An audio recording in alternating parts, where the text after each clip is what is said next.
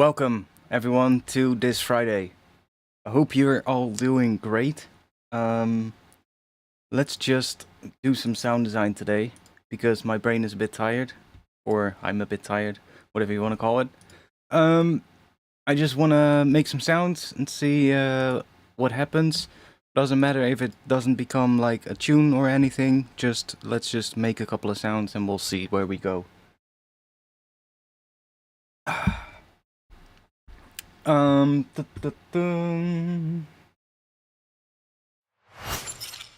Let's do that.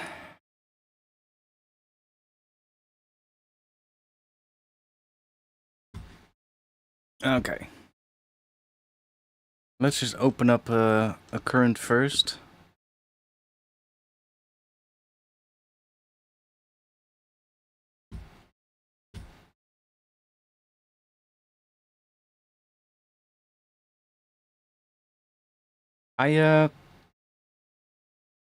Fresh haircut? Was already I had already cut my hair last week, but nobody noticed.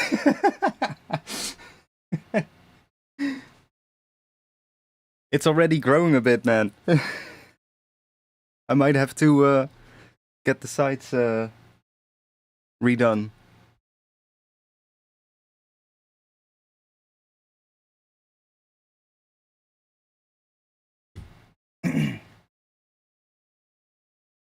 Anyways, I was messing with some weird skill earlier. I'm working on a video for Current, and it's gonna be a video mostly just making, I guess just more like cinematic type hats and intro stuff. I was kind of looking for something that isn't really a lot of, well, there aren't really a lot of videos about, and like there's so many people doing videos about like bass design and all that kind of stuff, and I was like, I can do that, but you know, let me just do something different. And I was working on some cinematic style kind of sound design with Current, and I think that is a pretty good idea for a video. And I was messing with a skill actually that I ended up really enjoying, so maybe we'll do something with that today. It's kind of a mode of the harmonic minor scale, and it's called Dorian Sharp 4. Now, I'm not sure if we're going to end up using that or if it will turn into just regular harmonic minor. Kind of depends, I guess, in what the progression or the chords within it are doing. But the sound of that is, well, it kind of sounds similar to harmonic minor, of course, because it's a mode from it, but it's kind of interesting. I don't know what the skill is out of the top of my head, so I can't play it yet, but we can look it up. Let me just set this here. Let's do, I believe it's the fourth mode of the harmonic minor. So if we are gonna be in D, then it would be G, I guess. G Dorian Sharp 4. So we can see what it looks like. Let me check real quick. So let me put some notes in.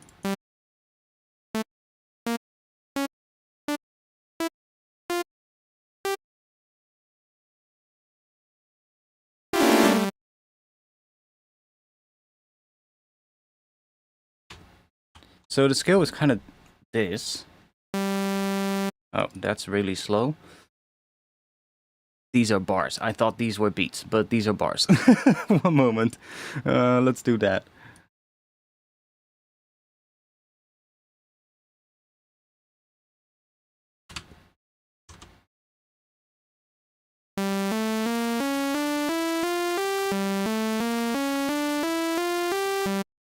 Kind of an interesting scale, and I believe this is the fourth mode of the harmonic minor. Let's quickly check.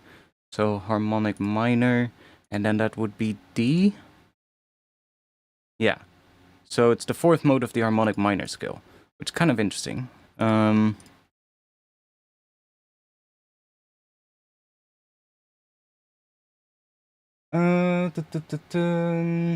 a good idea. Definitely a gap there on YouTube. What does this show as in the key selector in Ableton sidebar? What do you mean? You mean right here?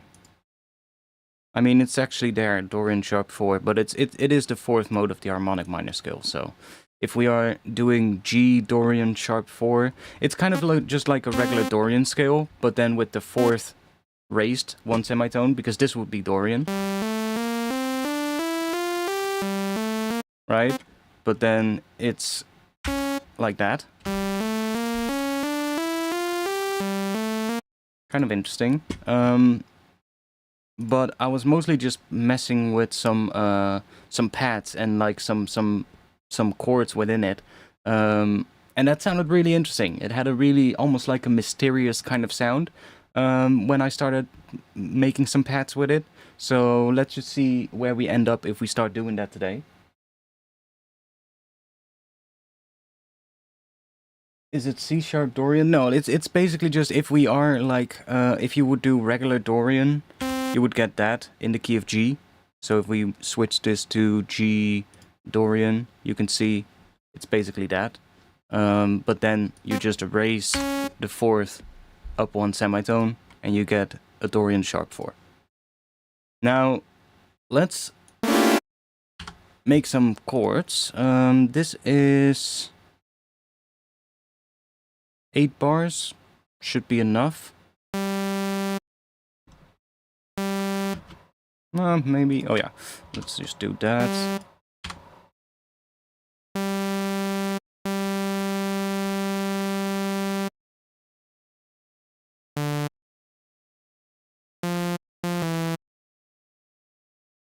Let's see what we get. Maybe I'll make that.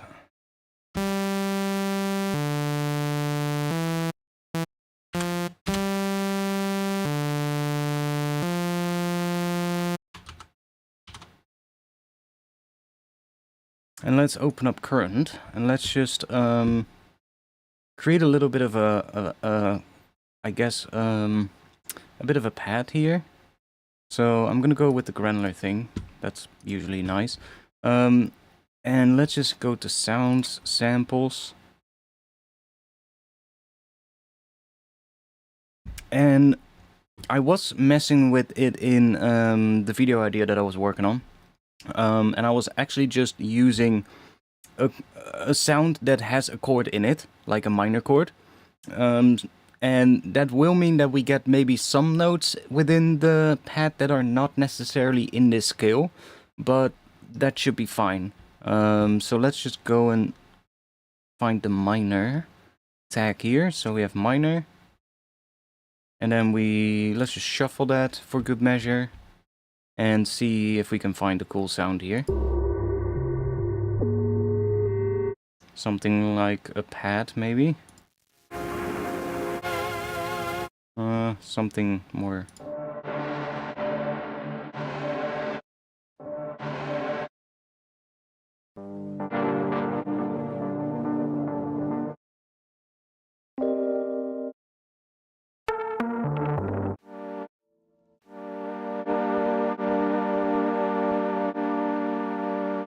Maybe that.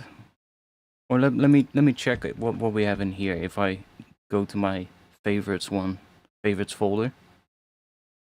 A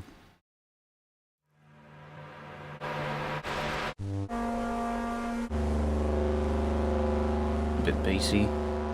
Maybe not that one.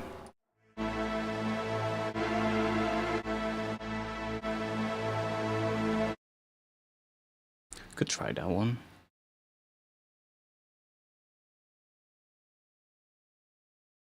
Wasn't there one?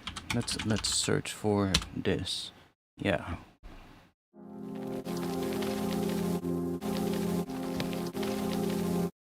Try that one. And let's turn the speed down. And let's just put this maybe somewhere here. Give it a bit of spray. And maybe give it a couple of layers. Let's spread those out a bit. And let me maybe bring that up an octave. I'm going to increase the length of these notes. Let's just do twice as long.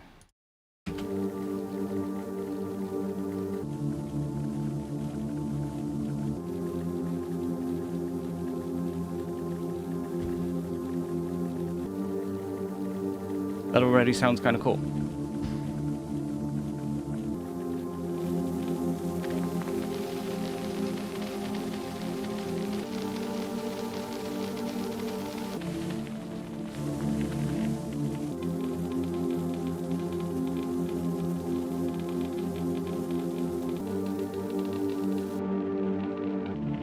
Let's see if we can.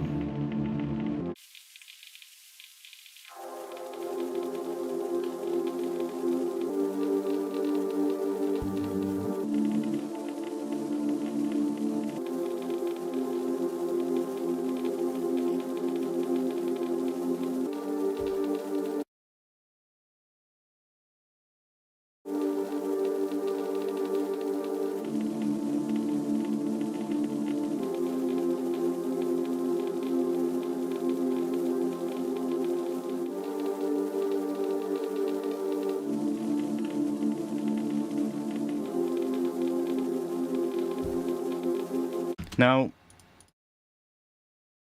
what we would actually be getting now, because this contains a minor chord, if I'm correct. Let me just loop that first one so we can check. So we have a couple of peaks here. That's G, A sharp, so that's a minor interval, and then the fifth, yeah, fifth.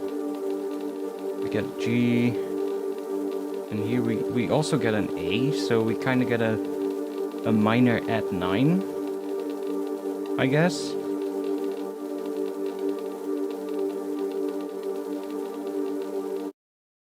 Which means that if we just quickly check what the notes are that we are getting now. Just do that real quick.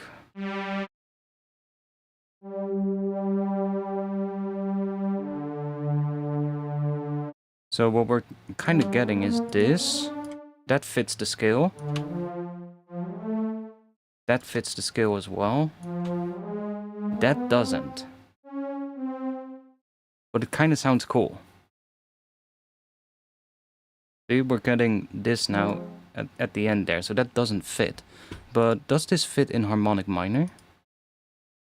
It doesn't. Okay.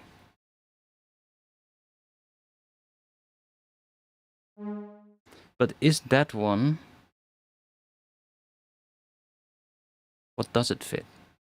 That last one. Or maybe we'll... That would almost fit. Like, we don't get the fifth though, but that doesn't matter.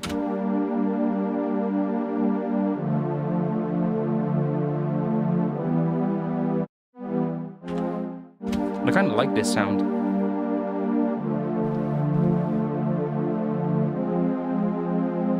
For some reason.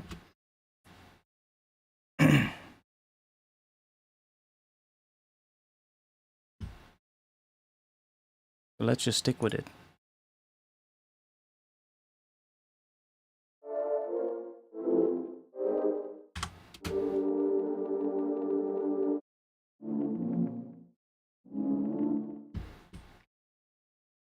What happens if we make this F?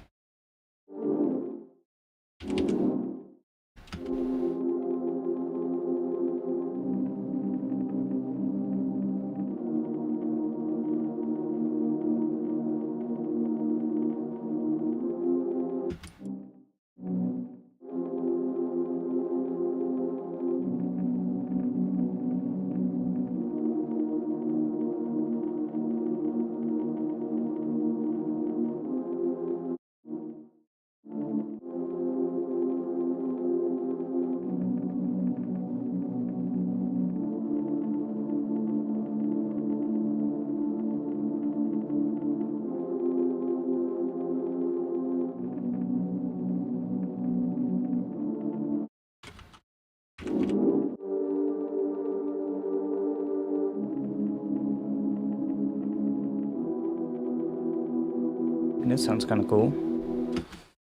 I do kind of like it more on G, so let's move to G. Now would this, because I changed this now, like this one, we would get this chord now. So the fifth isn't technically in there, but I mean, that's fine. And the same for that one, see? So we are getting some notes that are not in that scale, but I mean, that's kind of fine. And I do wonder if... it still doesn't fit the harmonic minor either. But let's just go with this. Because it sounds kind of cool.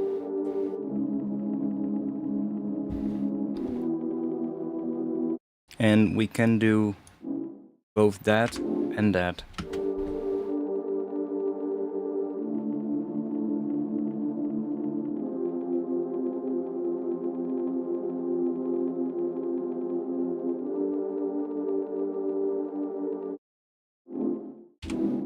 Why don't we do both?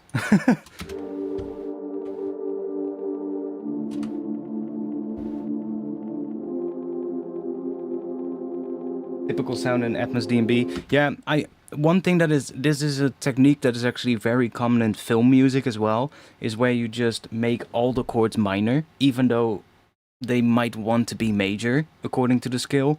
You just make them all minor, and you get these really, I don't know, sometimes really moody kind of sounds by doing that.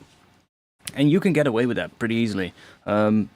It doesn't really matter that much that some of the notes might not be in the scale that you think you are in.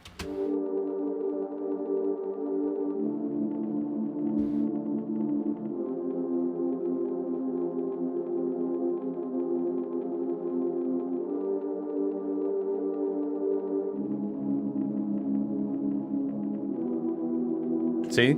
It still works just fine.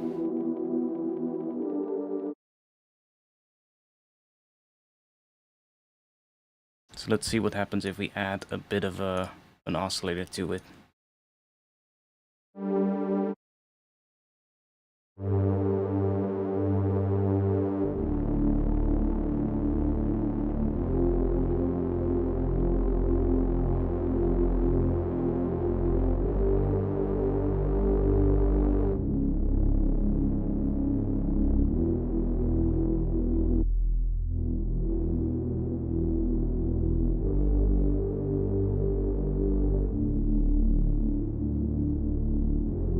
I do think I like the first one better.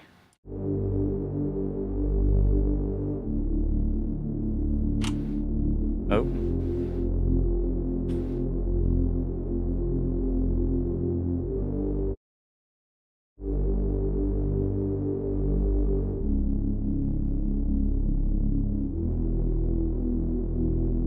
I mean, both kind of work.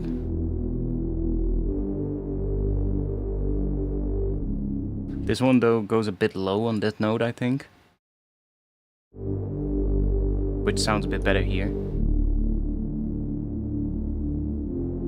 Yeah, I also like both. It's kind of... I'm not sure yet.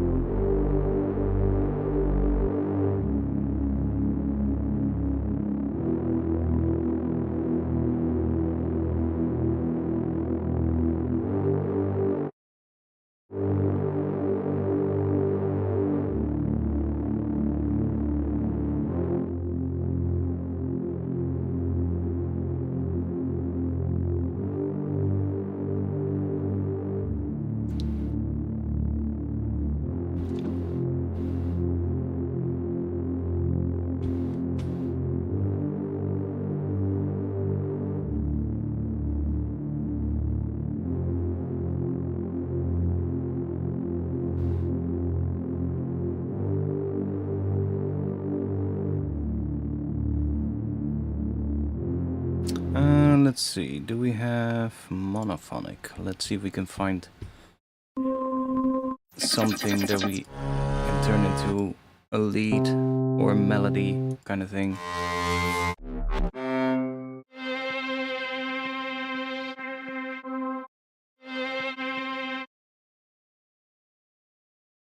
That'll do for now.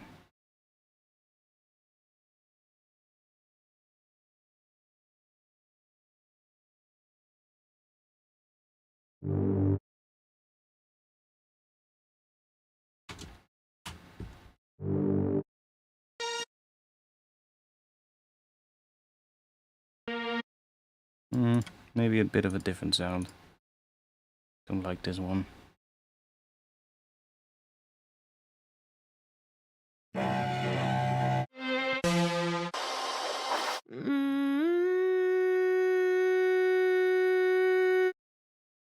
Right vocal.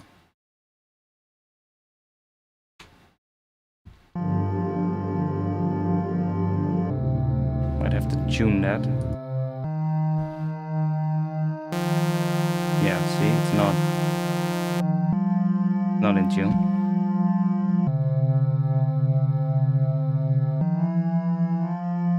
Now it is.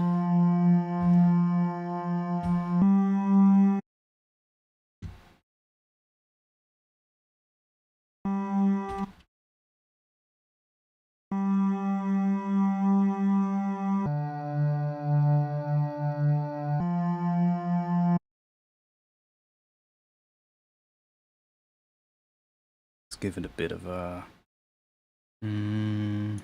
bit more that, bit more that.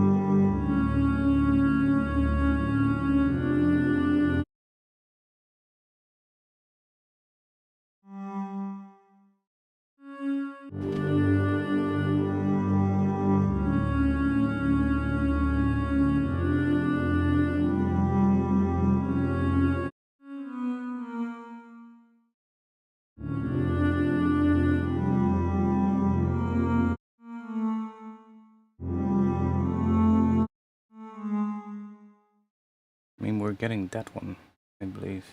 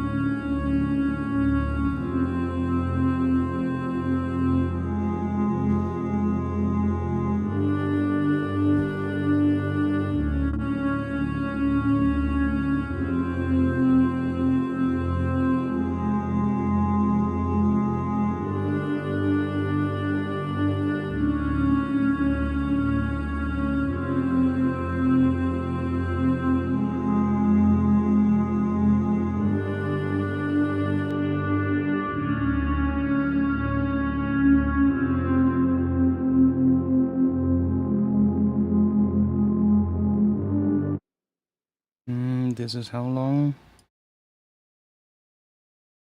4 bars. Okay, let's set this to 6. So we have a little bit of room for the release as well. And we'll just make a bit of a shape. That maybe... We'll put that on cutoff here.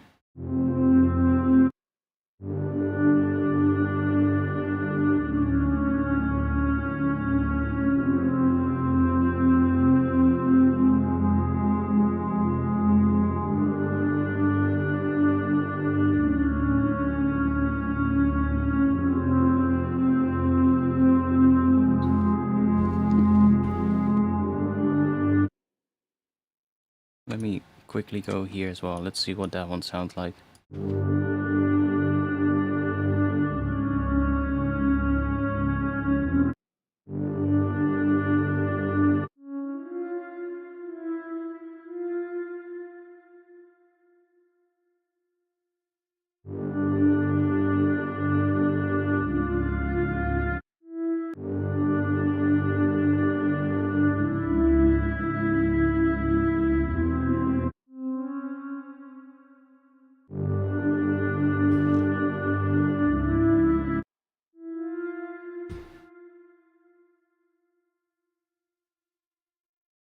Yeah, I do think I like this one more.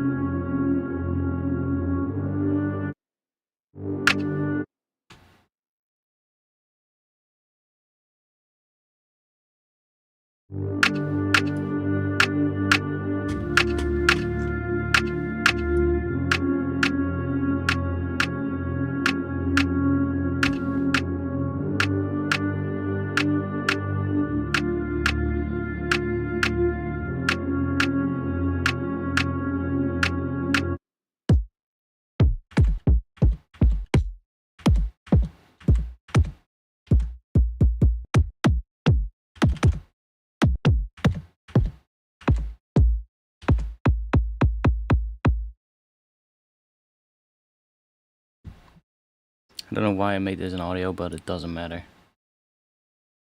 Let's just add a little bit of some drums.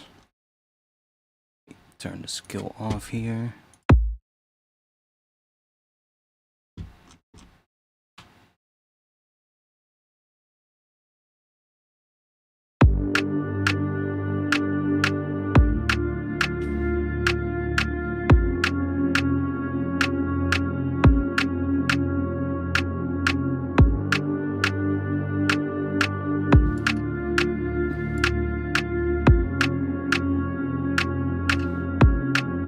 My buddy in Colorado got a video of a bear opening his car doors last night and rummaging through his car.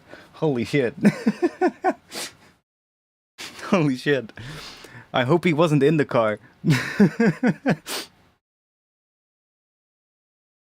That's mental.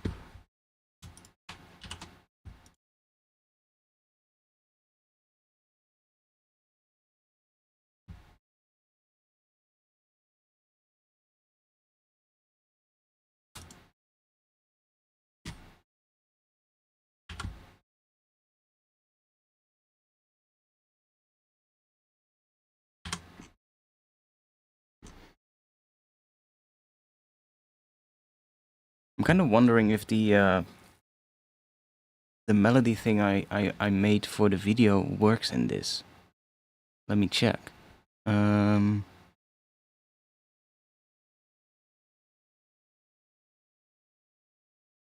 Let's see, I had a melody in there that was in the same scale, although in a different key, I think. Let's see if that one works in here. That was an F, so now it would be G. Is it?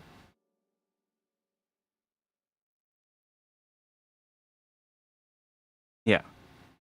Except for that last note. That last note was kind of out of the scale, but let's see if that works underneath this pad.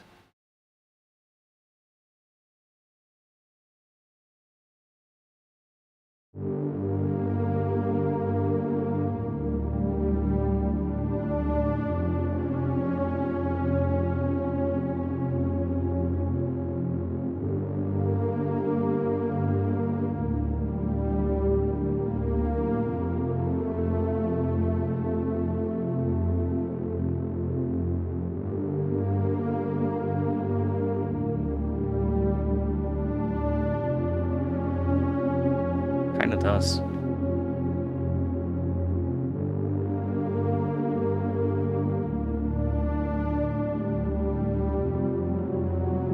Except for the last one.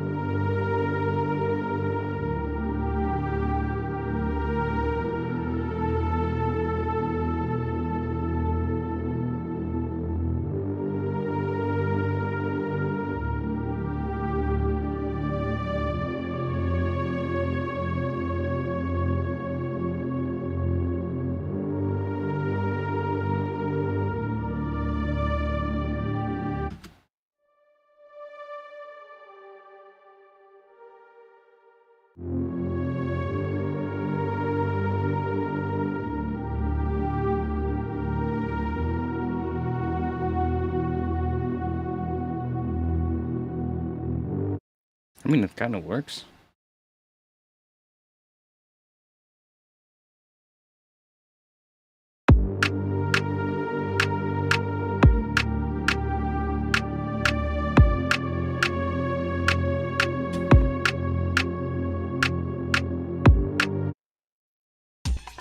Let's find a break to chop up.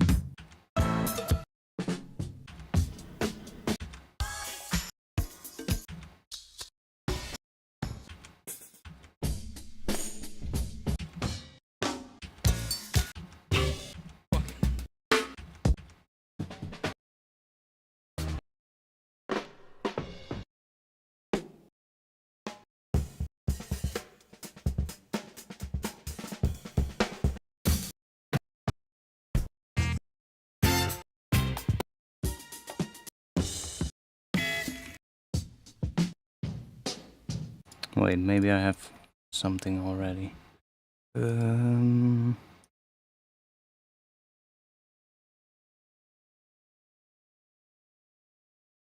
Oh, let me just find one.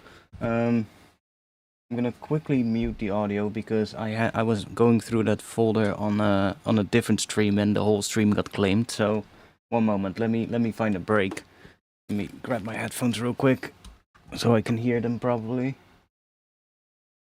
I'll still be able to talk to you, so don't worry. I just need a break that has a good amount of like good amount of percussion in it.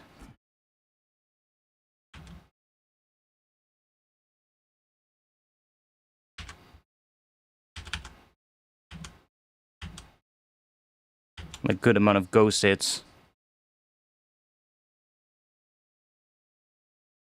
It's a bit heavy.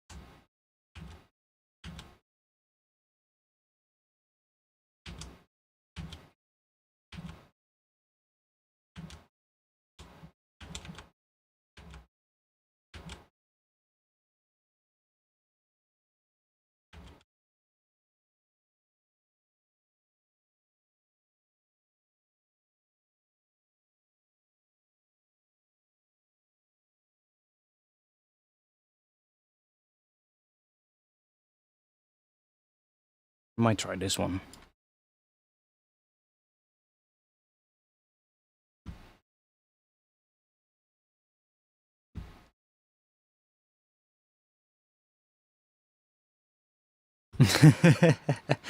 I mean, I got so many breaks here that are just all sampled from tracks, but they're all in Rex format, so it's really easy to chop them up because they have all the warp markers already. Let's just see what happens if we use this one. So I'm just gonna slice that to a new MIDI track. Let's get rid of that. Let's chuck you in here.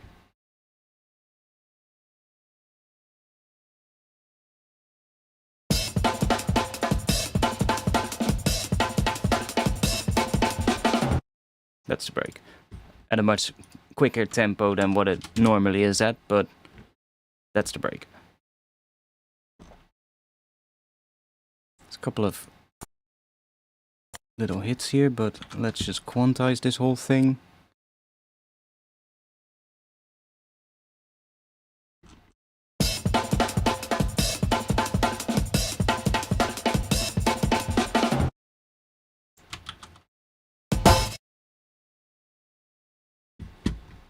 Let me just make it a little bit quieter, because it's quite loud.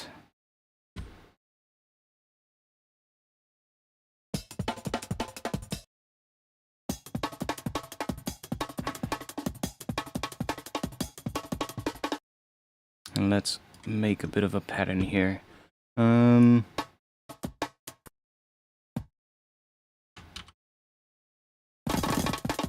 Get rid of everything here.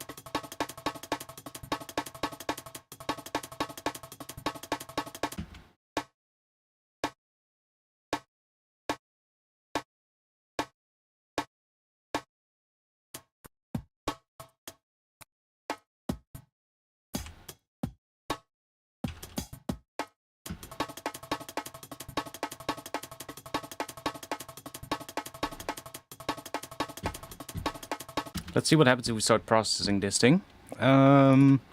Let's just grab an isotope trash. I haven't used trash in a while, but it might be good. Let's see if we can do some weird shit. I haven't used trash in a long time, so let's just turn that off. Let's go to the convolve, and let's just grab something here.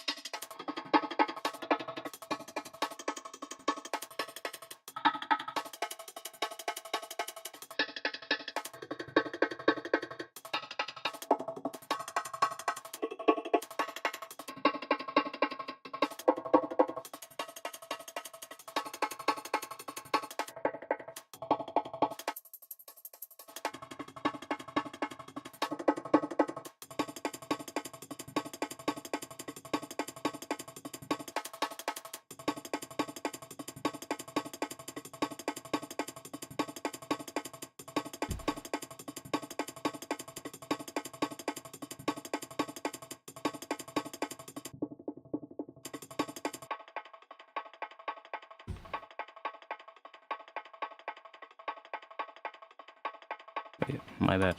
We were in the wrong one.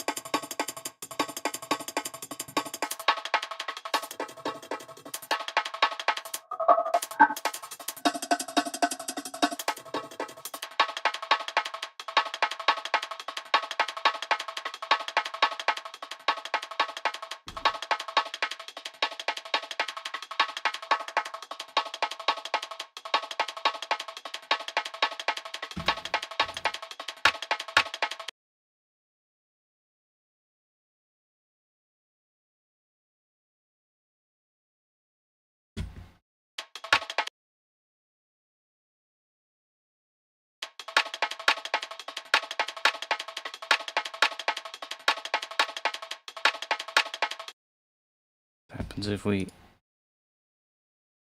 get rid of some of the...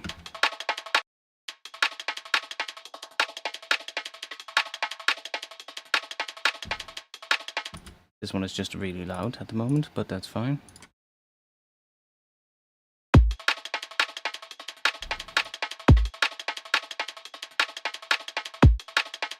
This one is just quiet, that's it.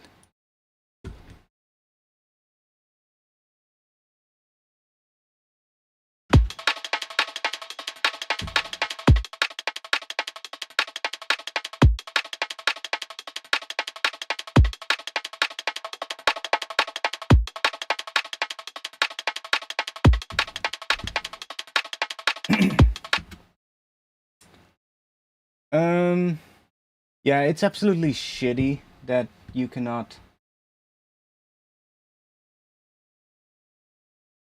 So I noticed that in the original Jungle Breaks pack, the RX2 files I have don't have the warp markers for some reason. Which one do you mean? The Jungle Breaks pack, the one by Loopmasters, the original Jungle Breaks. Do you mean that one?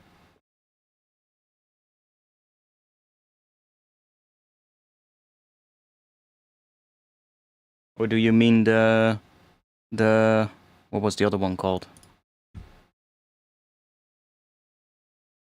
There's also the what was that one called?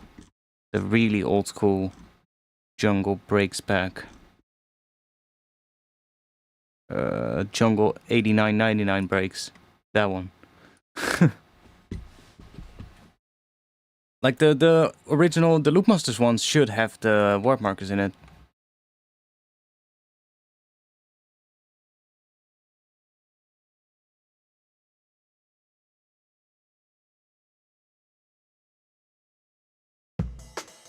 Like these all have the warp markers, at least for me they do, I think. Yeah, these all have the markers. Original Jungle Breaks 2. They have the warp markers I see now. Yeah, I was about to say they should have. It's pretty nice with the Rex breaks when they're properly chopped, but like it's always going to be dependent on the person who actually chopped the breaks up, and especially with like packs that are a little bit more official, like released packs that are sold. Like sometimes you can find like packs with breaks that are just chopped up by some random dude online and he just put them up on a forum or something like that. You might not have the correct position for the warp markers in those, just for your information, but like if they've done their job well, it should have all the warp markers.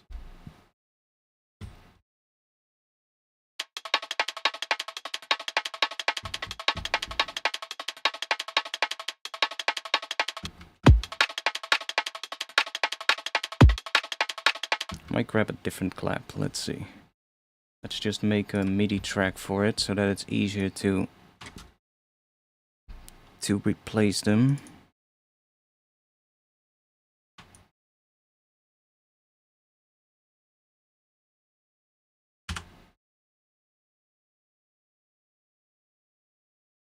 Let's see if we can find something that sounds cool.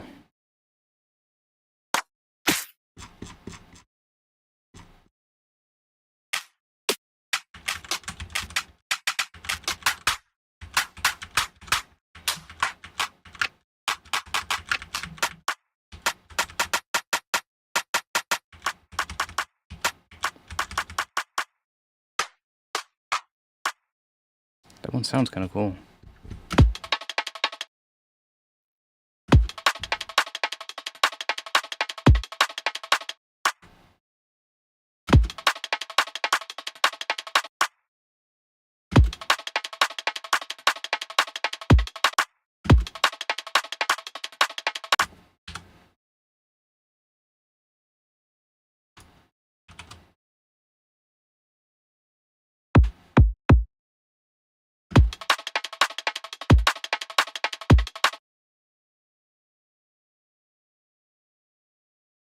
Might have to make a kick myself, but...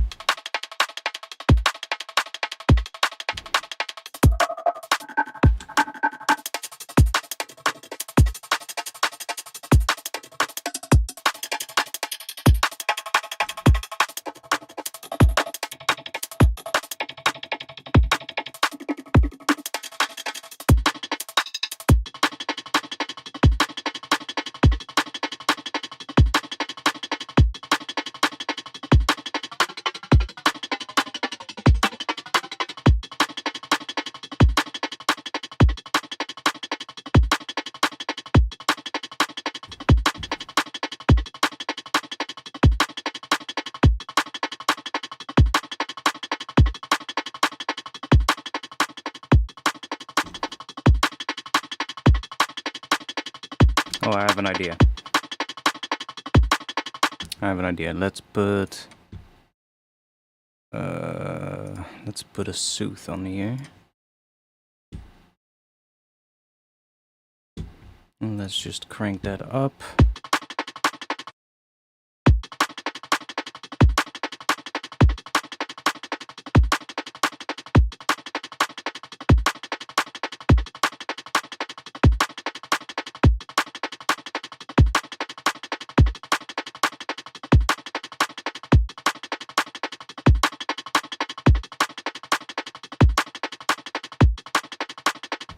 That does the job.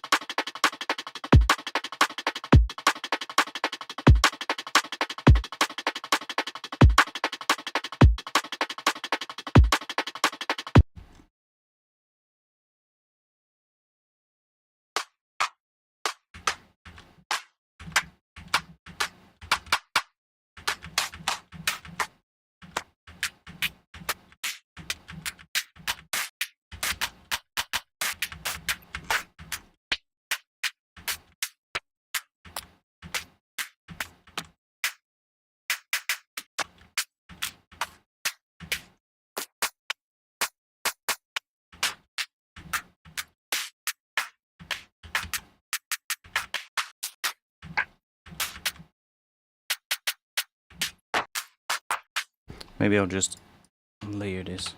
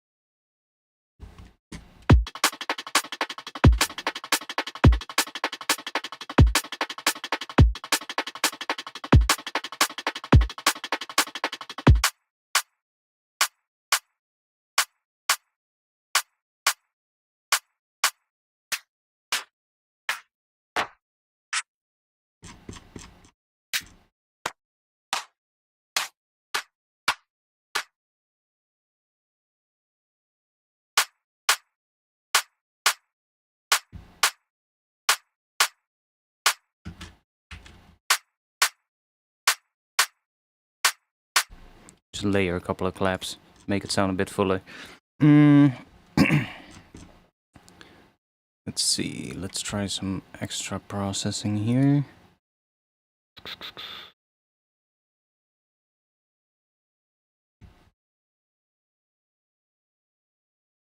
I'm lacking brightness in my kicks when made in Serum 2. I mean, kicks don't necessarily need that much brightness, I guess.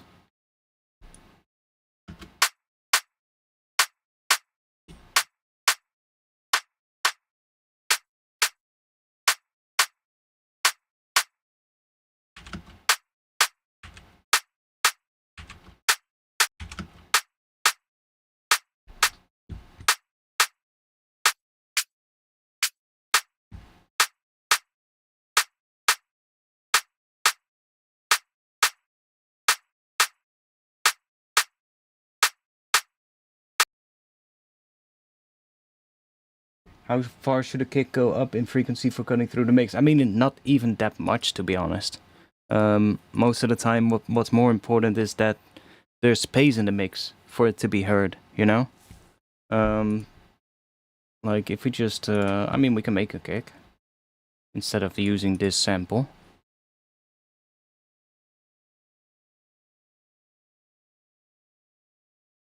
Let me find Serum.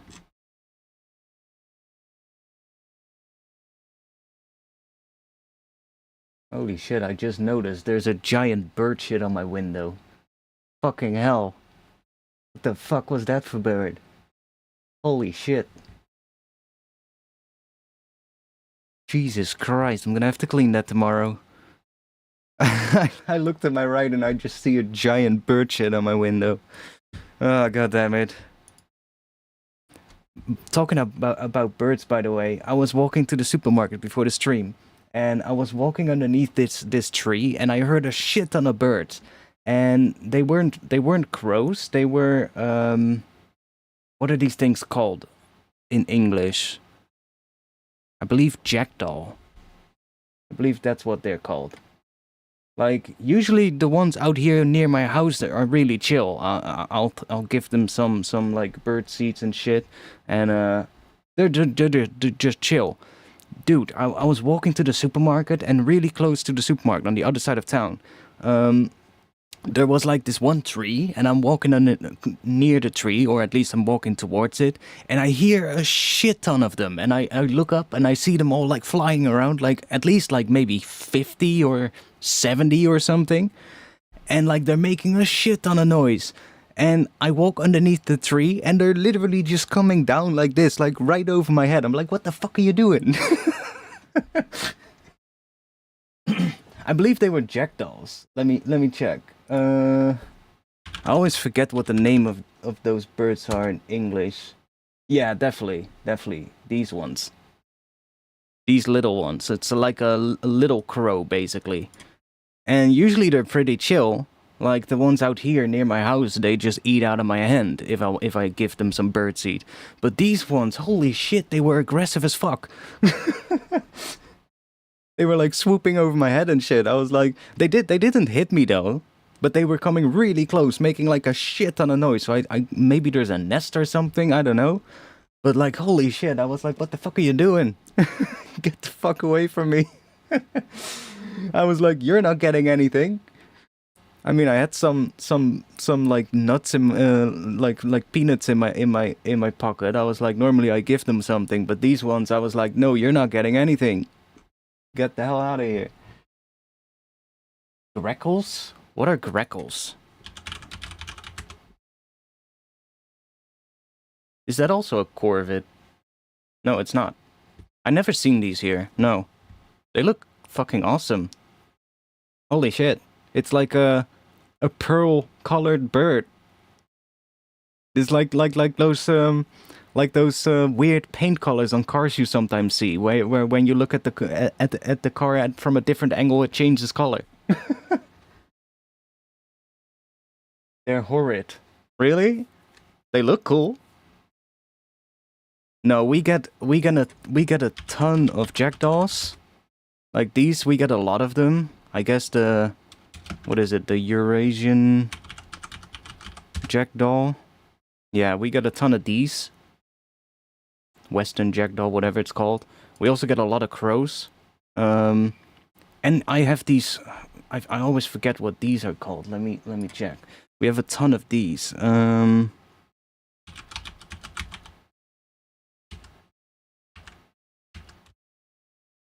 me see.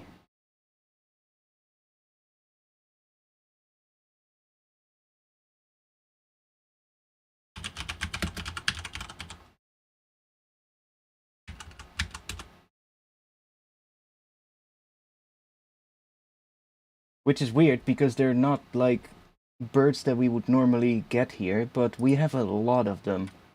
These fuckers. These green ones. Basically little green parrots. I don't know why we get them, but we get a lot of them.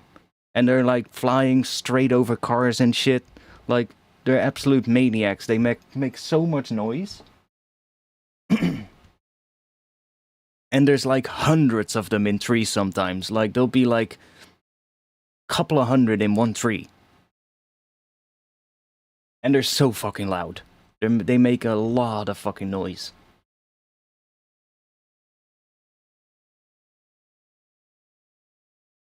There's basically entire plaques in the Netherlands at the moment of these ones. Here, I'm actually seeing news messages here. Terreur van de halsbandparkiet. That basically means terror of the whatever that is in English. Yeah, I believe there's just like somebody's pet at some point, and they just, you know, got released or something, and they basically done really well out here, and now they've multiplied like crazy, and there's like thousands of them, and they're not gonna go away.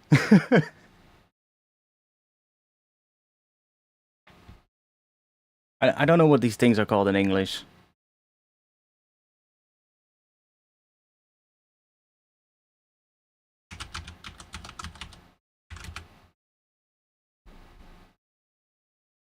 Rose-ringed parakeet, I guess. But there's so many of them. Like, it's absolutely nuts. I don't think there's more than jackdaws, though. Like, those jackdaws are just, like, everywhere. They can be turned into a nice hat? What?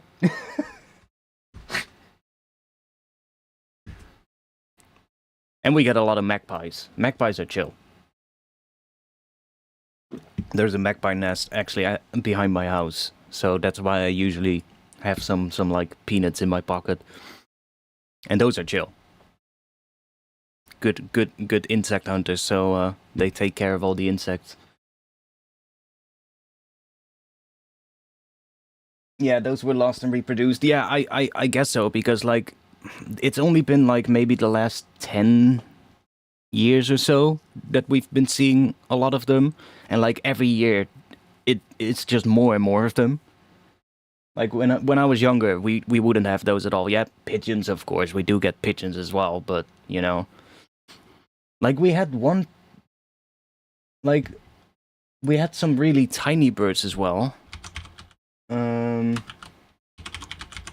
That are now a lot more, a lot rarer. Like we used to get a lot of house sparrows and like other similar kind of birds, you know, like these tiny ones, like these little ones.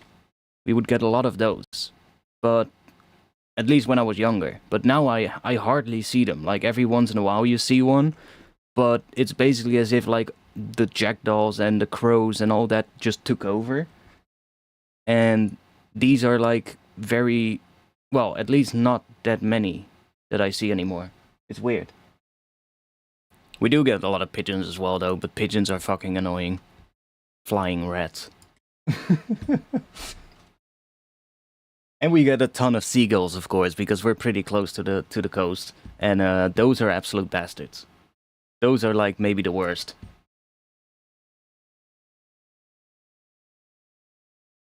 A couple of weeks ago, I actually saw a seagull just eating a fucking rat. Like not a small rat either, but I was walking in Rotterdam, and I just see one gigantic fucking seagull. You know, just an absolute mad one, and he's literally just gulping up a gigantic rat. And at some point, he just had the tail sticking out, and he flew away. I was like, holy shit! Just like a whole rat.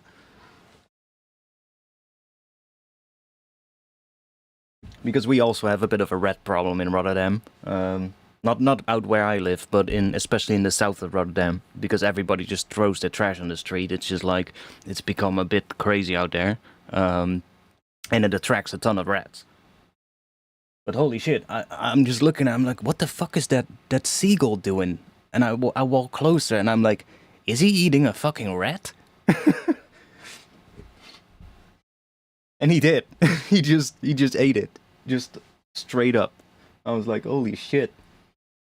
Usually they attack you, you know? They attack you when you have some food, like when you're eating some fried chips or something.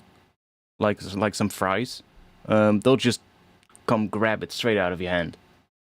Even when you're not when you're not trying to give them something, you know? You really have to be careful when you eat something outside, because they'll just come straight down and just grab it straight out of your hand. Eagles like to wreck pigeons. Yeah, I can imagine. Like I said, they're assholes, so... But I had never seen one in real life just eating a whole rat. Like, I've seen videos of that, but not in real life. And holy shit.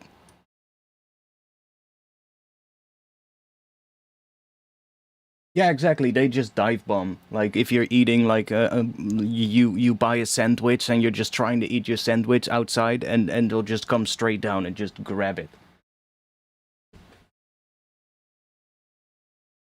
And it's not like, when I was younger, they weren't that aggressive. Like, that's literally something from the last, like, 10 years as well. Like, they've just gotten more and more aggressive.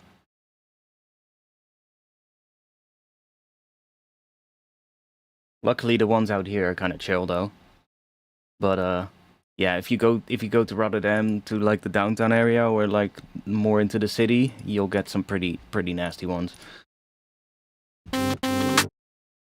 Let's make a kick.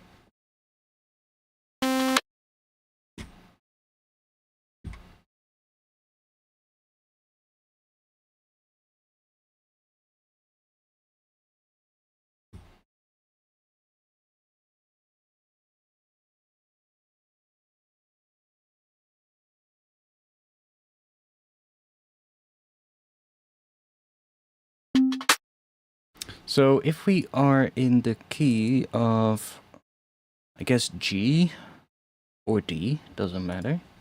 But let's say G.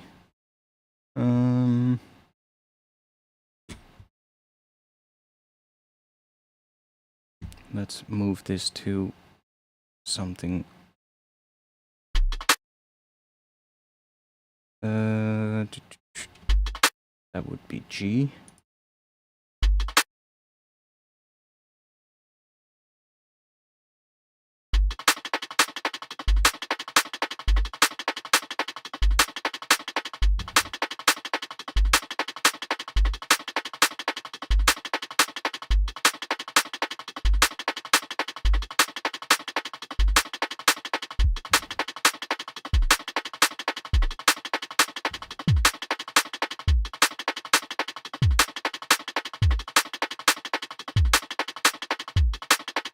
Might bring it down to D. I think G is a little bit high. Let's move it down to D, which would be the 5th anyway, so... and then we need another one. That is gonna be our, sort of like, extra... transient kind of one. Let's just set that to hertz.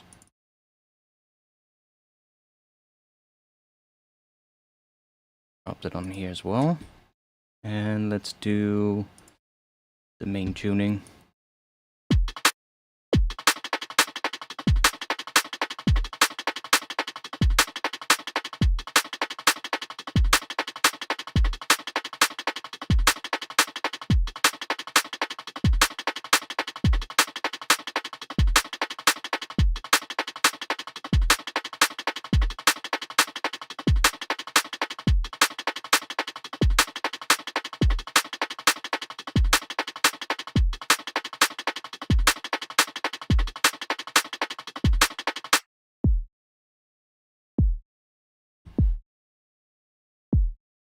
We could do another one, maybe. Just a very tiny one.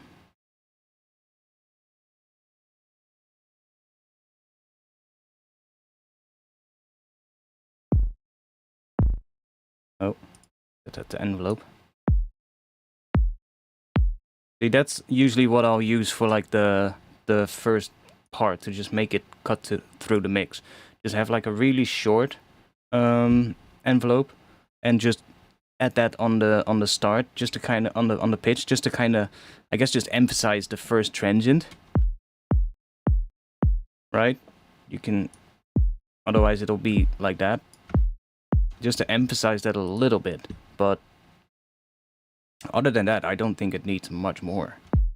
You can put this here if you want. Get an extra kind of click, maybe bring down the attack. And then you have a really clicky one.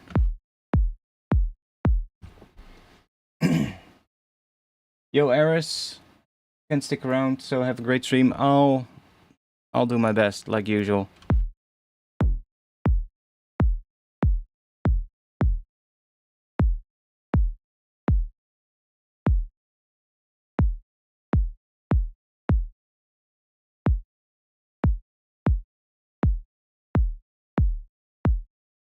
And I do like to make my envelope sort of like this, so I can kind of shorten it by doing that. And this is just a single beat. Like, most of the time I would switch to hertz, but you can kind of leave it at that as well. The only thing is when you wanna use your kick in different tempo projects as well. So like, let's say you're just making kicks, and you want to save them for later. I would advise you to make all the envelopes in hertz, because if you do them on BPM and you open the patch in a different tempo project, the length of this envelope is going to change as well, of course. So if you don't want to have that, just make sure that it's set to hertz, and then you can, you know, use this as the length, which kind of works as well, but for this case we're just doing drum and bass tempo, so it doesn't matter. You can do the transient with white noise as well, but I find usually this works pretty well, just having a really short one, because then you can also change that, for instance. Now that would make it sort of like stay a little bit on the high pitch, but you get a little bit more control this way. And you really don't necessarily need noise for the first part of the kick. You can do that though, it's the same kind of thing. Now sometimes I would slightly low pass it.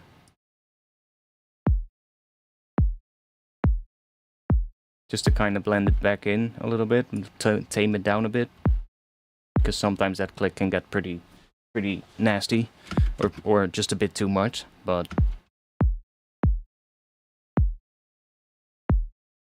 and from this point it's all about shaping these curves.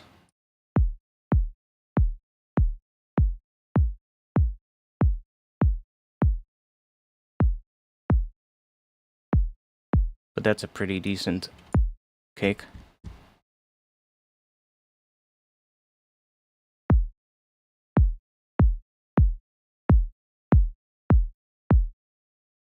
Like, we can maybe add a little bit of soft clipping maybe, to get more of that kind of sound.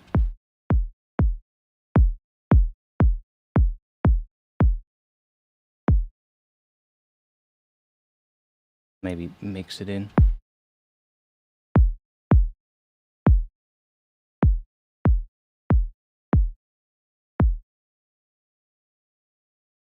But that's basically all you need for a kick.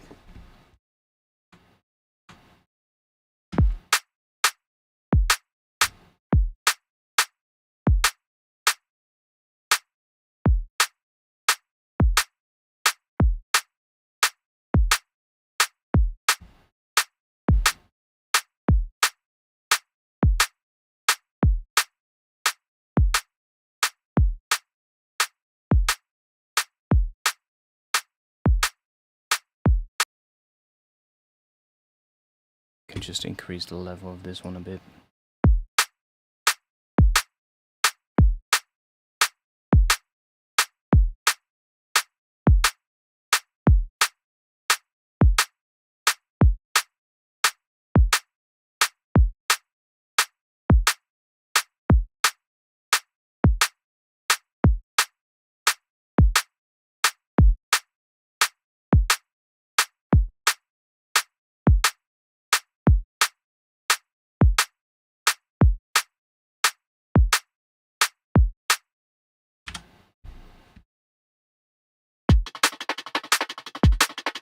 This one sounds like really weird, but let's just mess with it a bit more. Let me just add this one.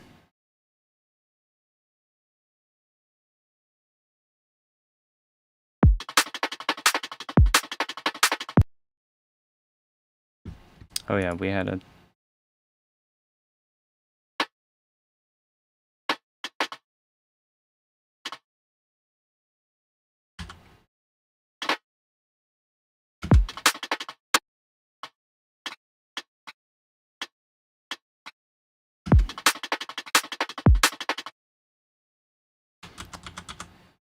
Let's just go with this pattern.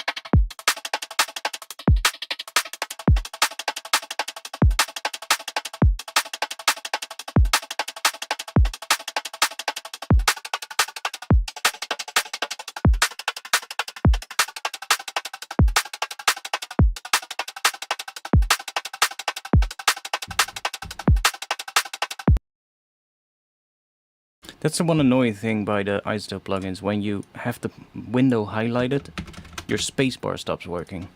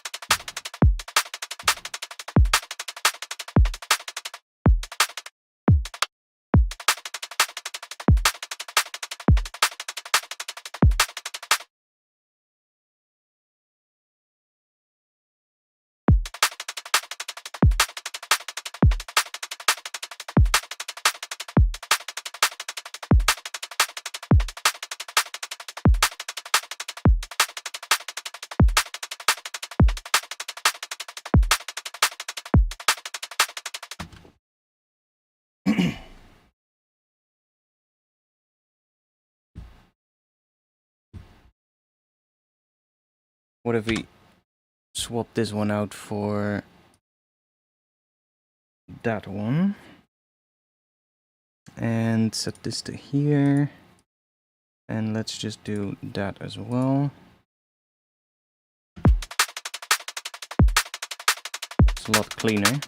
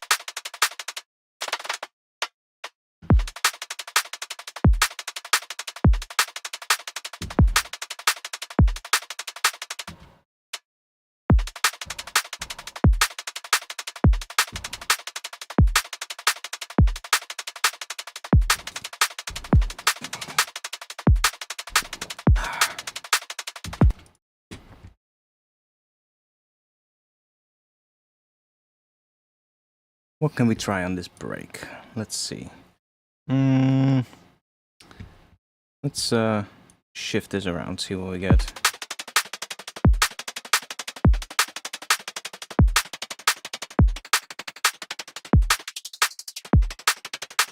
Oh, I know what I want to do. Let's add a vocoder. That usually works pretty well. And we can try the noise mode, maybe.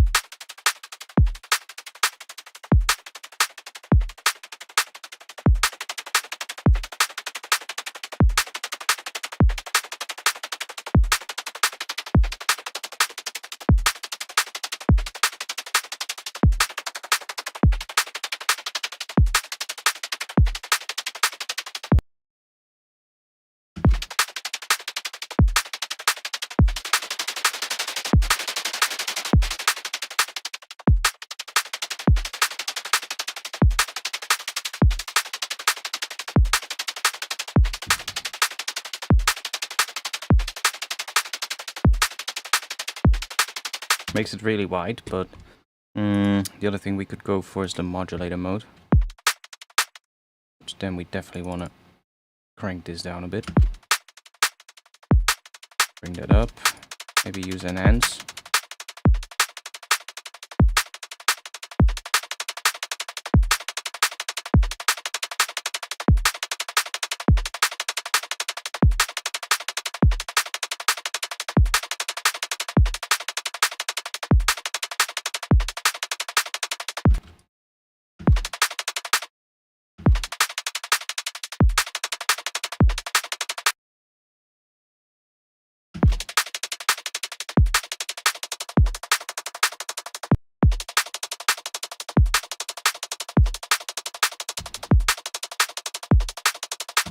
Just trying to see if we can make a bit of a weird sort of like shuffle out of this.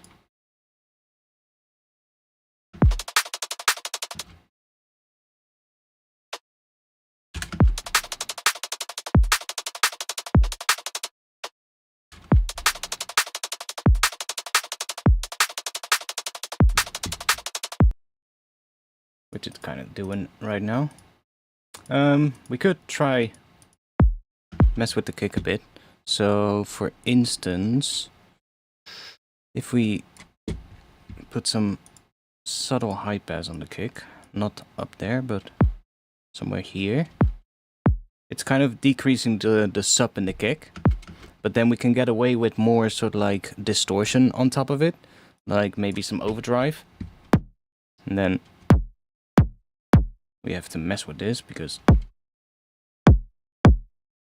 this usually sounds bad if we have the dynamics up, but if we bring that down, like if you compare this to without the EQ, see it becomes kind of muddy or it kind of over distorts it really quickly, but if you just subtly high pass it, you can actually get away with quite a lot and make the kick sound a bit more boxy. Usually sounds pretty good if we combine that with some convolution reverb.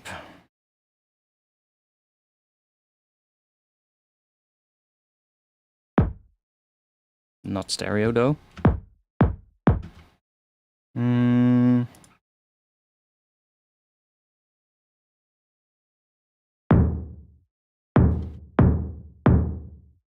Let's group that.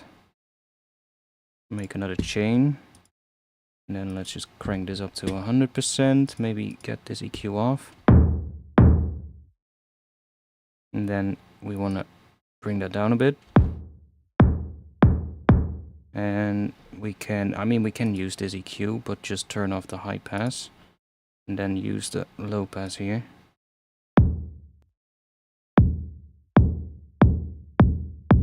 And then we can control this by bringing the decay down.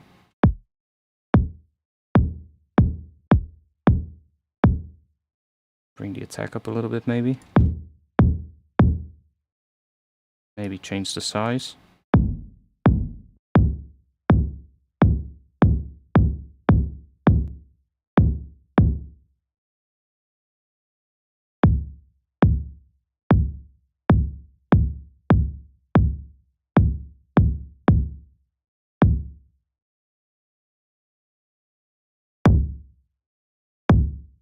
You can get some pretty dirty kicks.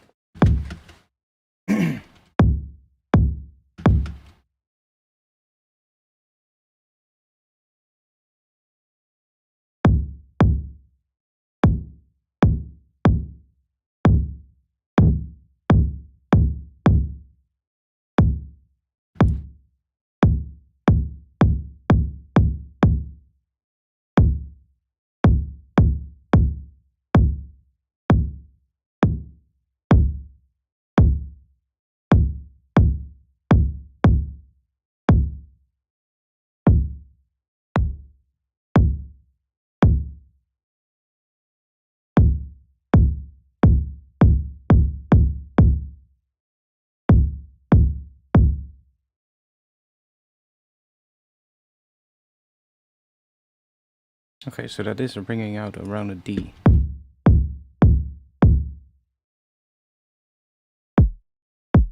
Higher than the D that would be in the sub, but it does sound kind of cool. As a kick.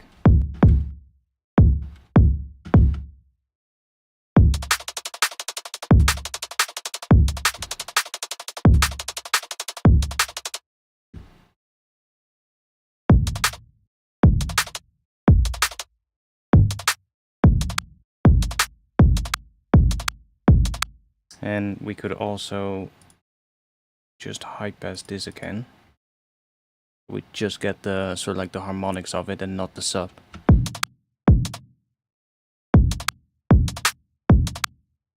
And then we could have the sub just be.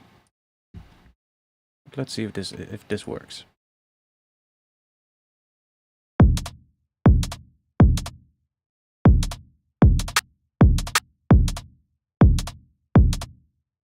And we could even go and control that with maybe what can we use? I guess an LFO tool maybe on this reverb layer. And then we need to have an external instrument to trigger it.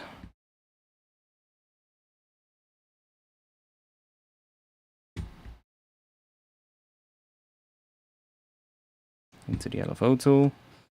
We do notary trigger and an envelope, so double click that. And then we get this. And we can basically control the length of that reverb.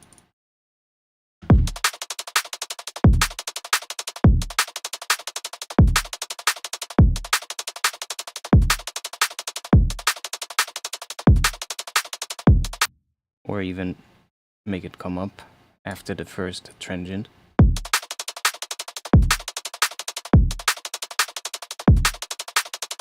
And really just use that to add some dirt to the kick.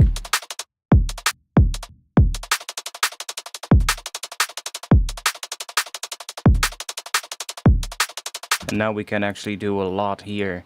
And we don't really have to worry really don't have to worry that much. We can change the size a lot.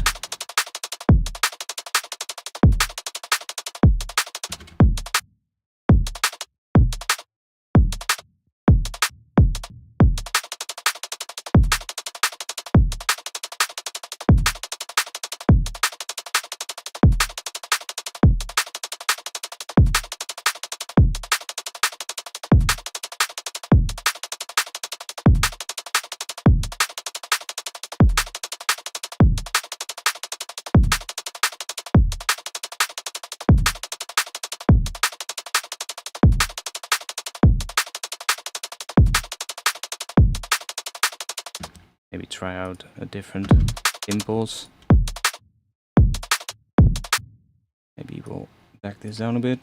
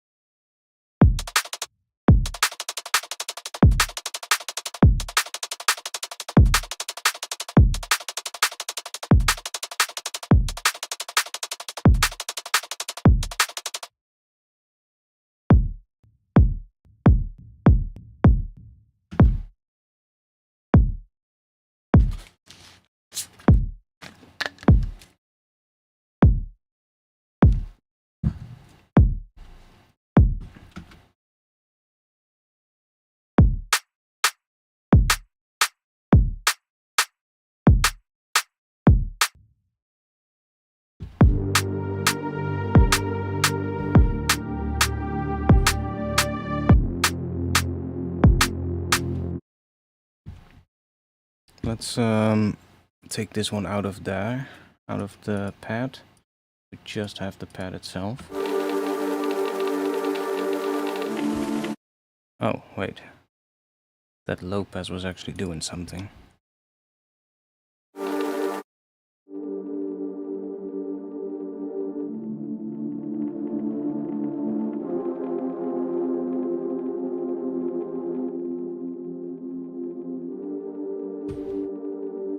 There's a bit of a noise thing in the sample here that I don't like. See, that crackly kind of.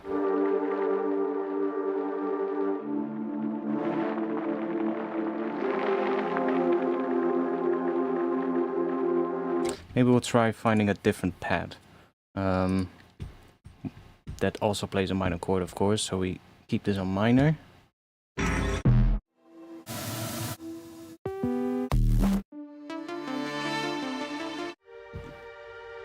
Let's go out of this favorites folder and just shuffle it.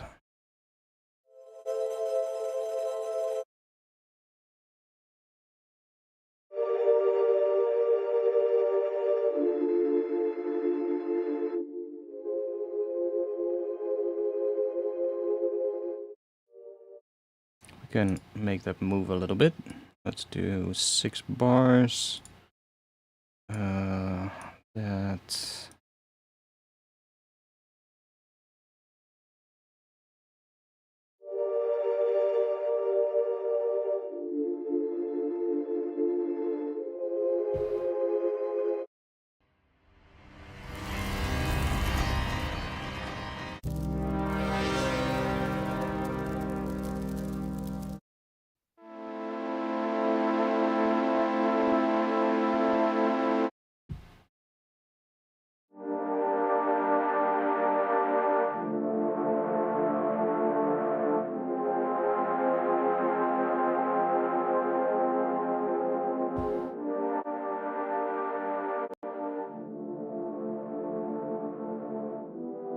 Let's add a little bit of reverb to it.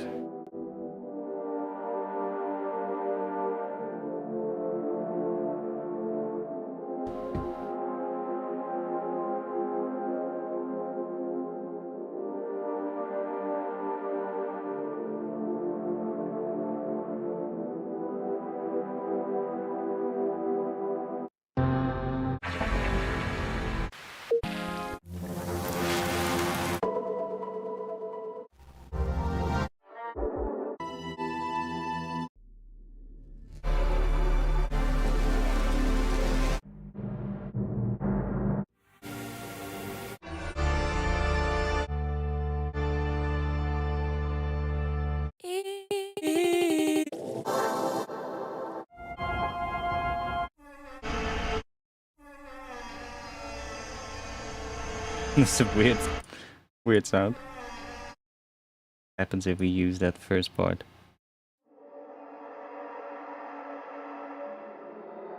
Sounds weird. Yeah, not the best sample for that.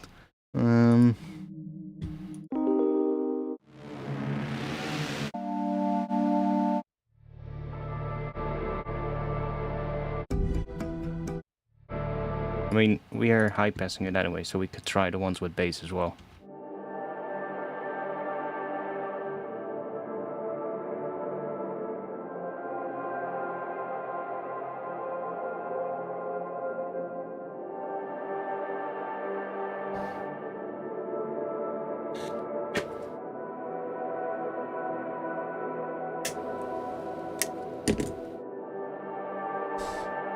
Benjamin, weren't you the person that I timed out a couple of weeks ago because you were spamming the chat with bullshit the entire stream?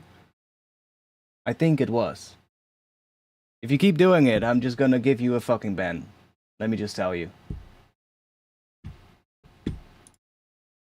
I don't know what you are, if you're a child or a bot, but...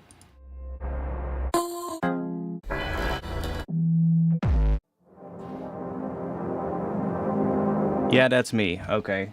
Well, you know what I'll do if you keep doing it.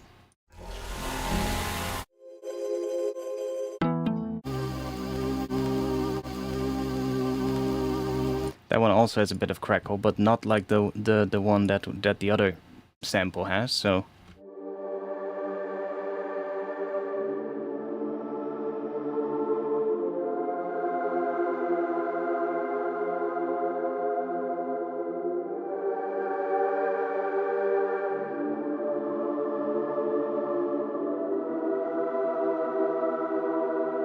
What happens if we move that around?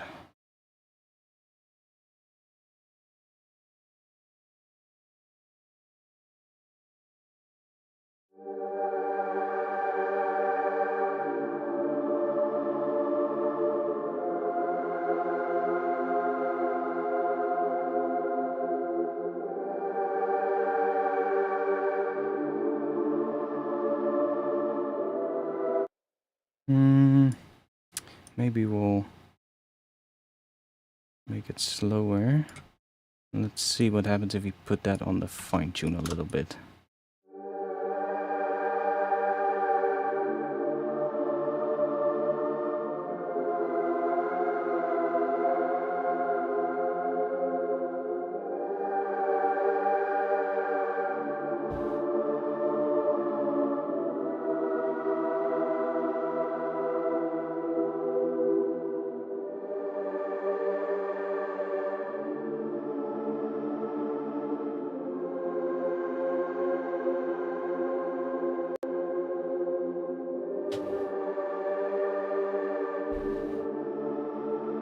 I'll keep an eye on the chat. I'm not gonna do it straight away, but I'll give you a warning first.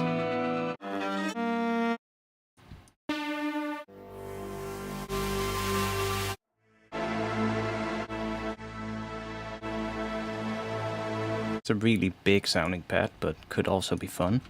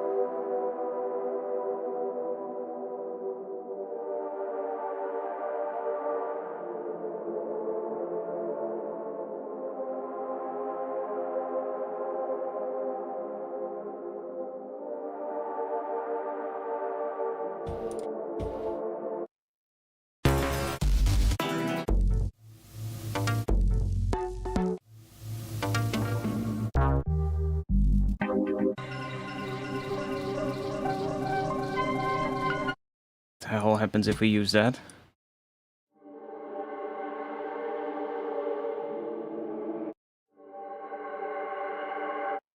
No.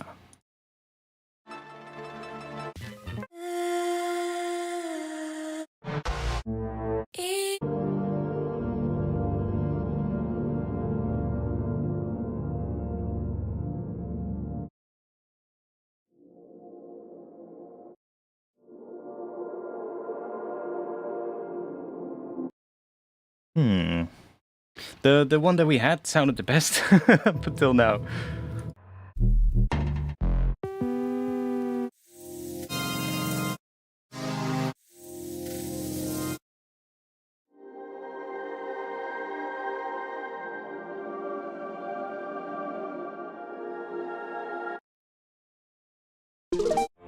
Even though that one had the weird sort of like high end in it.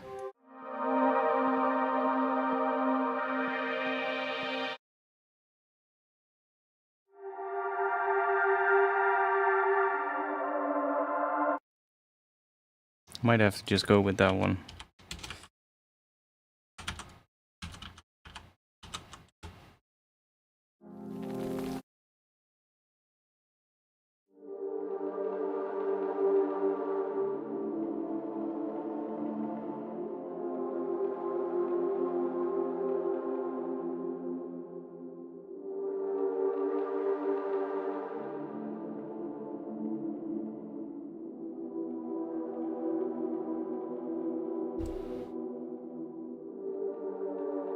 It just sounds a lot better compared to the other ones.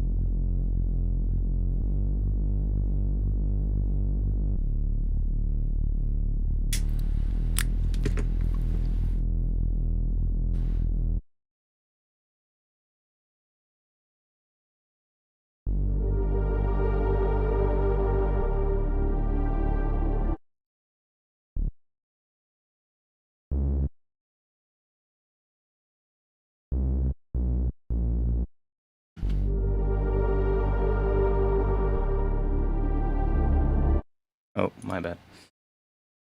We need to make that monophonic, otherwise we're not gonna get a beautiful sound.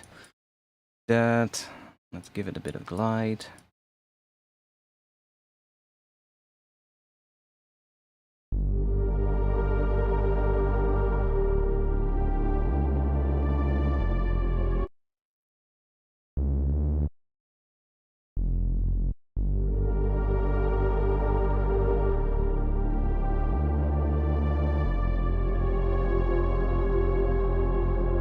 Kind of wondering what happens if we put this on.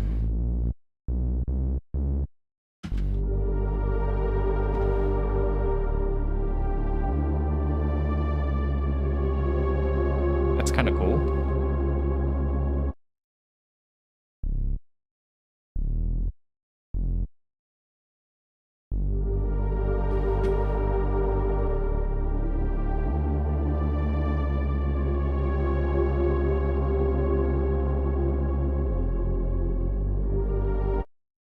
Kind of like that.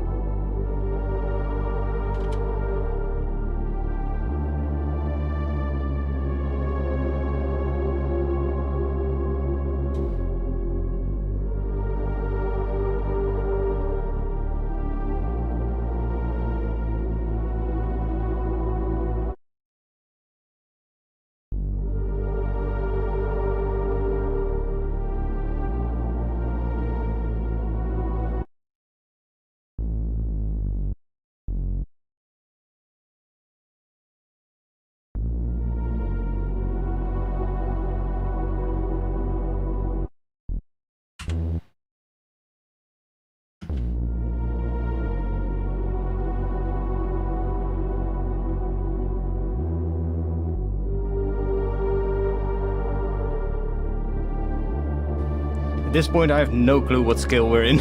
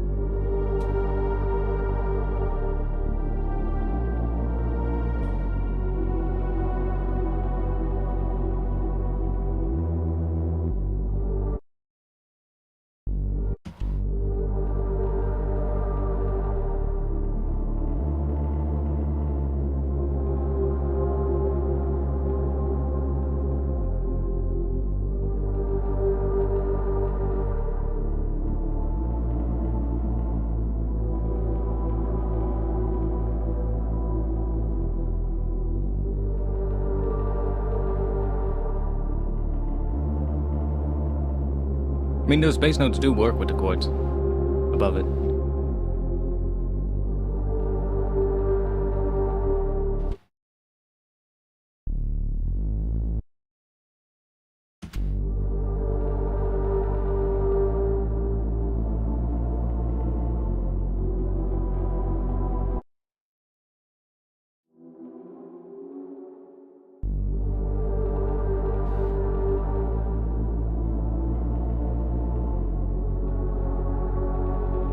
That also works.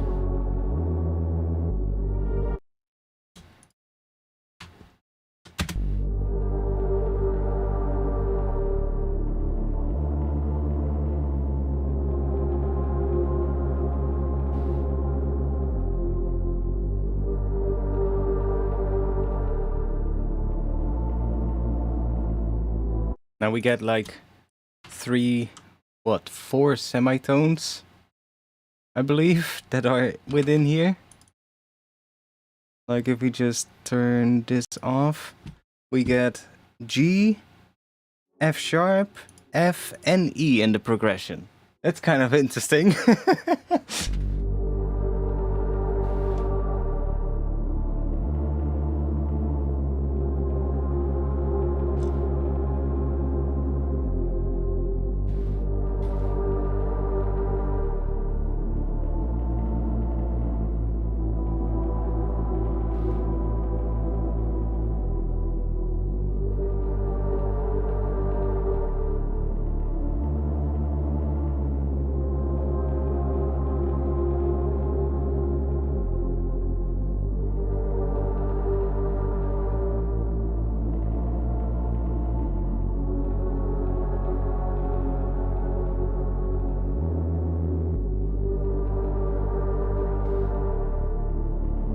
But it still works. It doesn't sound weird. Like, it still sounds fine, if you get what I mean. It has a lot of tension though, yeah, that's true, but in a good way.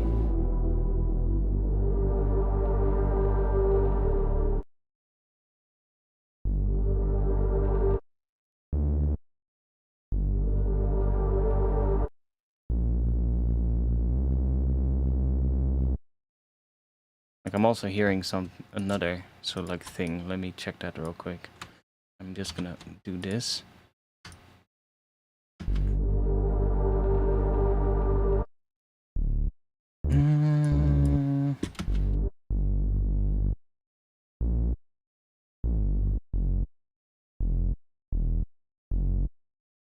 What is it? That?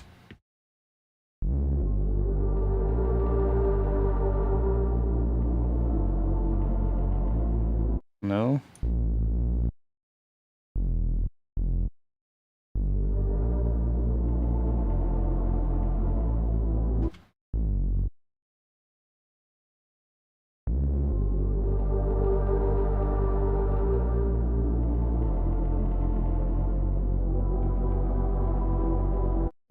That sounds a little weird. This one is better.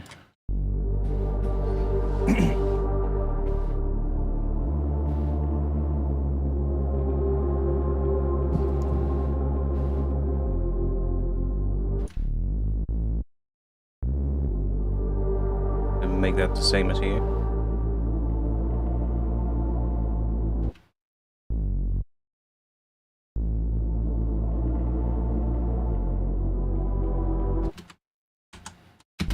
Let's just leave it like that. Let's make some more sounds. What could be cool?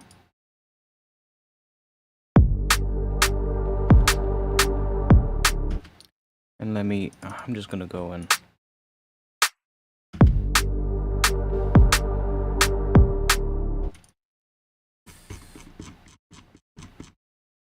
Huh? Where are the kicks? Oh, there.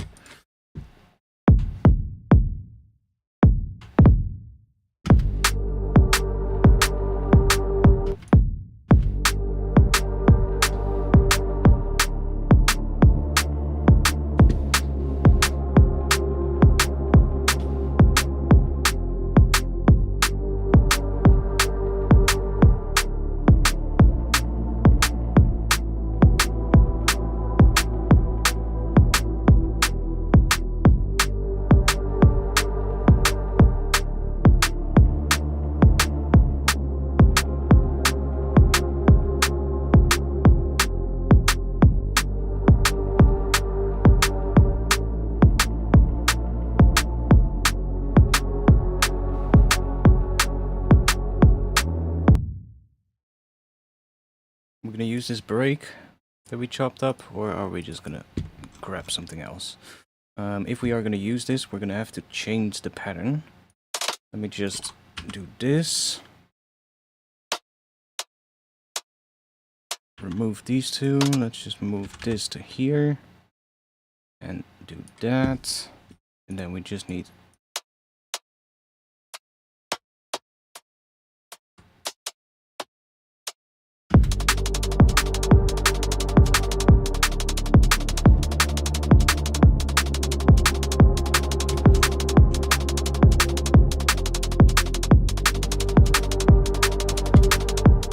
Let's see what else we can find.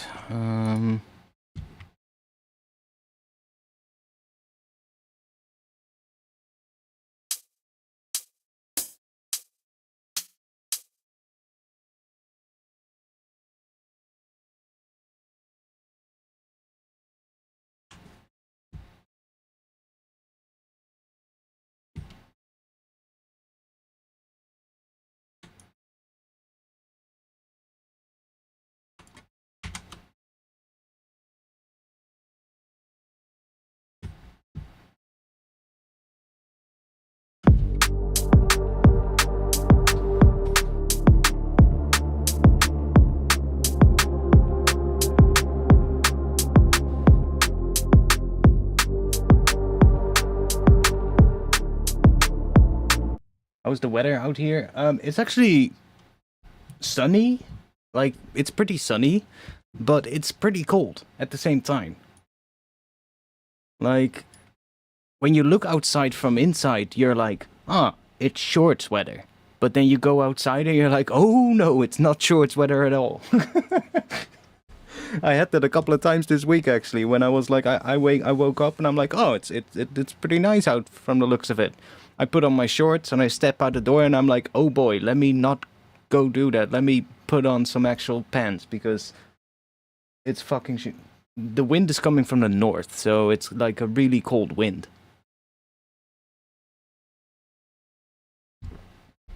It was really nice before that, though. Before that, it was like almost, what was it, like 26 degrees or something?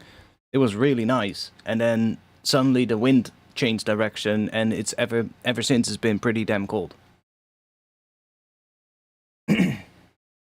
At least it wasn't Speedos. I don't even own a pair of Speedos, so...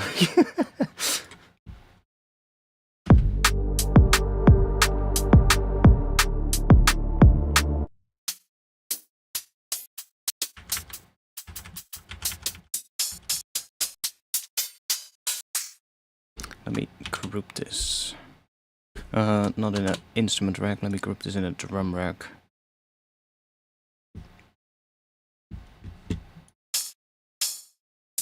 I heard one that was a bit more... That one. Let me put that one in. And then... Maybe that one?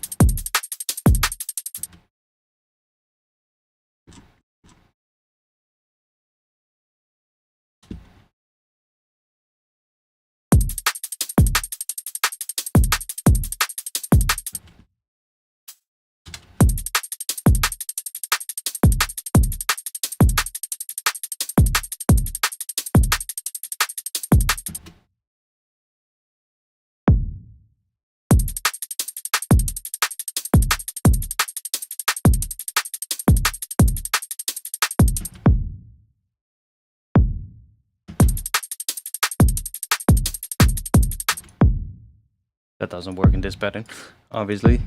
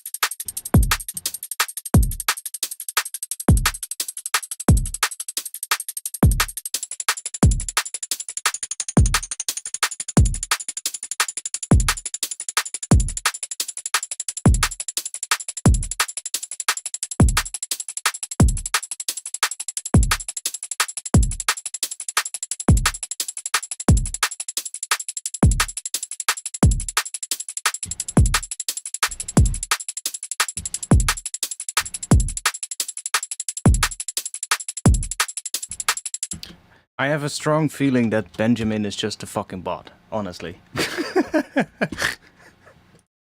I don't know about you guys, but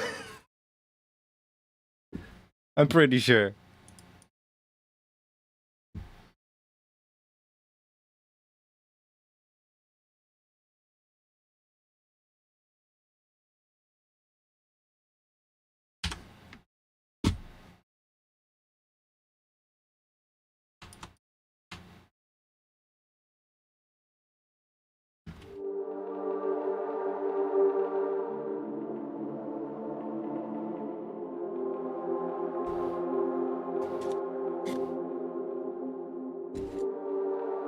Yeah, let's test.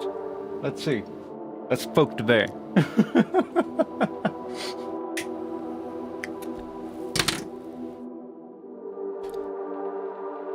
Either that, or maybe he's 12 years old or something. That could also be the case. I don't know. You never know on the internet.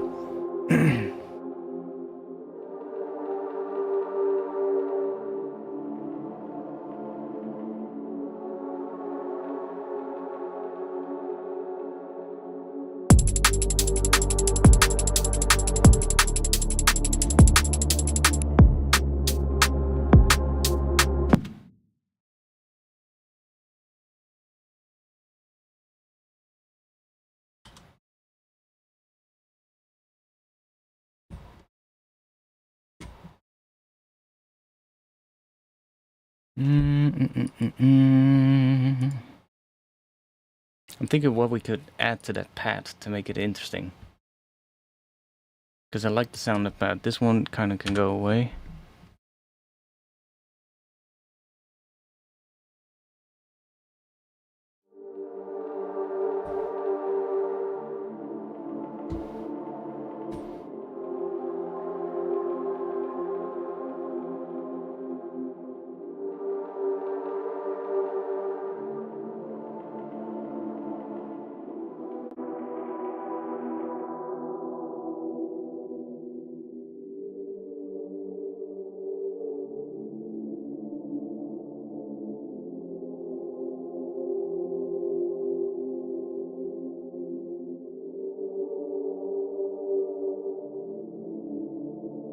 I mean, he's not answering the question. Right?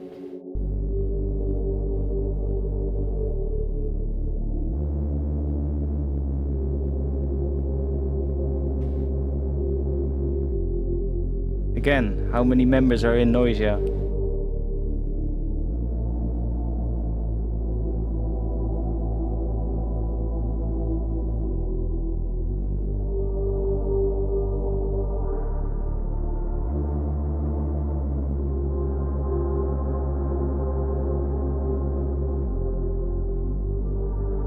Benjamin, give me a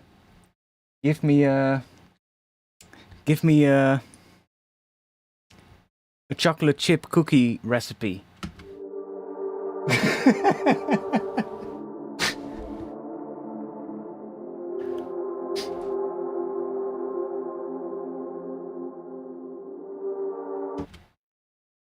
Let's make some more sounds in current. Like you can actually use you can use current for making really like cinematic kind of atmospheres. I've been doing that a lot recently. Um, like if you just find a sound that has some kind of a thing in there that you like. So let's see, let's just search for atmosphere. I don't know why it does that sometimes. When you click here, it doesn't highlight that search bar, but that's fine. Let's do this.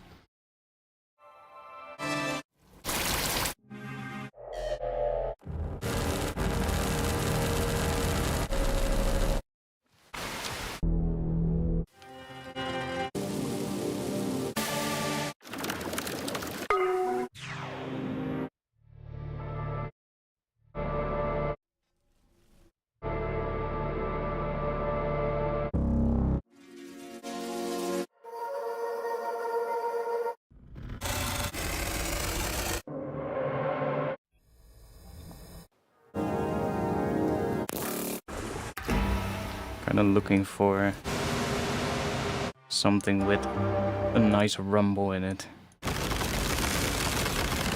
Bit much.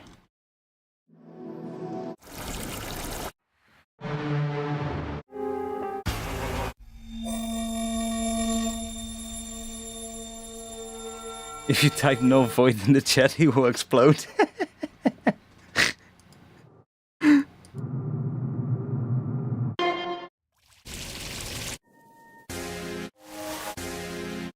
Wasn't there one called something aquarium?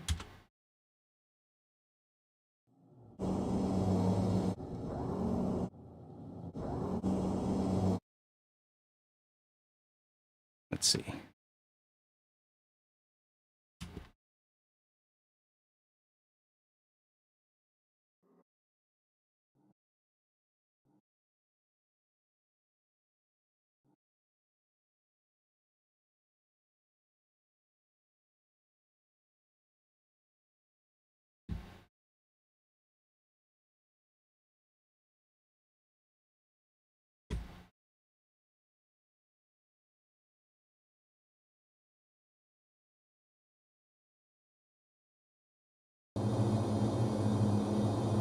So this one is not in tune though. We have to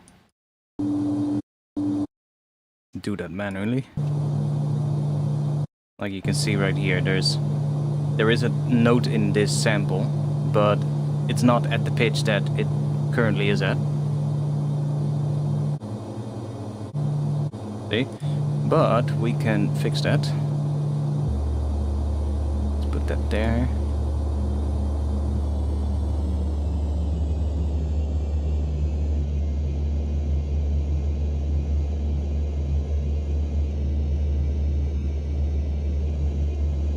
Somewhere around there.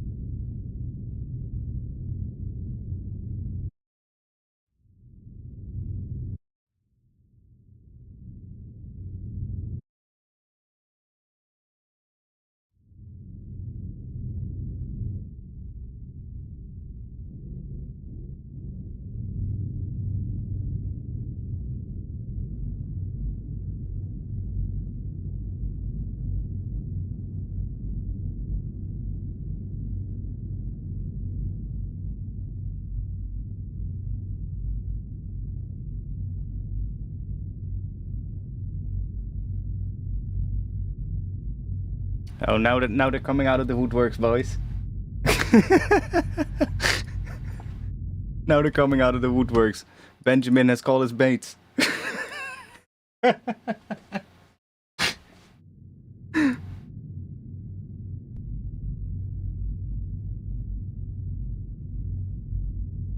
He can't keep up himself. He has to get some other one. He has to get some help.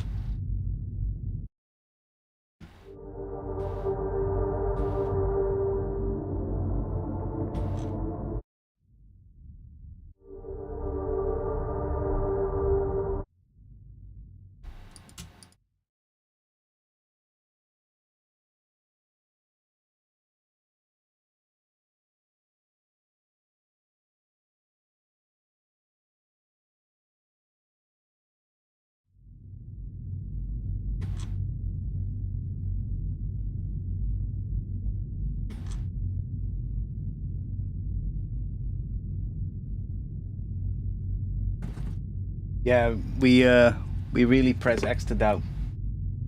I mean, that one is just you can go away. Goodbye. At least Benjamin is kind of fun to poke with, you know, but the other one is kind of pointless.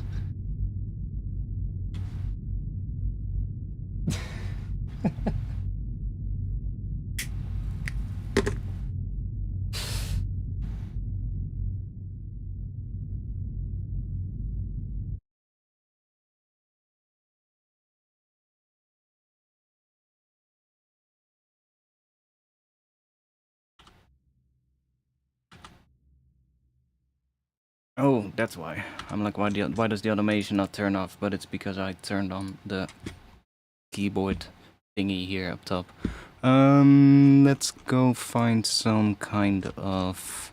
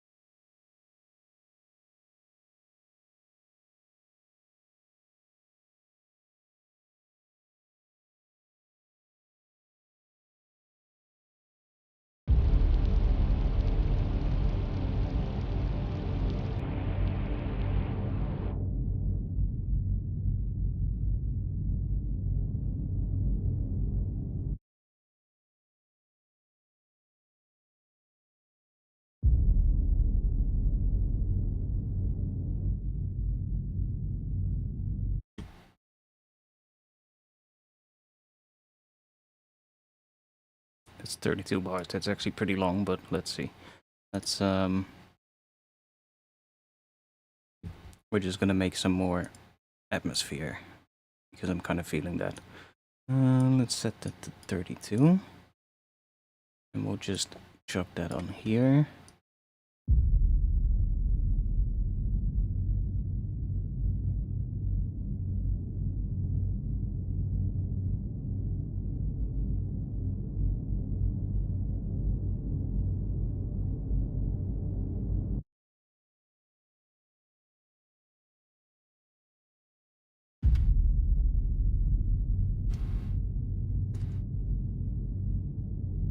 I don't use Beam a lot. Like, I do have it,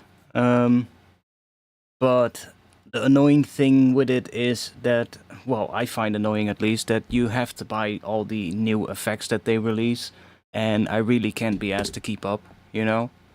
Like, I bought it with the first couple of effects that they release, but then they keep releasing new ones, and every time you have to purchase them, and I'm like, fuck that, you know?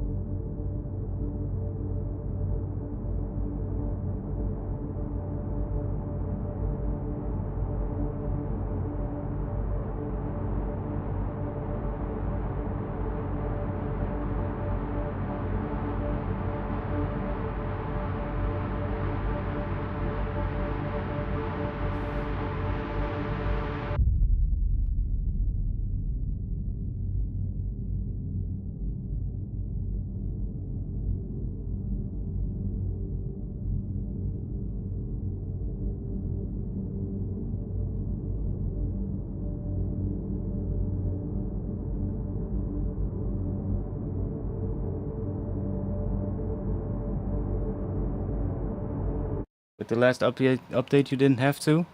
Really? I think I did update it. I just didn't open it. What was the company again? Lunacy Audio or something?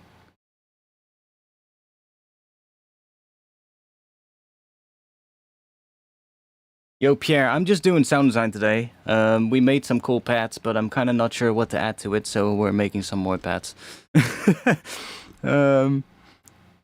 What was it again? Lunacy Audio?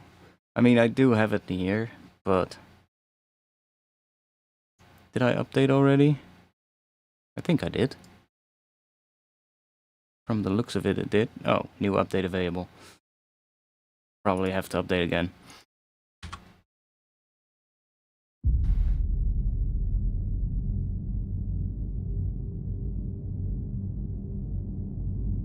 Beam is cool, but yeah, I didn't like what they did. I'm not sure if they changed that, but like it used to be the case that all the new effects you just have to purchase them, and that's kind of annoying. So yeah, I don't really use. Sorry, I muted the mic. I don't really use it that often, but it's kind of cool. Should be 2.0.11. Yeah, I'm definitely not on the last one, that's for sure.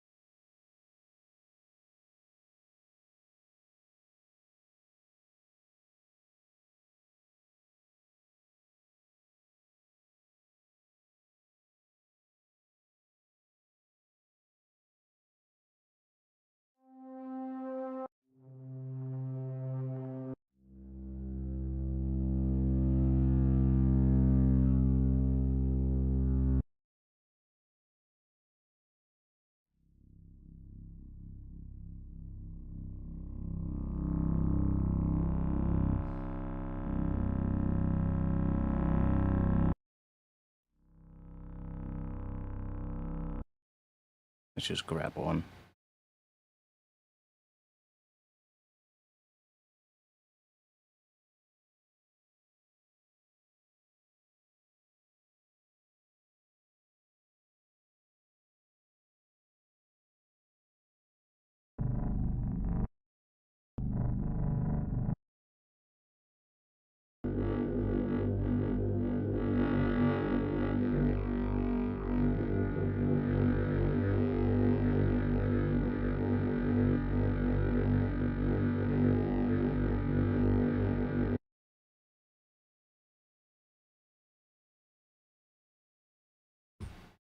I'll check it out after the stream updated.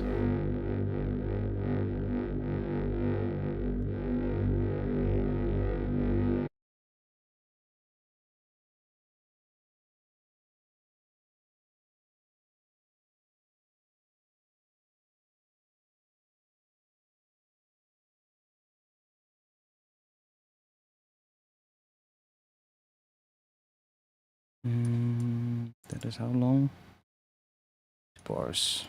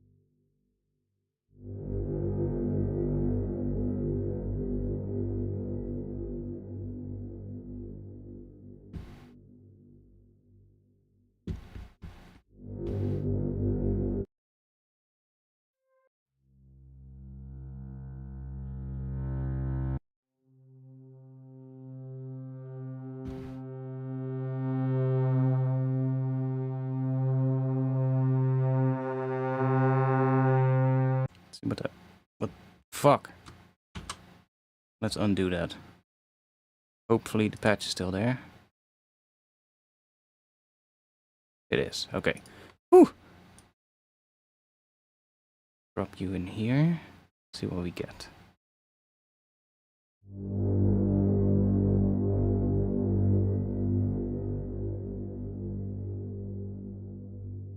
Let's run that through another low pass that we can maybe open up a little bit higher.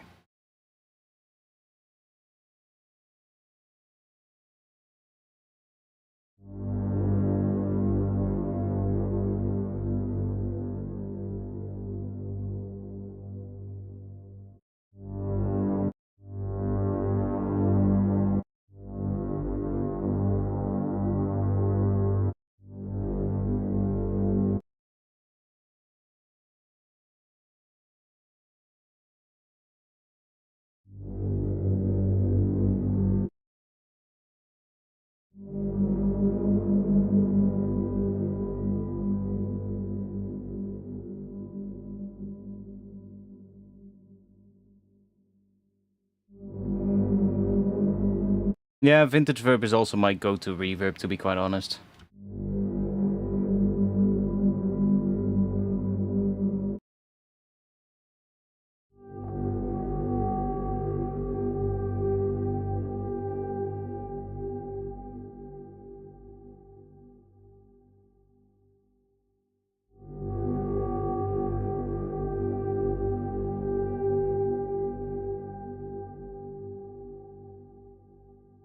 What happens if we... Oh, now I'm kind of wondering. What happens if we... Can I bypass that? Yeah, so we don't hear it for now. We can FM the granular thing. Let's see what happens if we FM that with the sampler. Ooh. So we're using this sample now to FM the granular thing.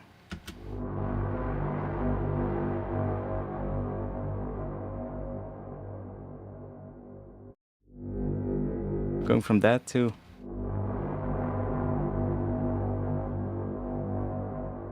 It's actually pretty interesting. It's one of those things that I really like you can do with Current, that you can just FM all the different modules with each other. Which doesn't... Well, not every synth allows you to do that. Let's maybe turn that one back on as well.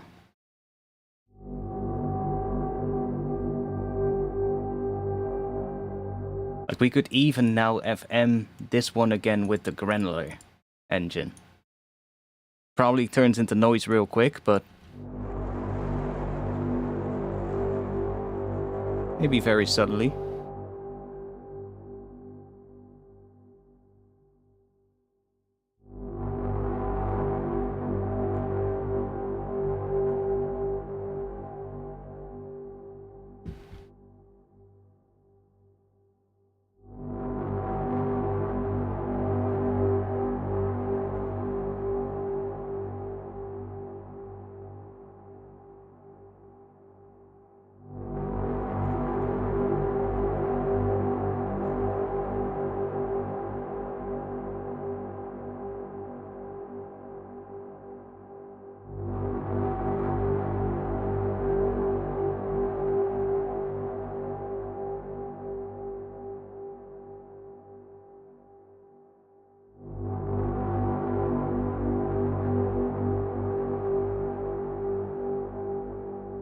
This is why I love Current so much, for like making cinematic style sounds. So many options with this.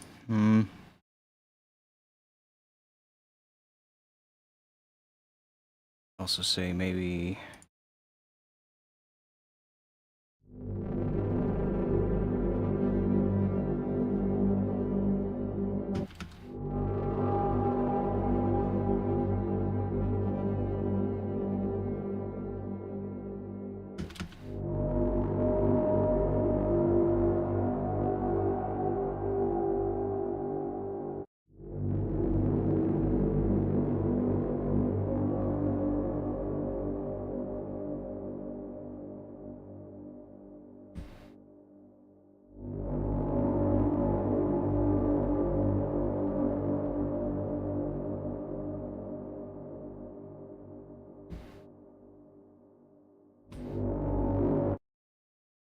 What if we...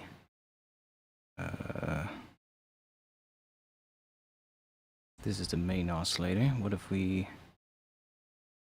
I mean, we're hearing that one as well. What if we put... curve...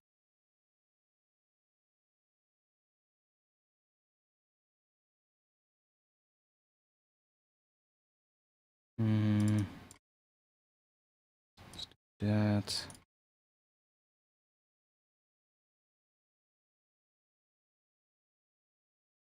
Put this on the fine tune going down.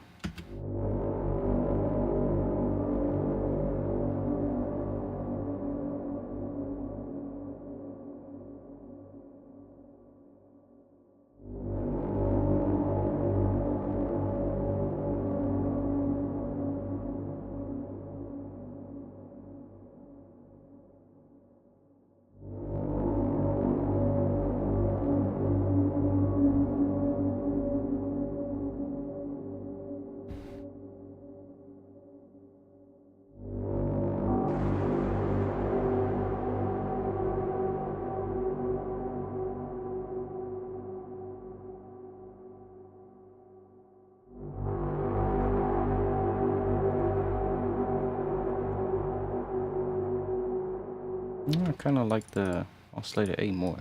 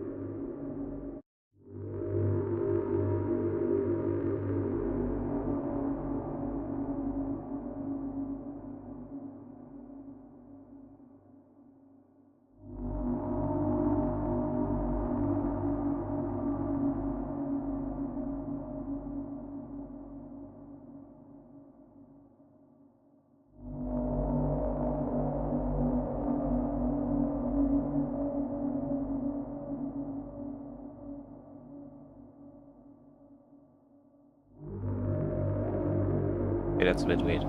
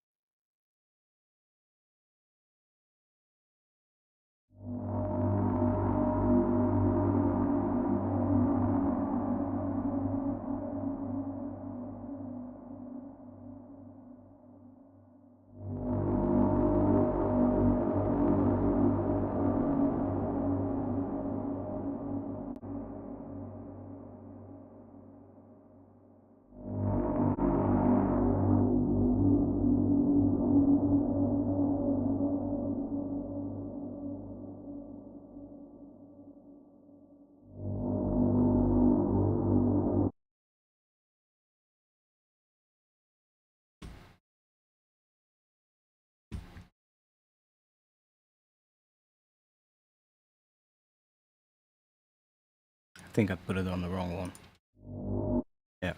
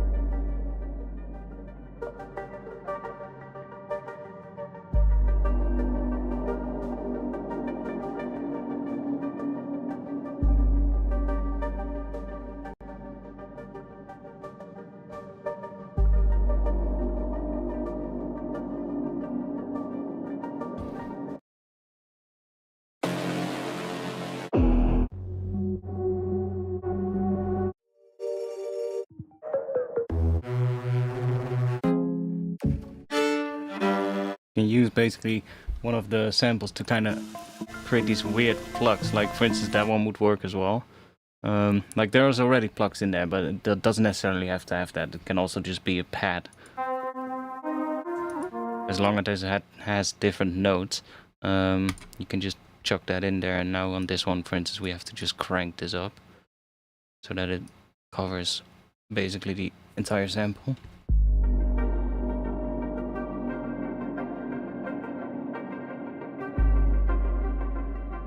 And depending on the sample, of course, you get better results, but that one is probably going to work pretty well.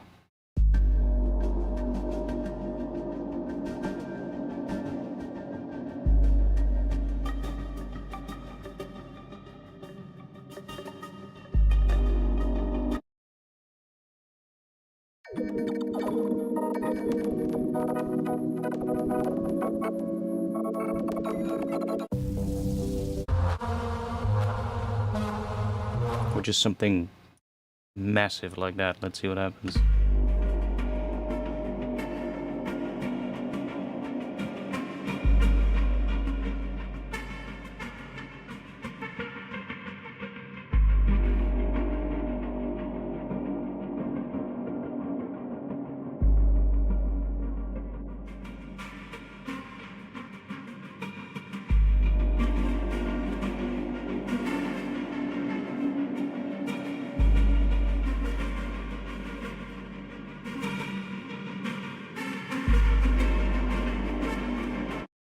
Randomizer Benjamin is our pet bot today, I guess. You can pet him if you want.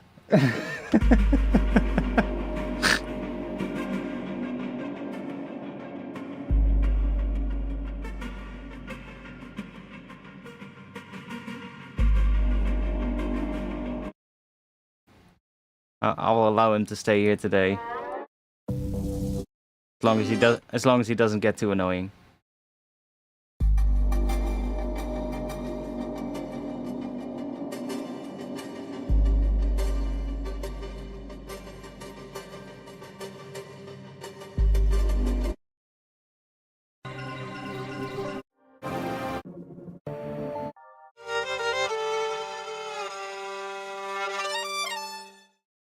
Sure.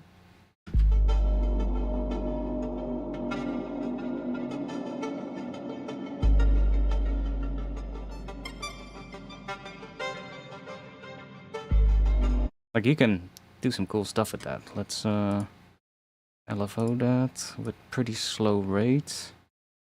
And we'll just chuck that on here. Make that go both ways.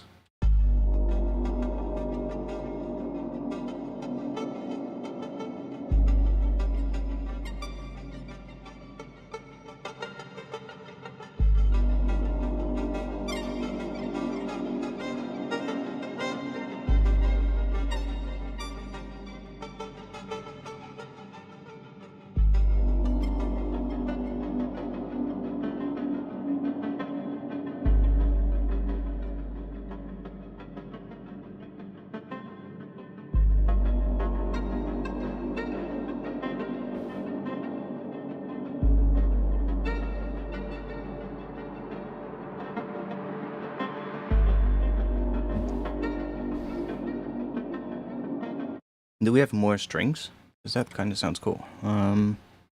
Let's see. Cello? We do got some cellos. That's not useful. Oh, yeah, maybe that one.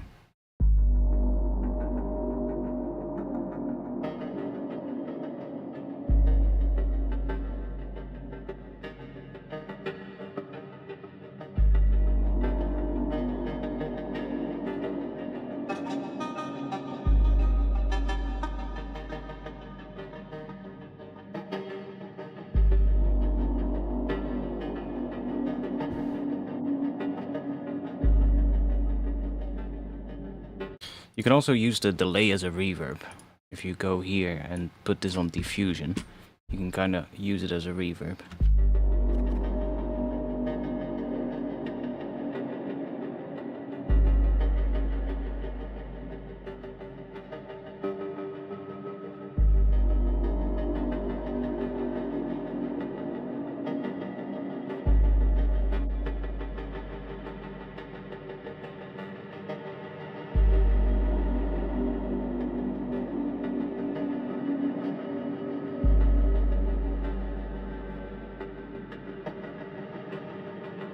There's so many things hitting in these effects, like what? Input, output,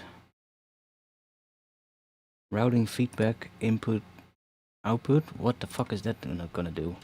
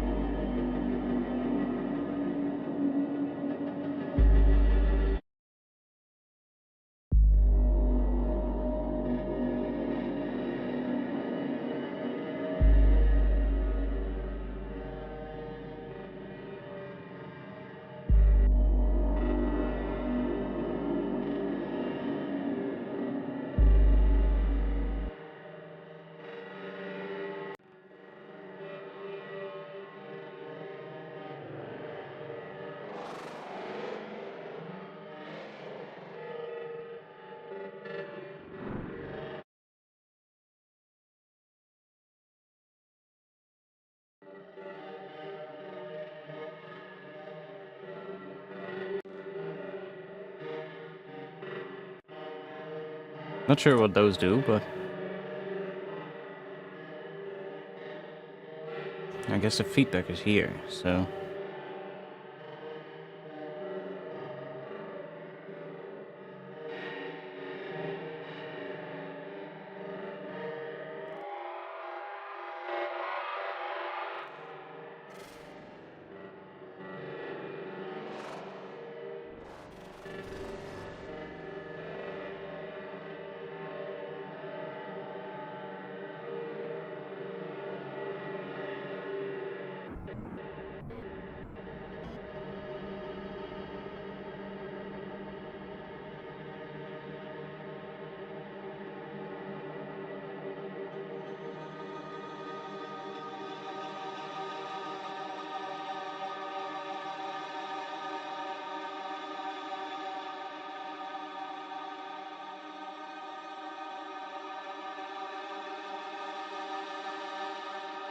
So we're basically turning it into a pad now.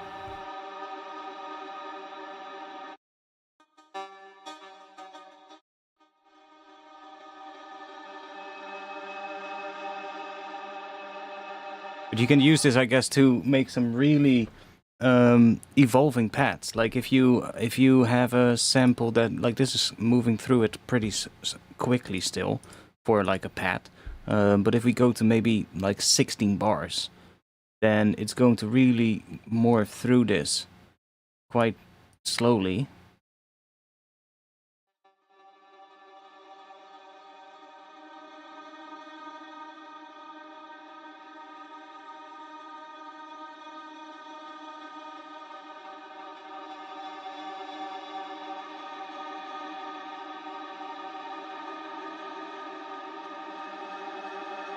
And depending on how much difference there is in the sample, we can... like maybe that. Let's see. We have to adjust this though, because otherwise it's gonna go...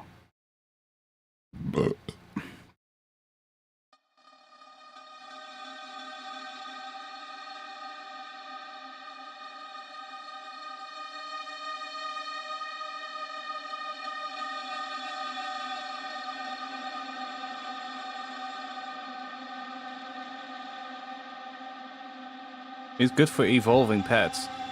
They kind of change over time. Now, I would ideally want to have a sample that has even more stuff in it. Oh, there's a lot more cellos. A lot more. Holy shit.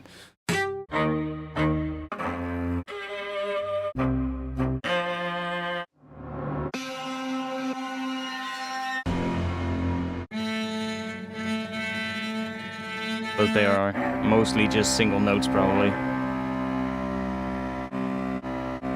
Yeah.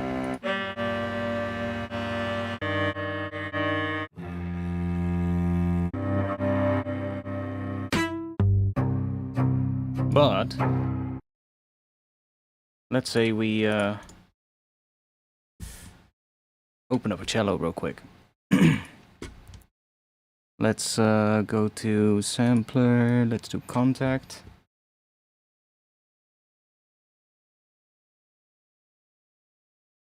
And let's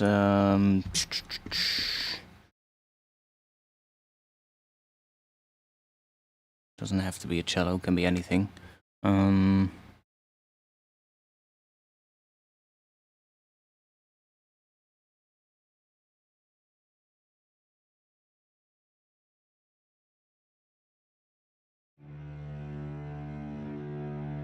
Wait, there's also legato patch. Let's grab that one.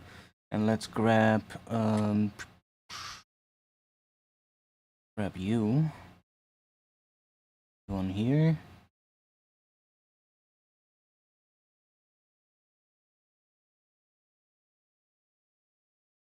Let's just do that. Crank it up a bit.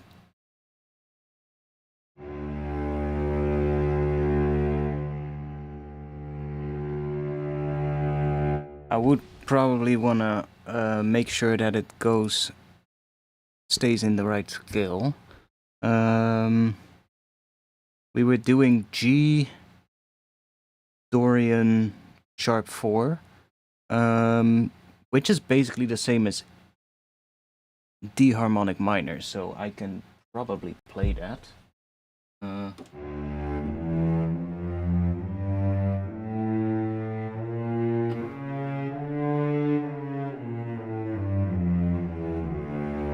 That is D harmonic minor, so yeah, let me save.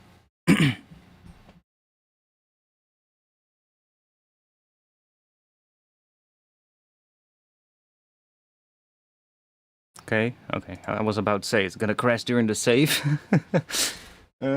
Let's see.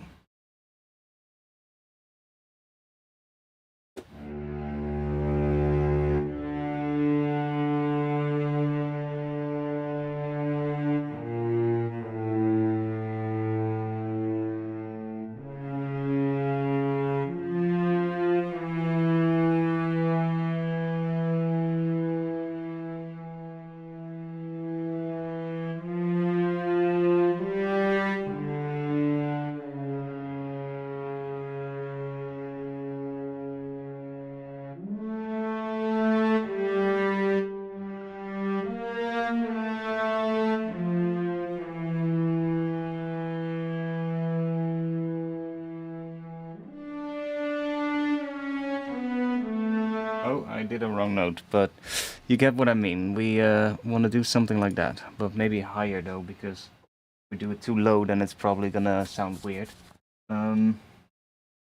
Is the module doing anything in this? Like, it's already...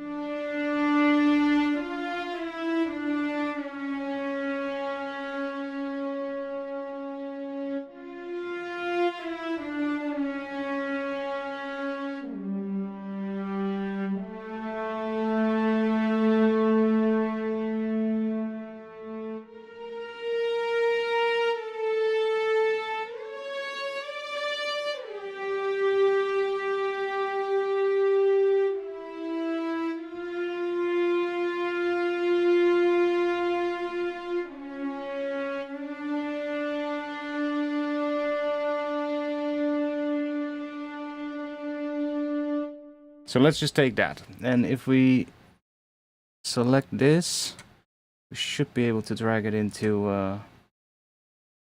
our current.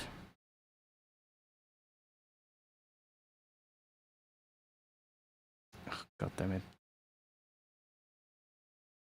Let's go here. Should be able to just do that and then that. There we go. So now that is gonna go through this entire sample. Maybe we'll get a little bit smaller like that, and then just crank this up. And then maybe even slow the LFO down even more. Sound design experiment. I do want to make sure that this is... How long is this? Is this 32? Okay, then it's not. Then it's fine. Otherwise, I should have maybe put this on free so that it keeps going through and doesn't re-trigger. But this is fine. We can also maybe add a little bit of that, but for the sake of this, it should probably be fine. Let's see what we get. Maybe put this down on 0. And that is, of course, doing C. So let me put this note on C as well. Because it's gonna still be like something that we already... that is already in tune if we put it on C. Okay, let's see.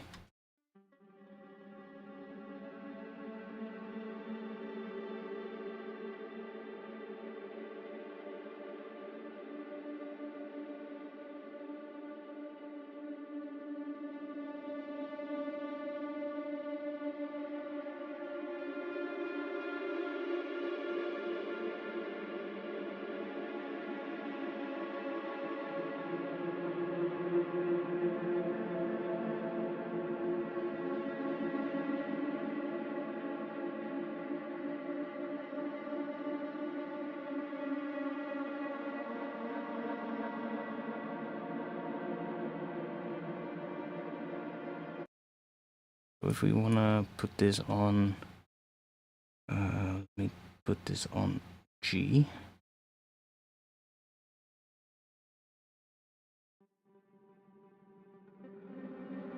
Put that on G as well. Then we should be able to add something underneath it here. Let's run that through a low pass filter. Just so we get a bit of a fundamental bass kind of thing underneath it. Let me just give it a bit of attack and release as well. And then maybe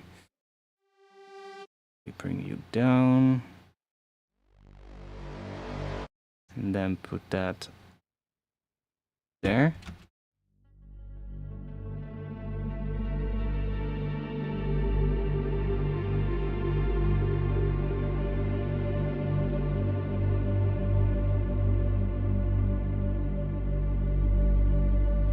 That's really wide in the low end, but we can fix that by going here, doing that, and putting that on the side. Now we've kind of fixed that, which makes it a little bit more usable. I'm definitely saving my presets, yeah. I'm working on a pack for current. I showed a bunch of the presets that I already made last week on the end of the stream, but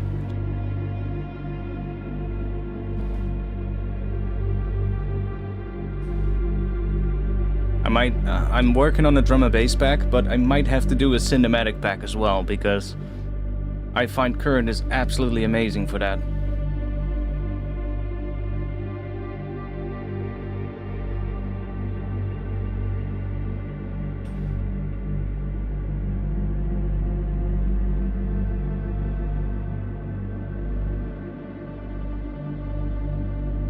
Like, there you go. This is like one nice cinematic style pad soundscape thing.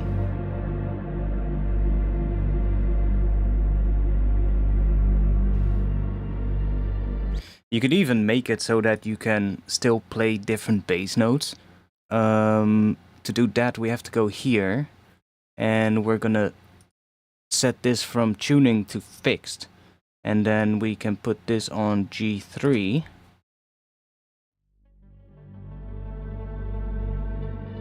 And now we can still change the bass note here.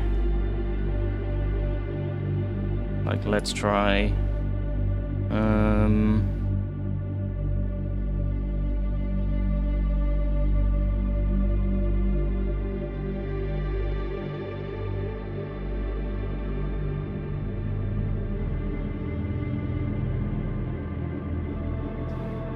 It's a bit messy because the reverb is going absolutely crazy. But we could, I have an idea.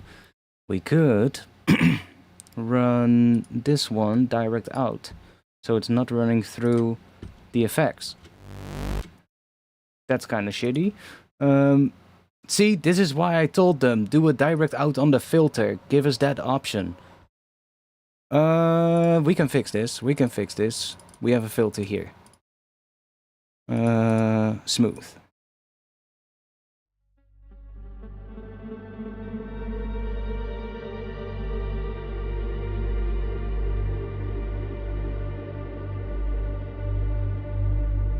I mean, I haven't talked to Minimal Audio about it, but I do think I would like to release the pack somewhere, either on my Patreon or maybe they want to release it, I don't know.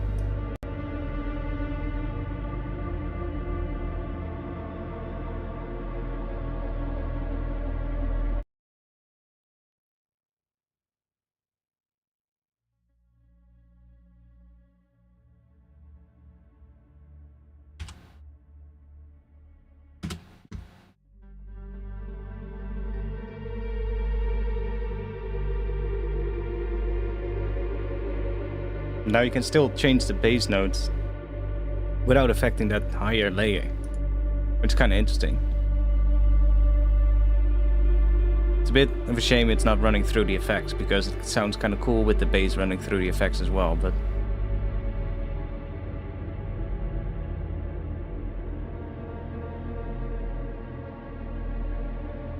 maybe decrease this release a little bit.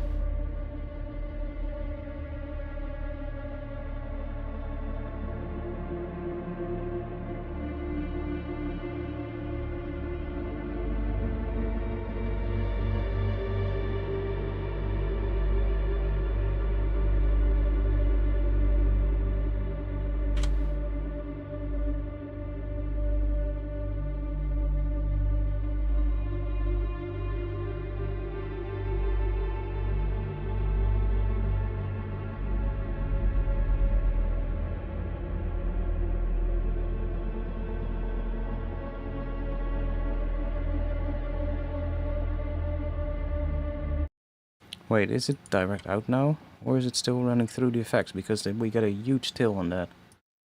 Ah, I'm stupid.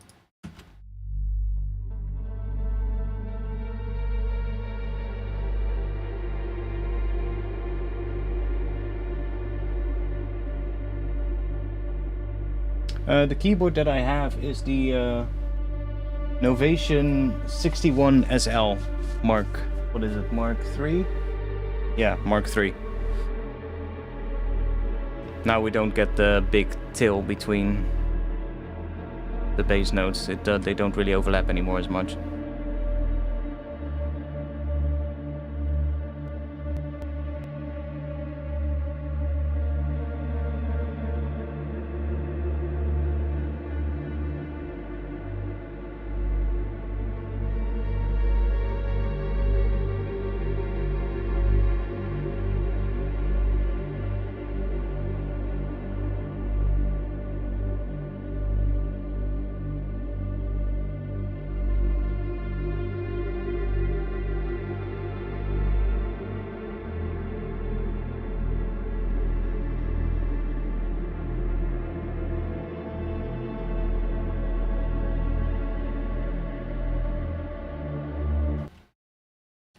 It kind of wants to go to D here.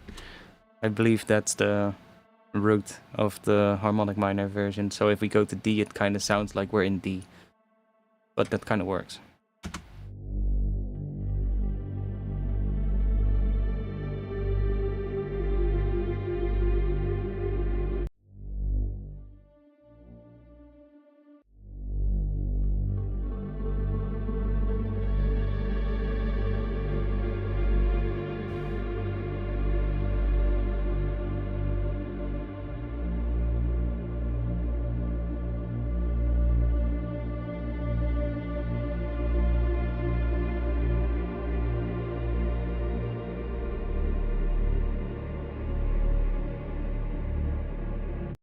And we could also apply a bit more movement to it.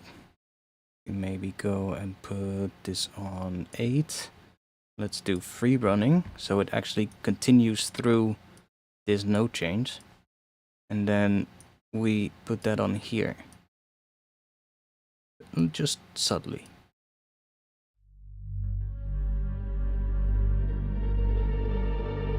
Might have to go, yeah, we need to go slower.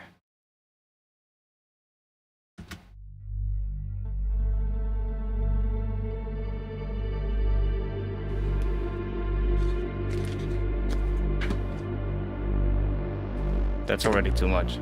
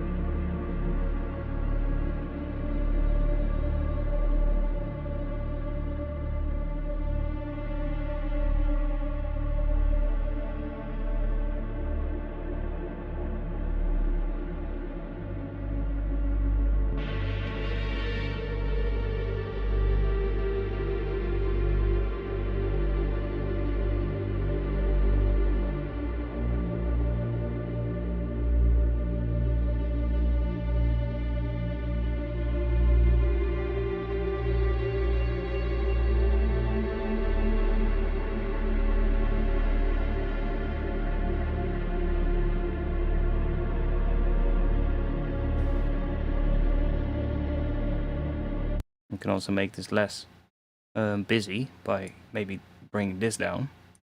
You have to maybe bring the size down a bit as well.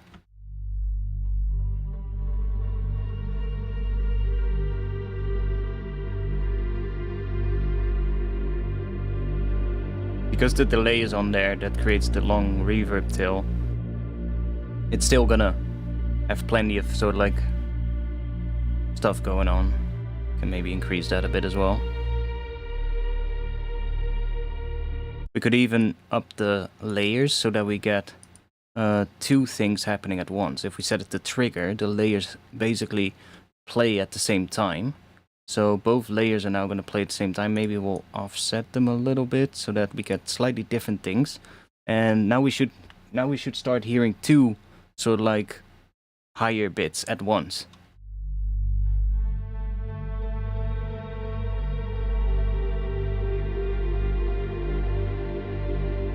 It's a little bit hard to hear, but you can kind of see it, like it's triggering 2 things at once. And then if we, I guess, offset them a bit more from each other, we should get chords, like random chords. Maybe we'll just do that, so they are completely opposite from each other, like just...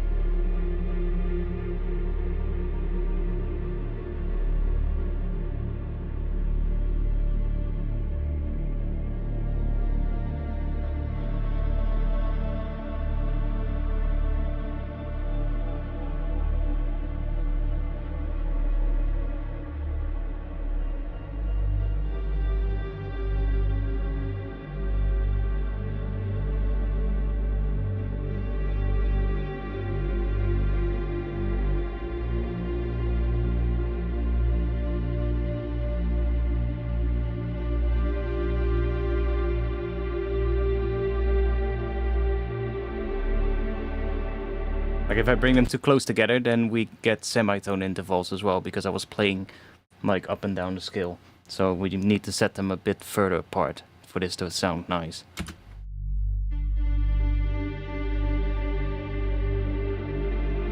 Could also maybe...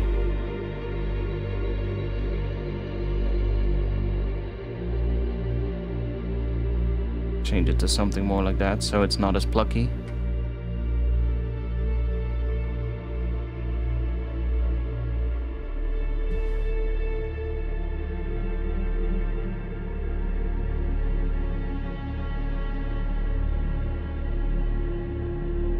I mean blocky in the sense of the input into the reverb / delay.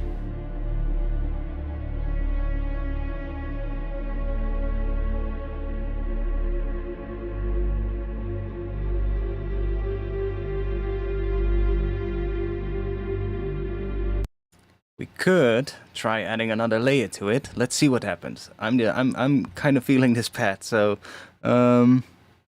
I have a whole folder with these, so like string and other layers.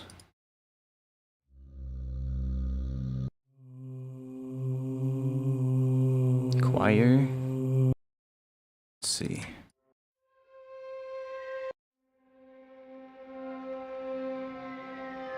Put that into here. And we still have a filter left now, so we can use that. Not oscillator A, but for the sample. And let's just use... let's use one of these LFOs again. Let's set it to random as well. Let's do free. And maybe I'll even unsync this from the BPM, so just start running at a bit of a different kind of tempo, and then maybe I'll create another one and we'll change the tempo of that one, maybe something quicker, and then we'll modulate the rate of this one with that so that it kind of starts changing speed. And then let's use that for the filter here.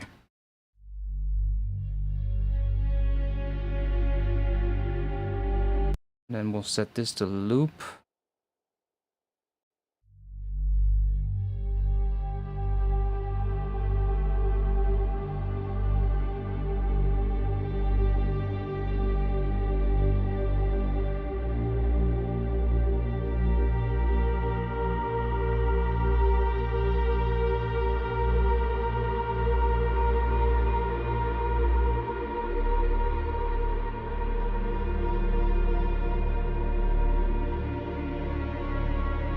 It's maybe a bit much.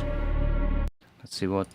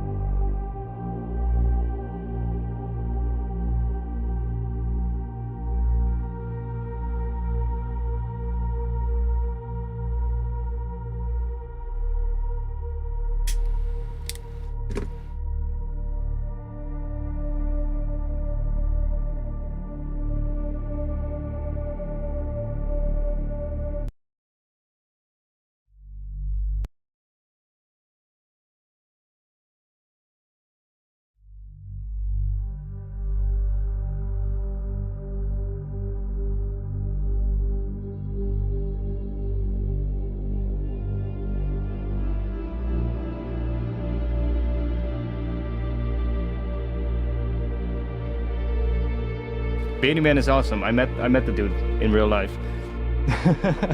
Back when I did beatboxing back in the day. I met him on the Dutch Beatbox Championships,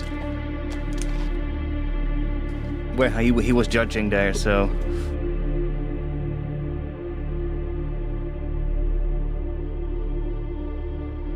But he's an absolute madman these days, especially, like...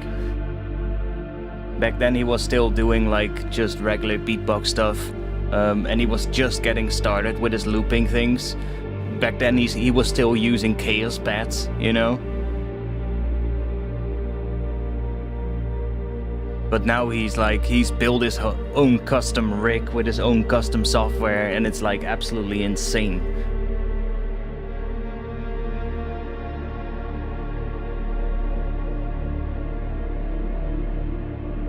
I actually still have a chaos pad somewhere, stored away.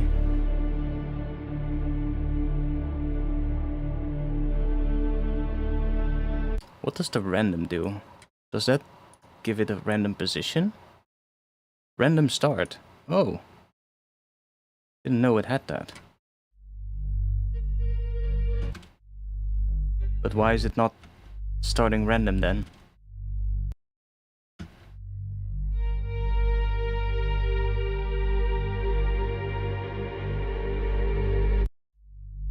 I mean, it's clearly starting from the same place. Oh, it is starting random, but it's very subtle. Every once in a while it starts before the line, but I would hope that when you put this on 100, that it actually starts like anywhere in the sample. But it doesn't seem to be doing that. That's a bit of a shame. See, every once in a while it starts before that line, but would be nice if they can make it so that it just starts anywhere in the sample if you put it at 100.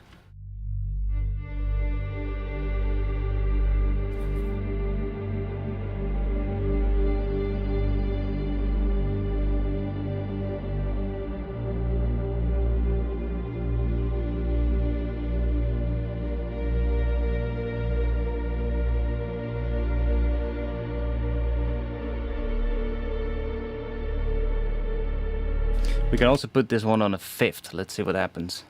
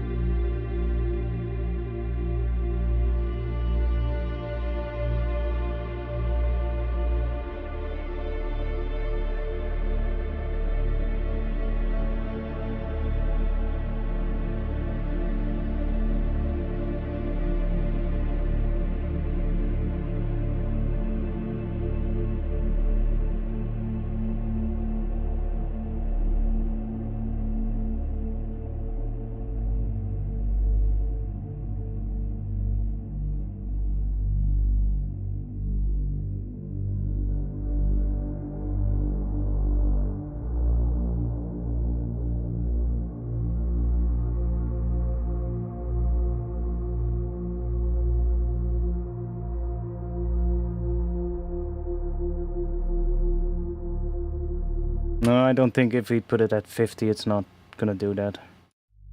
It's kind of just starting roughly at this place, but it's ever so slightly moving the start position, which is kind of a shame. Would be much nicer if it would actually just change just choose a random position here. I mean, we can change the loop here. Let's see what happens. No, see, it's still... It is starting random, but the range is not that big.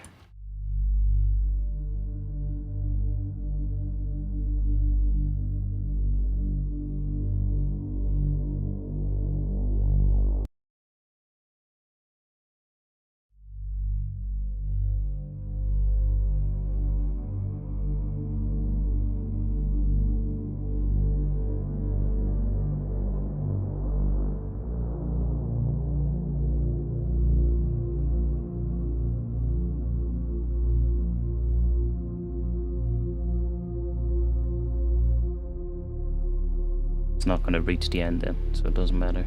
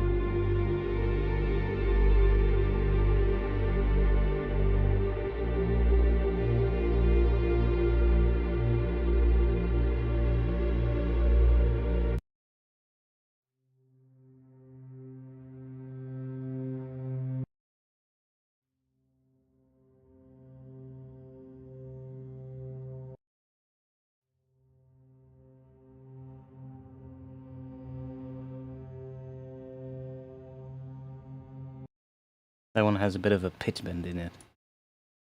That sample.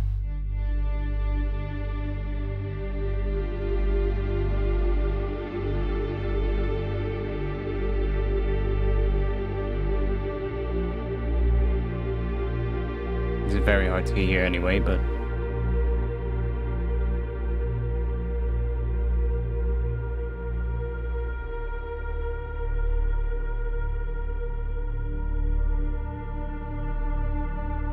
we could actually do something with that though. Like if we maybe put this pretty slow.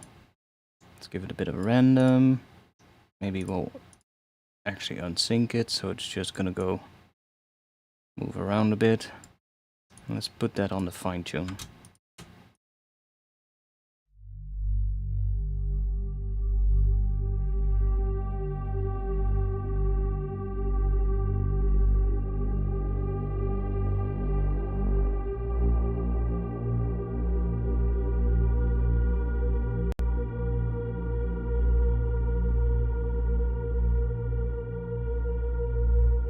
Let's maybe overdo it a bit, and then we'll grab this LFO to control the depth.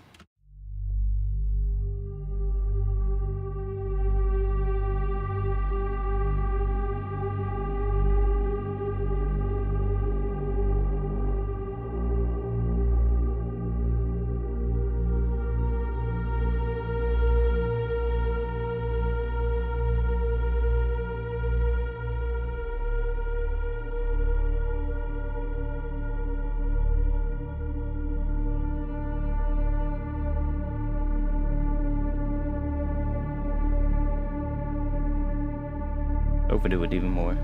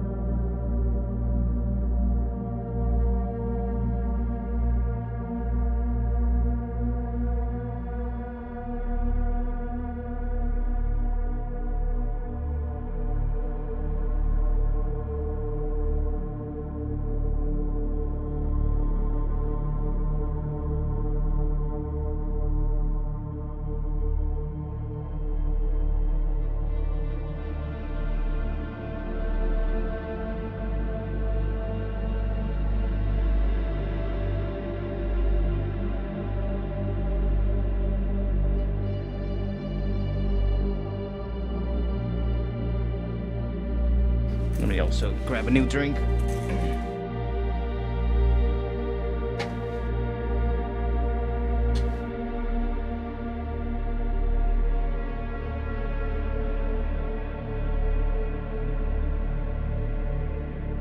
Oh, come on. Packaging.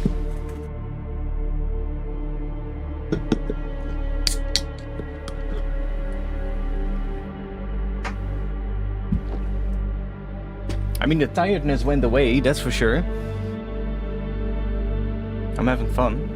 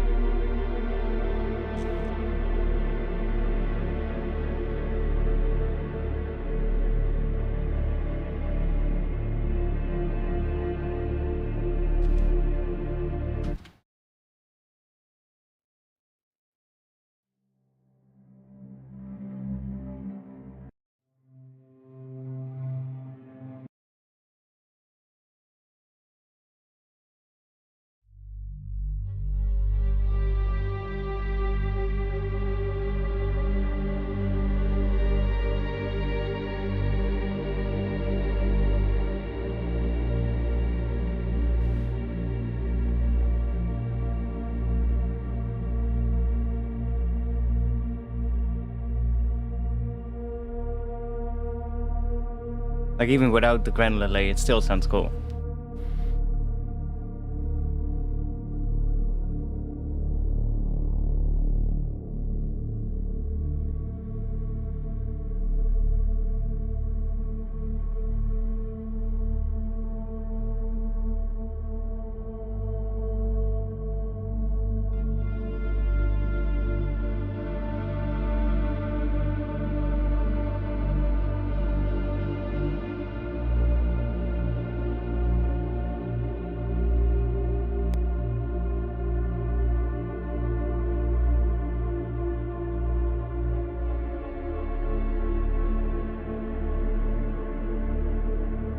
Add a bit of low pass to that granular layer, see what that does.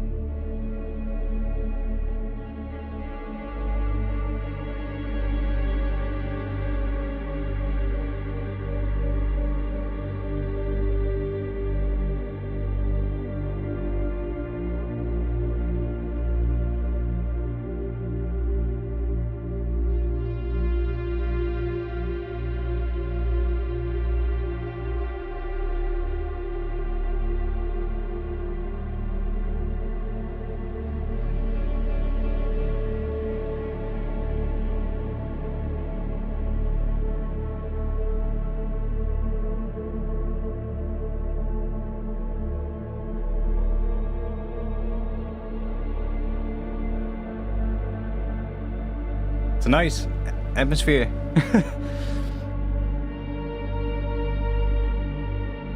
Make sure we turn it on so it doesn't clip. Not that it is clipping, but yeah, I was like, maybe we can do some glue compressor fuse compressor here. See if that does something cool, but it's not gonna affect the low layer, obviously, because that one is running direct out.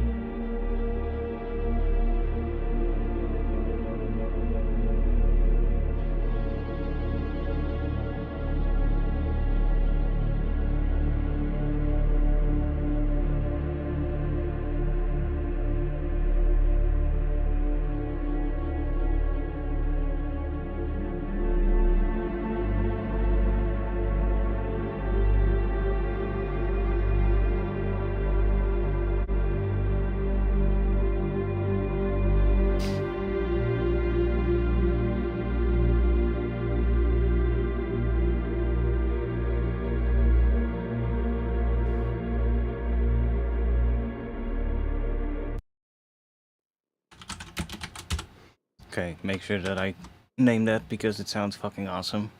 I'll save that one after the stream. How late is it? 1 a.m. Okay. Jesus, that takes a long time.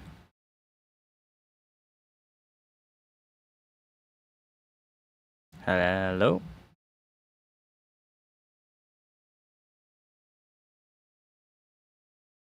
Oh, okay, I was about to say, what the fuck are you doing?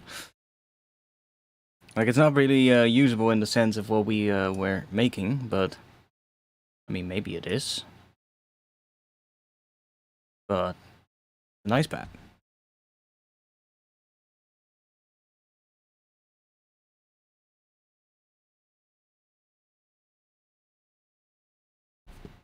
I mean, it's not even that hard to make, you know? It's just, you need to have, like, some good sounds to put in there. And then it's all about just adding a lot of randomization for these kind of pads, at least, like the ones that evolve over time. And there's of course a couple of cool things that you can that we did here, like making sure that the layer that is in here is not pitching when we change the MIDI note, because this one just stays on the same note the entire time. But because the sample has kind of like a lot of notes from the scale in it, it will already get like an interesting sound. Now, this patch would only be usable though in this particular key, in the key of either D harmonic minor or G, what is it, G Dorian sharp 4. It would only be usable in those kind of keys. And if you want to change the key of the whole thing, you're going to have to change the root note here. Or you're going to have to change this note. Not the root note here, but that one. So, like, if we want this to be in a different key, we could do that. Like, we can, for instance, go... let's go down 2 semitones. So now it would be F. If I now play this, it's going to sound out of tune. Because that granular engine is still running at a G3. See?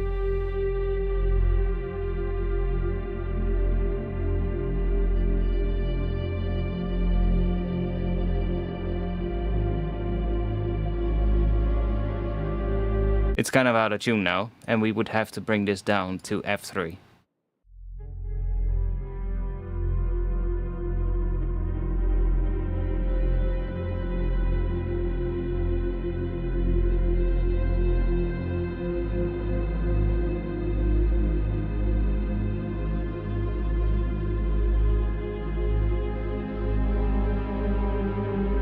But as soon as you do that, it's back in tune, so... There's actually a lot you can do with that.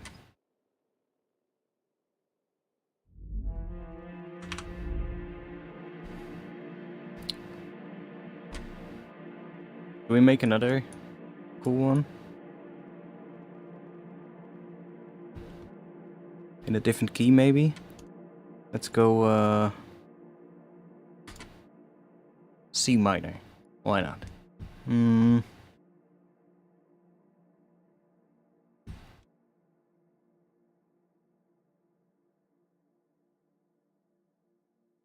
Could be used for a long intro, yeah, absolutely.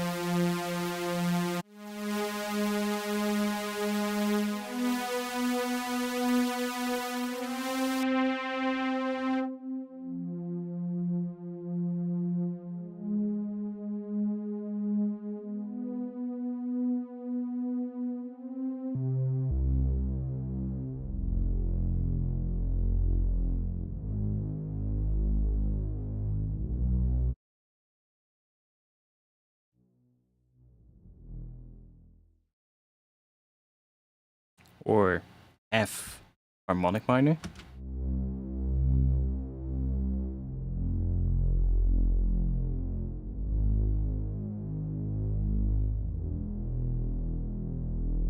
I really like harmonic minor usually, it sounds really nice, especially for more cinematic stuff.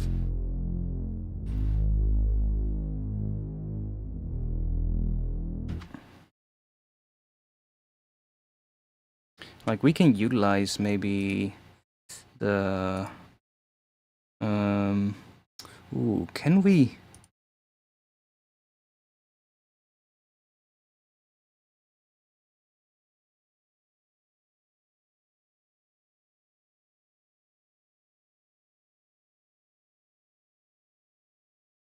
We cannot do that, right?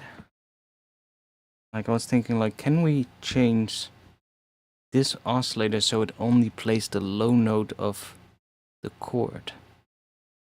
But I don't think we can. Like, we can set a chord here as well. So we can, for instance, do harmonic minor in the key of F. But now this one is going to play a chord.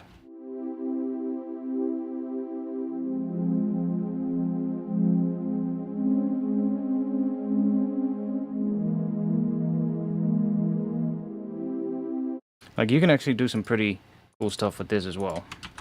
Let me try this out. Let's make this a little bit longer. Let's do that. I don't really like that one.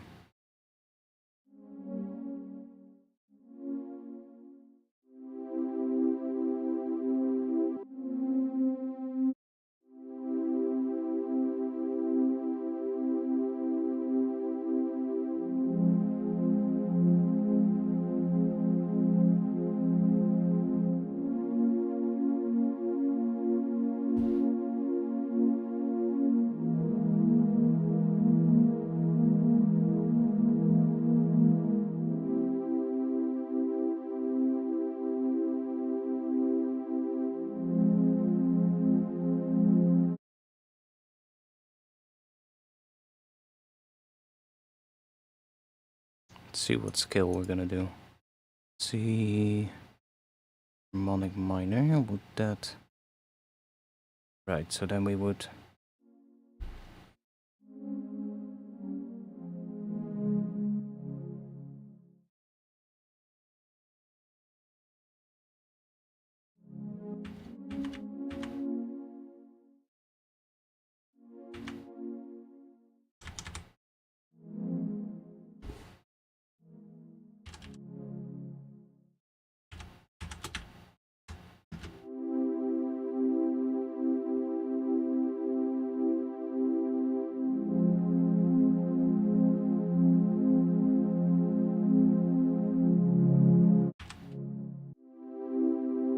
Like, obviously right now it's still playing really basic triads, but we can use this thing here. You can actually choose a preset here if you want to get a quick result. I don't know, all the feels. And it's basically gonna use these settings here to change these chords.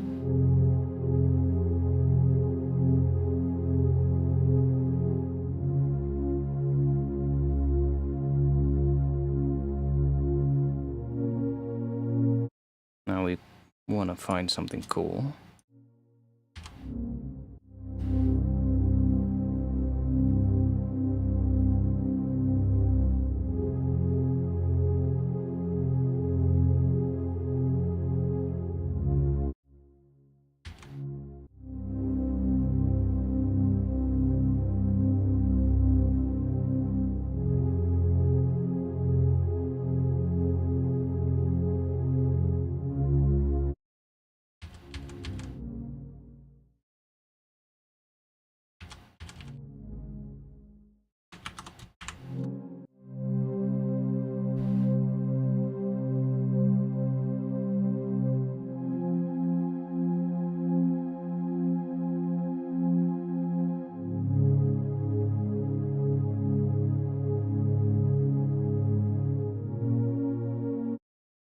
And if we go back in here, we can now change this preset and it will sound different.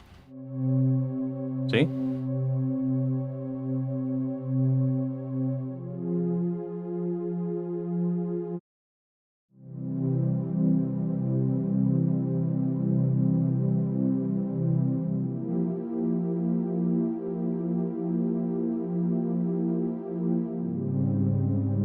And you can even go in and just completely change the settings for every one of the chords that you're using.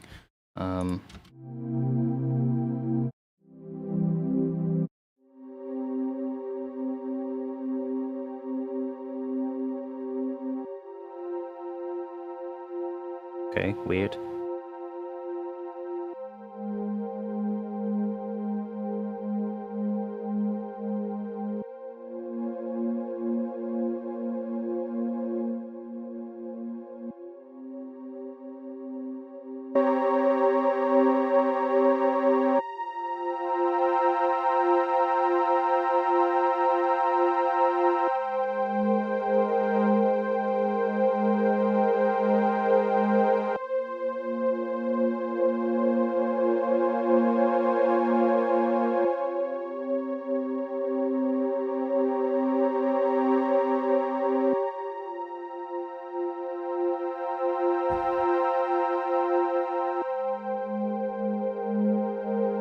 Oh wait, it's set to F here. I'm playing, that's why it sounds so fucking weird. I'm playing in C harmonic minor in the MIDI, but it's set to F here. That's something you have to keep in mind. So we want to go C right here. I guess lock that.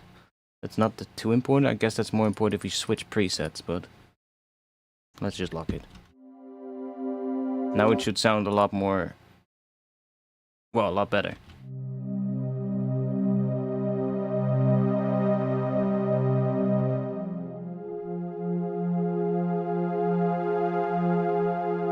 Okay, let's say we wanna,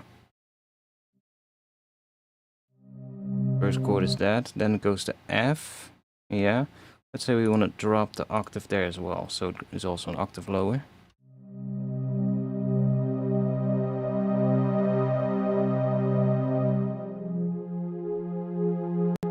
And we're gonna keep the fifth as well.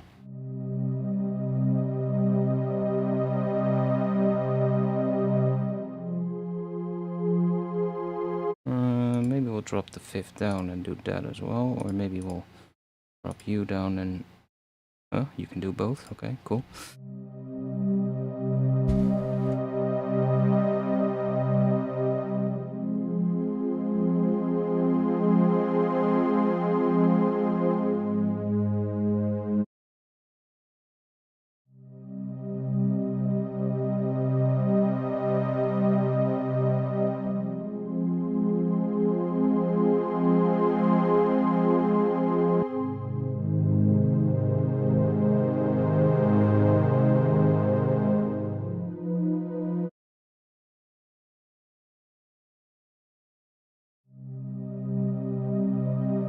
Maybe we'll try adding a ninth to it.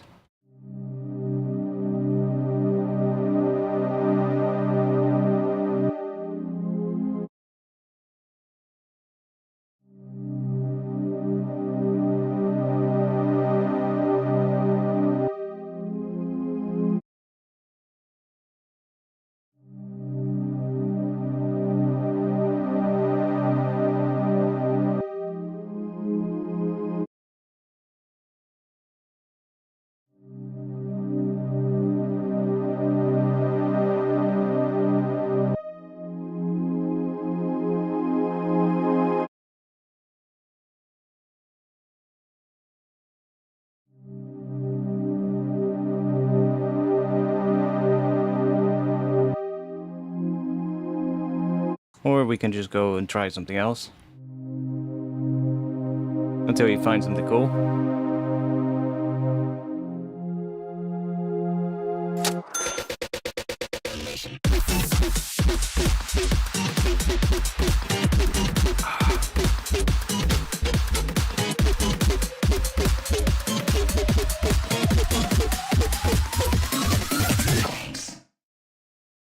Best wishes. Keep it up. Thanks, Nikos P. Welcome. Thanks for that €2. Thanks a lot.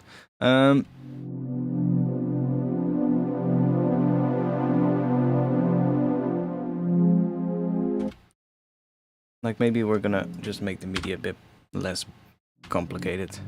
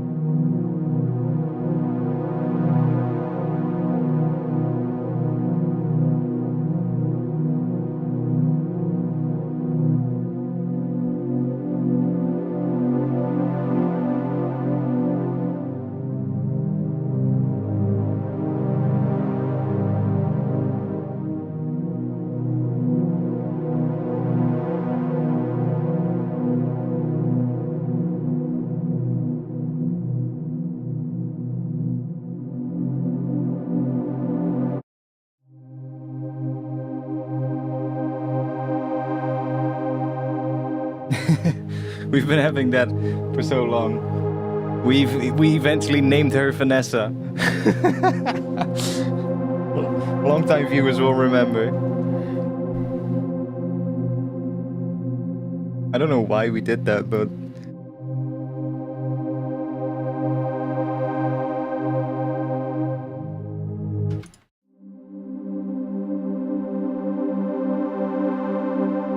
Oh, I do think we can use this one. We can turn that to monophonic. When activated, the sub-oscillator will be forced into monophonic mode even if the rest of the instrument is polyphonic. This can be useful for maintaining clean... Okay.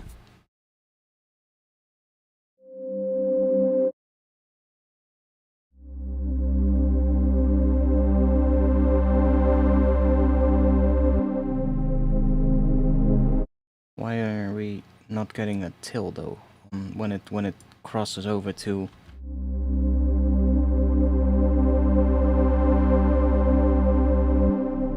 See? That note is not... The sub is not getting a till though. That's kind of annoying.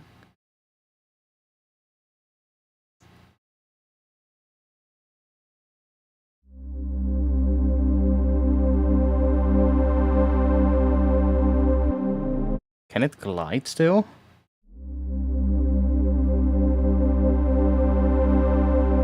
Let's see if it can still glide. Oh no. It doesn't want to do that. We want to keep this up. But is it gonna glide?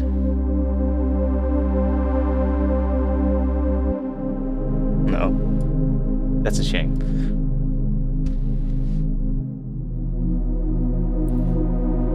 I mean, it does work, but the kind of annoying thing is that it doesn't have the release. It cuts off at the end of the note, which is kind of annoying.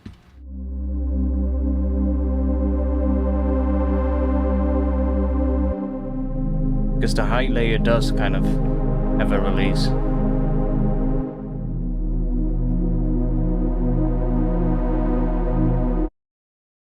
That's kind of annoying.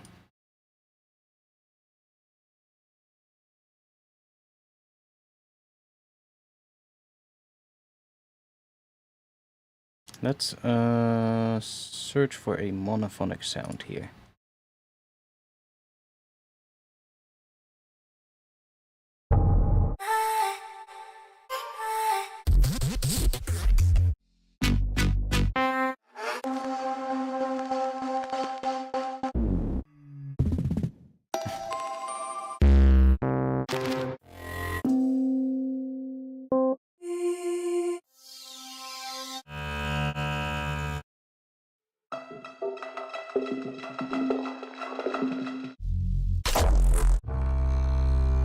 Something.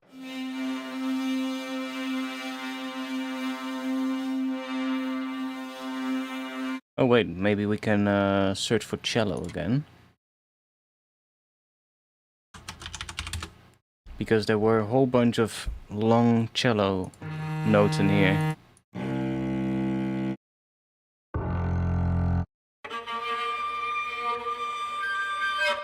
Ugh. Sure.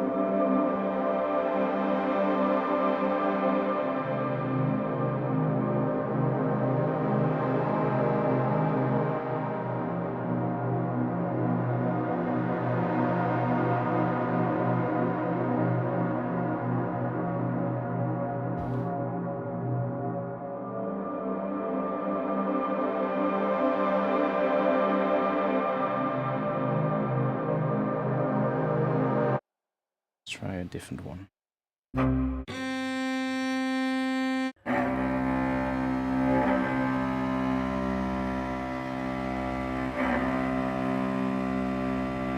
It's a bit low, but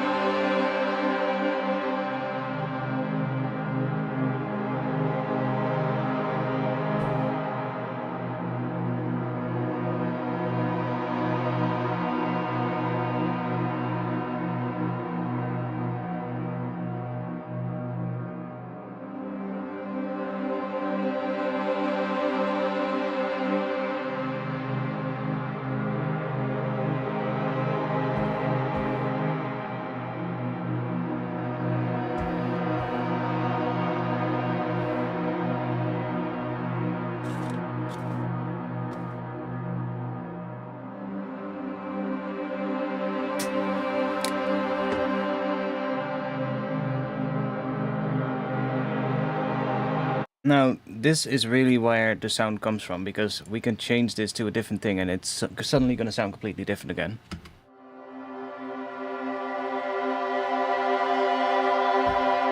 I might decrease the level of this one a bit, because that one is quite loud.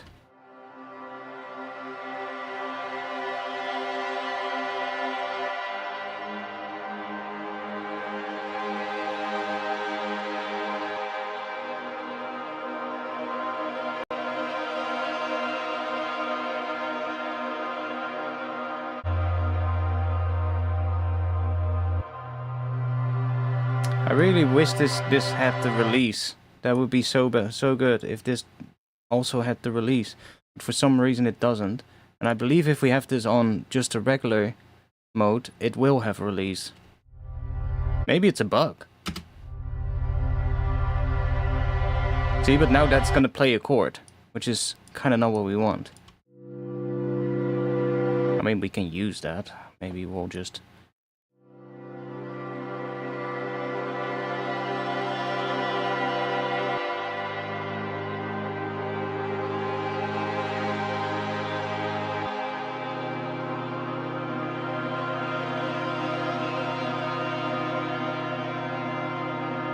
But it would be nice if we could just...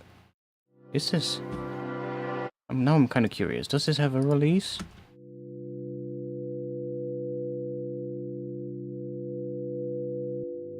Yeah. See? On this mode it does. So why is it not having a release on that? I guess monophonic mode, because it's now monophonic, but... I believe this is more meant to be used so that when you're playing chords... when you turn this on, it just plays the bottom note of the chord. I mean, no, it's not playing the bottom note. Because that first one, if we have this, it's playing the top note. Huh? Okay. Weird. I would expect it to be the bottom note, but whatever.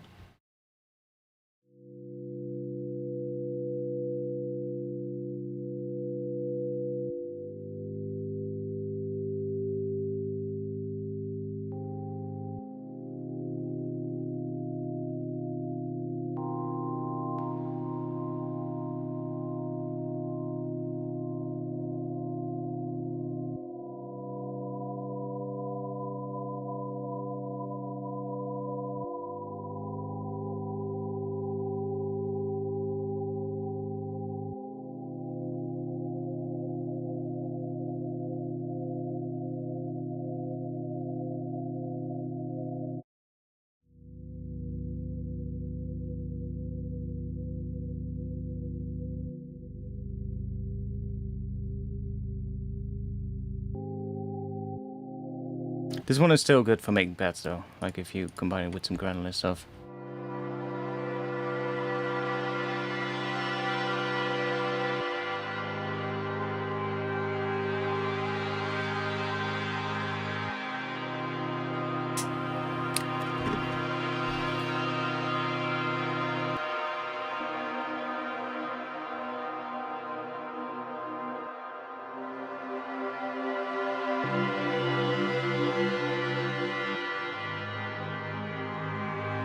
But we can just as well do that here. And then we can use all these different things here.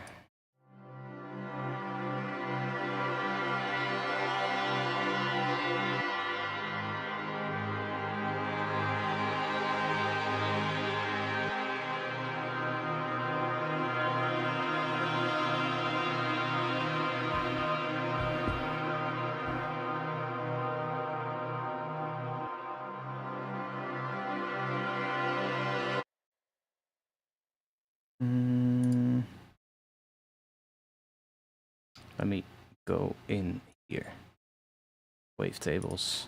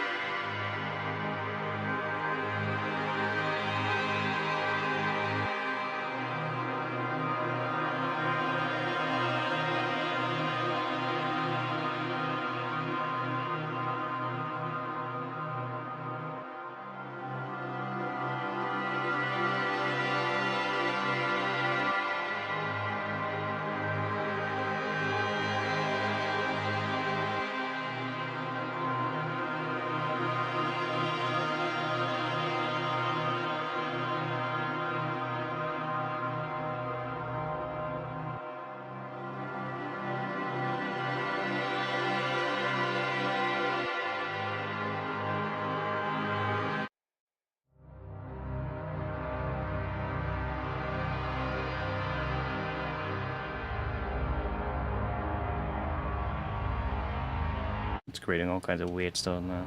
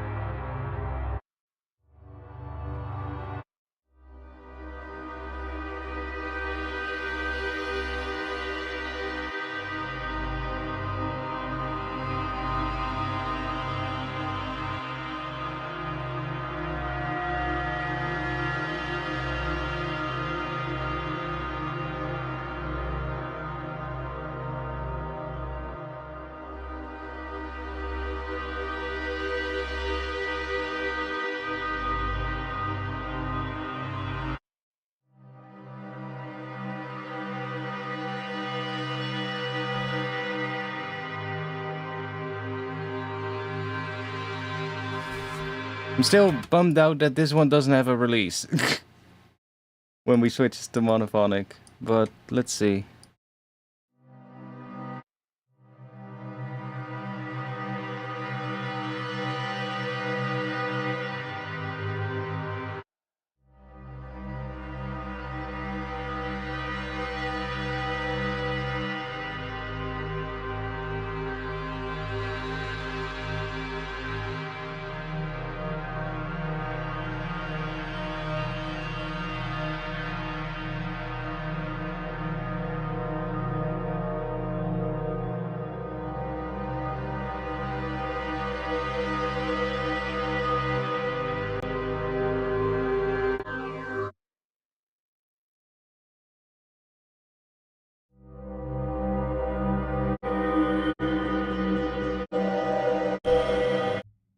Can maybe blend that in and then just lock this so we can switch through the presets without the mix changing.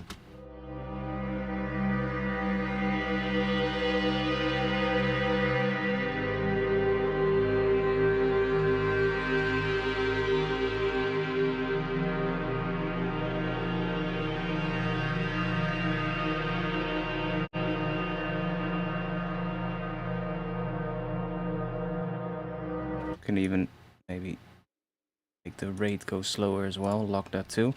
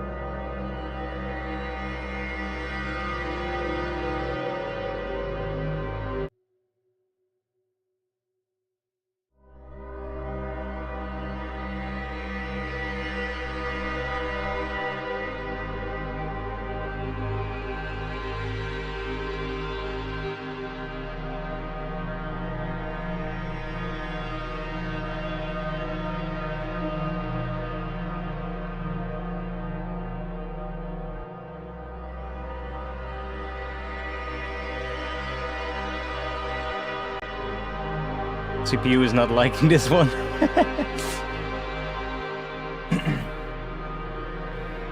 Yeah, I'll ask Minimal Audio. I have direct contact with Minimal Audio, so I'll ask them about it, see if that's intended or if that's actually a bug. Because I could assume that maybe that is just not intended, and it might just be a bug.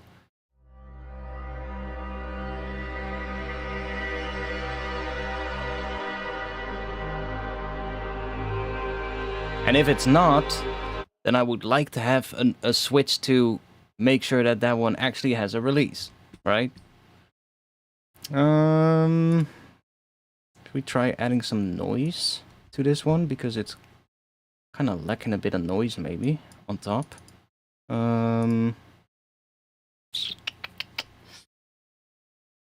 Noisy.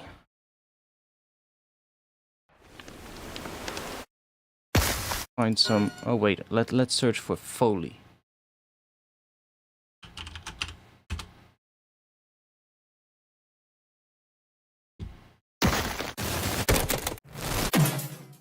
Something that is...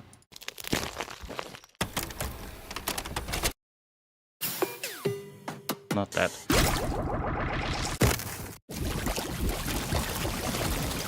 We had bubbles?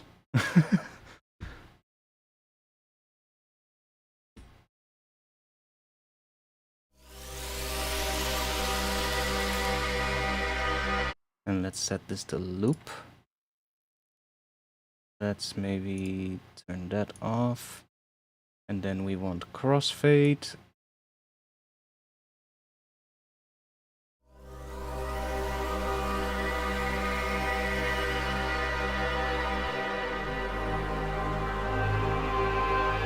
Just to give it a bit more texture. Just gonna play the same note. And we only get one note for that layer.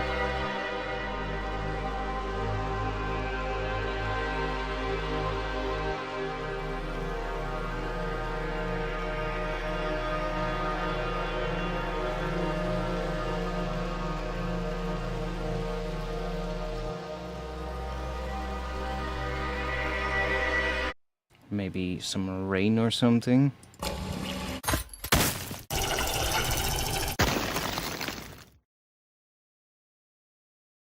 We got rain. Wait, clicks.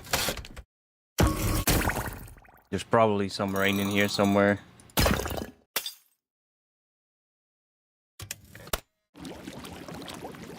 More bubbles.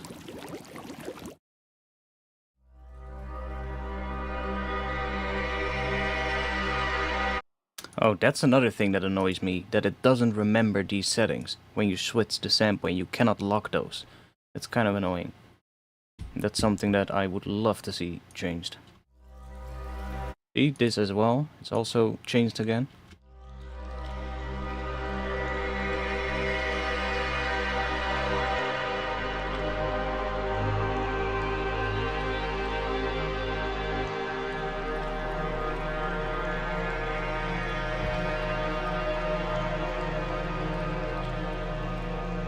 What happens if we FM the sample? With the Granular engine, why not?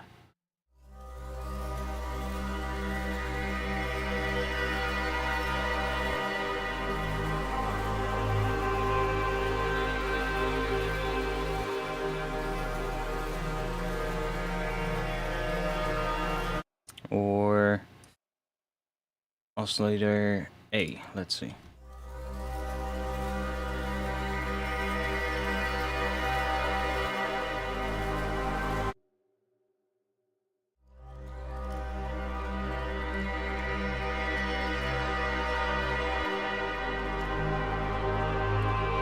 I think the Granular can sound cool. Makes it a little bit more noisy. We could also use the feedback for that, by the way.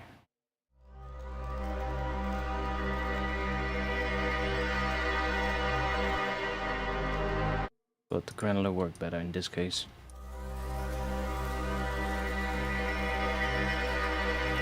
Maybe we'll put you on here.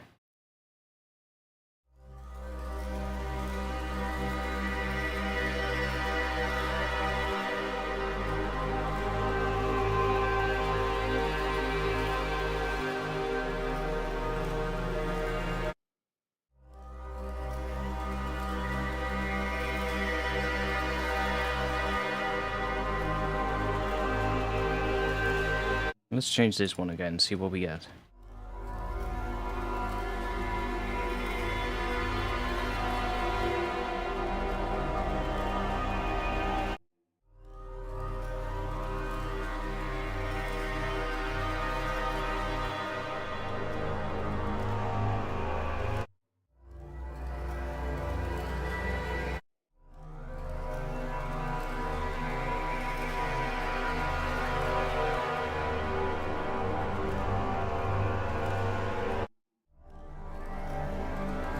Now this one is getting, the sub is getting really low now.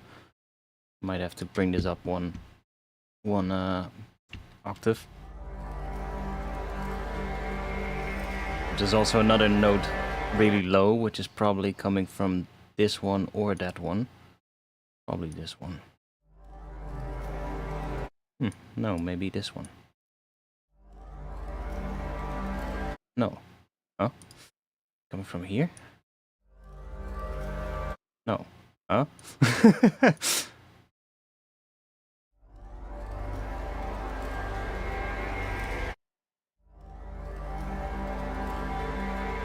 There's another note here. I'm not sure where it's coming from.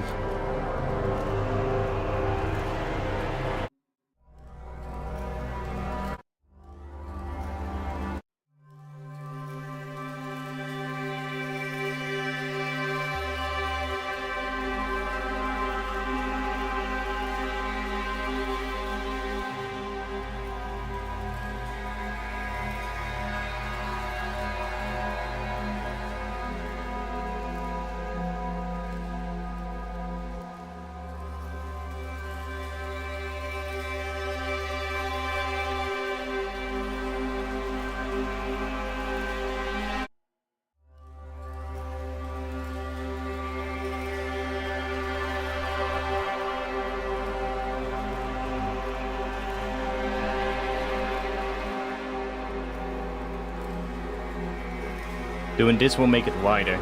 If we do that, we can make that granular layer wider by basically just offsetting the left and right channel. So it's basically giving the left and right channel a slightly different position, and that's why it will start sounding a bit wider. It's not necessarily that audible in this case because it's already pretty wide, but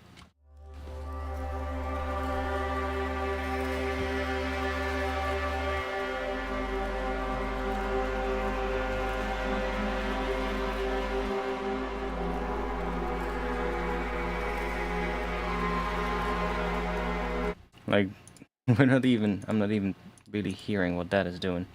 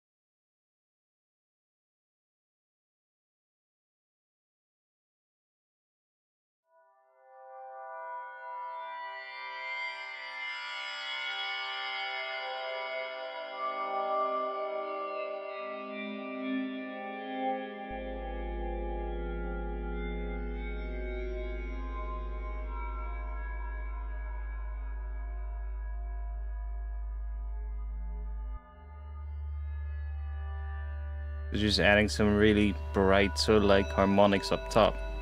It's kind of cool though.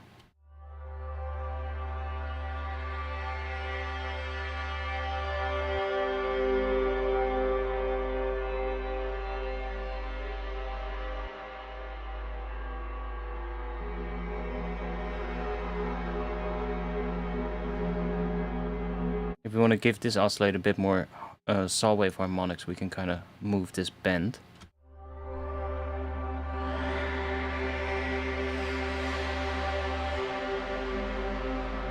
But that's also being FM'd by the Granular engine, so maybe bring that down.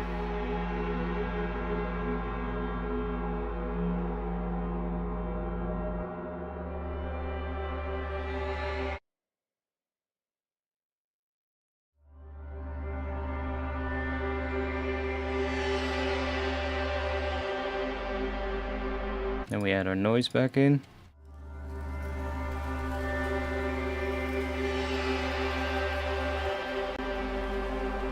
Yeah.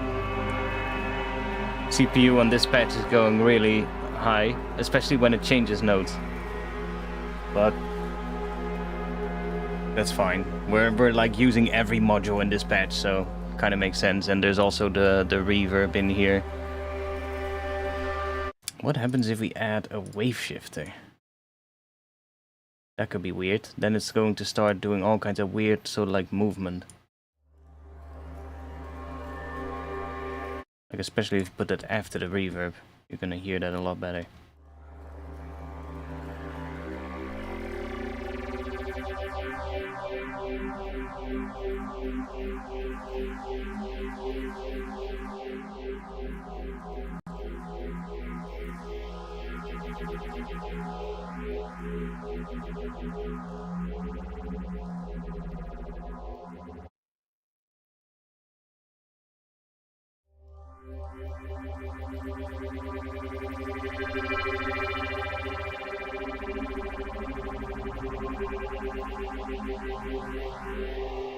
If we want it less, I guess we can set it to slow.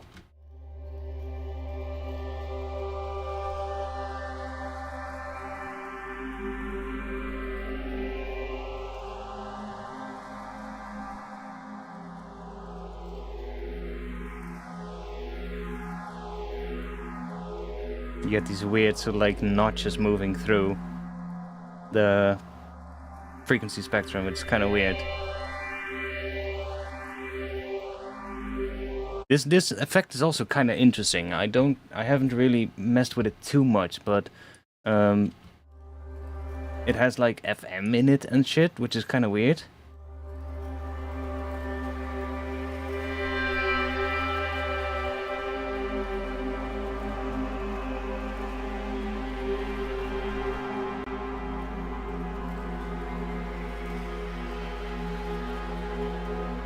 Maybe not that audible on this particular kind of sound, but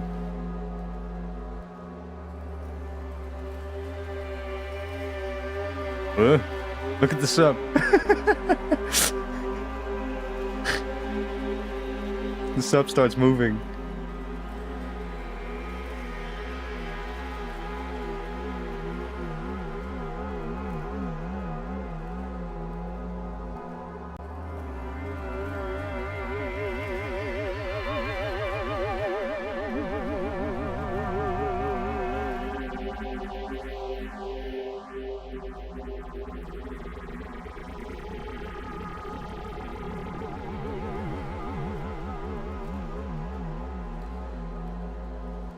Perfect.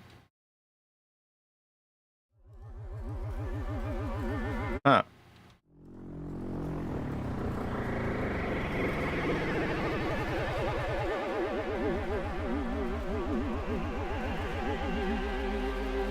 Can create a vibrato.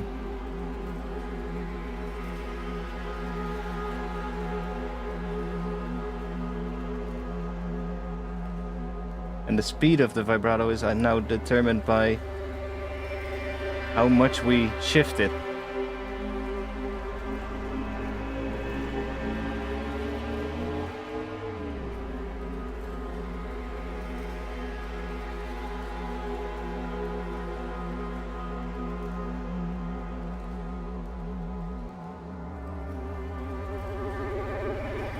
See?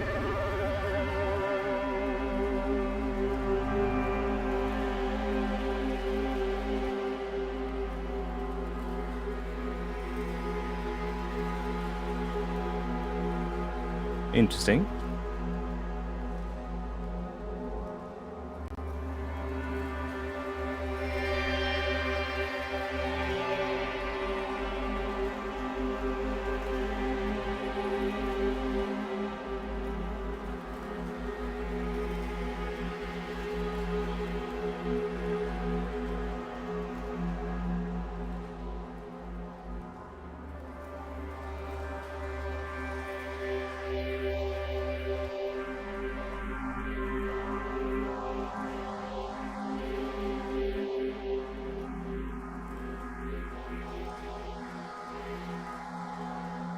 I'm doing this after the reverb now, but if we put this before the reverb, you're not really going to hear that phasing too much, because the reverb is again going to wash that out, so we will still hear a bit of it probably, but because we have a really long reverb, it kind of fills those gaps in again, but it just messes with the sound, I guess.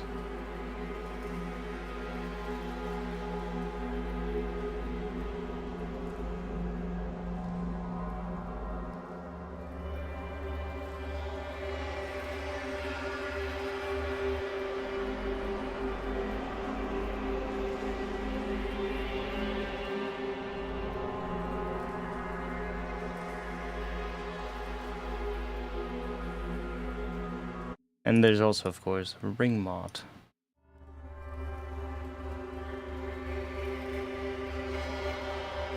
You can see what the sub is now sort of like moving up and down.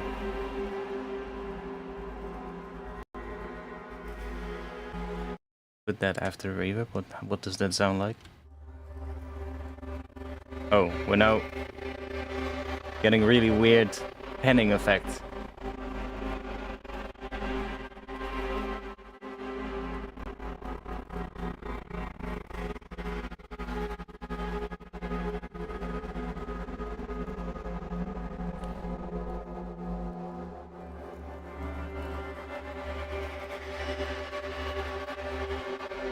You make such weird effects with this thing, man.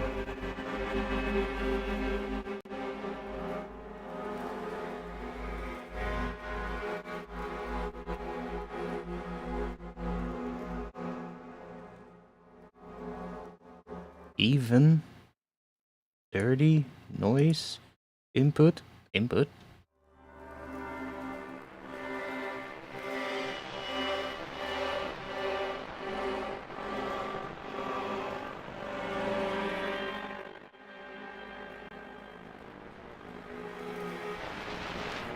So many possibilities with this thing. Output? Not really sure what that would do, but...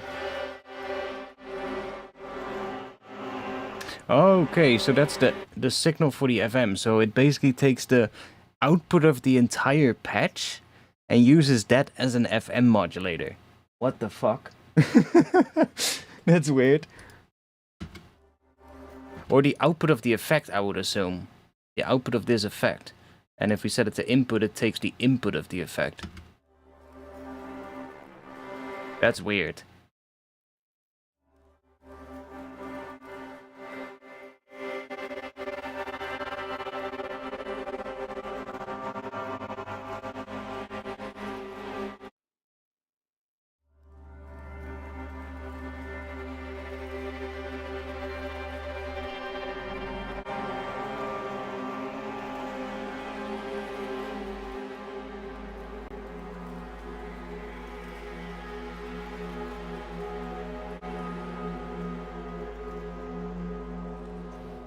We'll just allow that to sit there and just mess with the sound.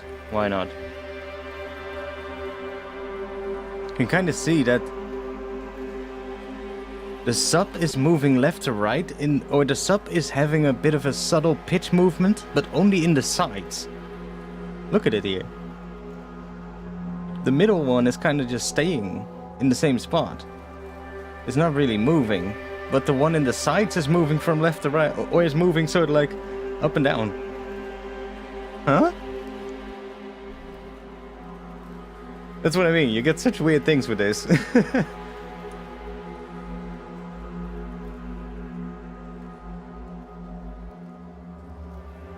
Now if we bring the spread up, the one in the center is also doing that. But if we bring the spread, leave that at 0, I guess it's still moving a little bit, but weird as fuck.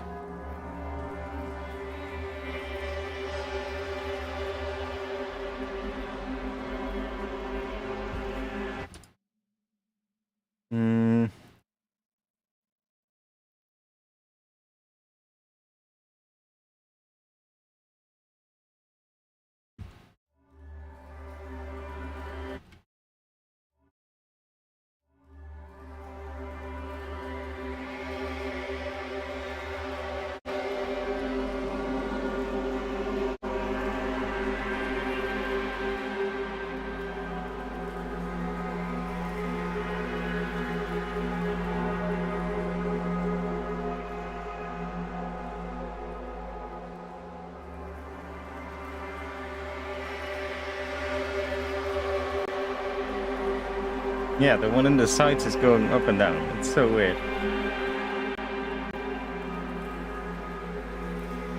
Now, the more we put in here with like something weird. Shift.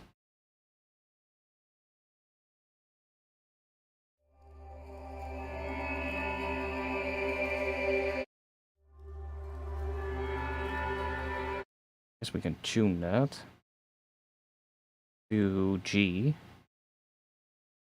but it's not going to move up and down then, I think. Not moving up and down with the MIDI note.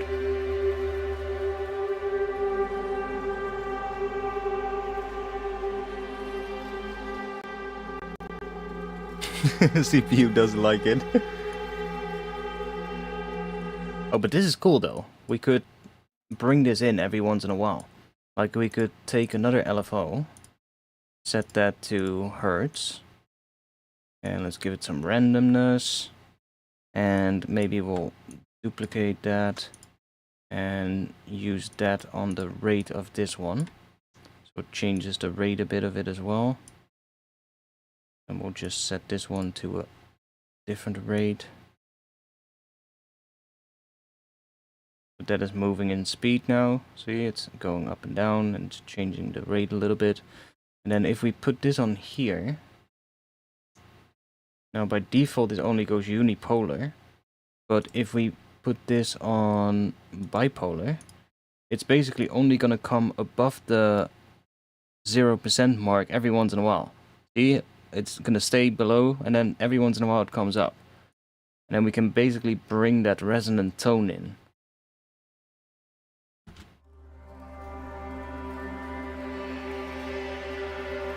See, there's nothing happening. And there, it starts coming in.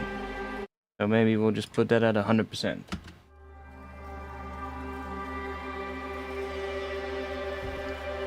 And if we want to make sure that it doesn't do that right at the start of the sound, we can grab one of these envelopes. Let's just grab this one and put that on here as a depth control. So it's not at the start of the sound, it will never be at 100.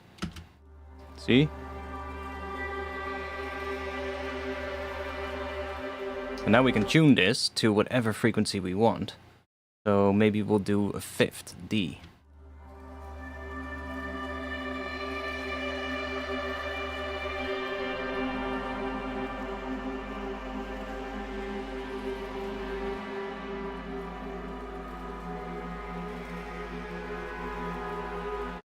Maybe I'll leave the... Wait, is the LFO... It's re-triggering. Let's make sure that's set to free. Okay.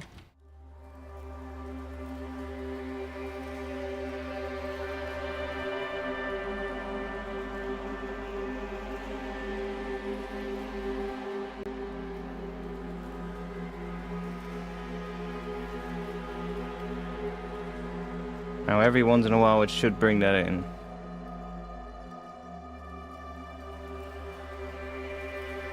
Let's take the wave shifter off because I'm kinda annoyed by the moving in pitch there in the side. Maybe it's a bit too high. Let's try a lower pitch.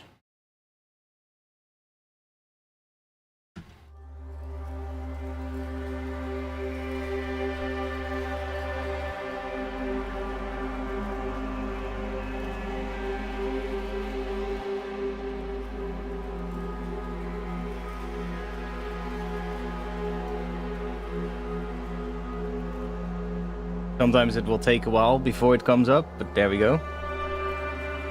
Okay, maybe a bit much in the resonance.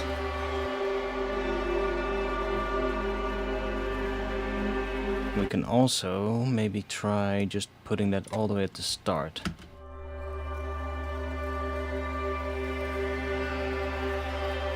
And we could maybe modulate the morph as well. Just grab this same one. We use a different one. You to there. Let's use this LFO on here again, but this time we're gonna go down.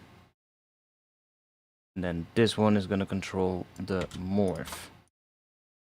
See what we get.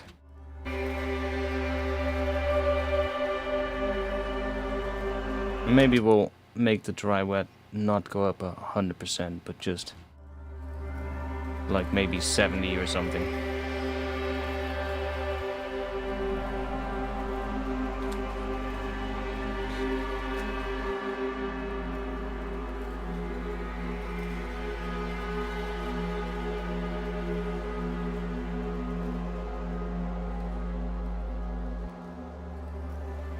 And it basically just messes with these harmonics and, well, basically the entire sound.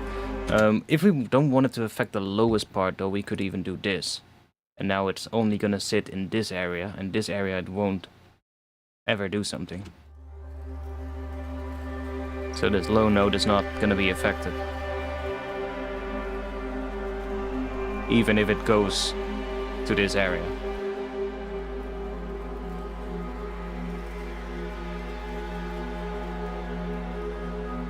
We can also maybe try flanger, whatever it's called.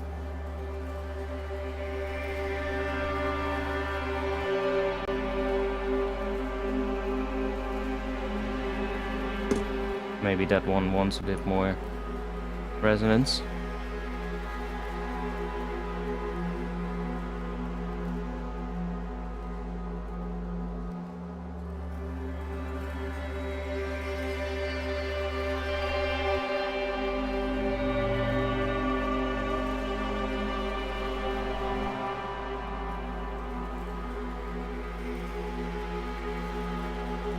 Not sure what this is gonna do, but let's try it out.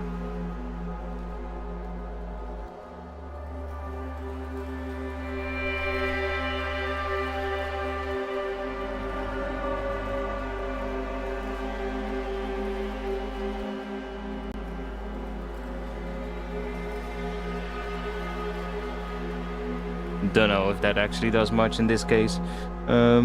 Spread it.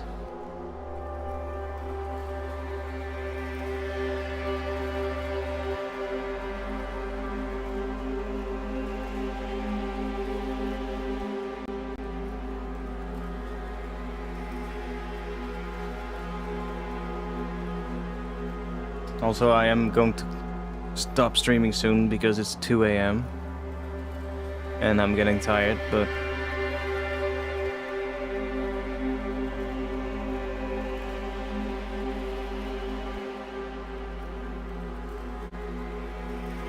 The morph is not really doing something in those.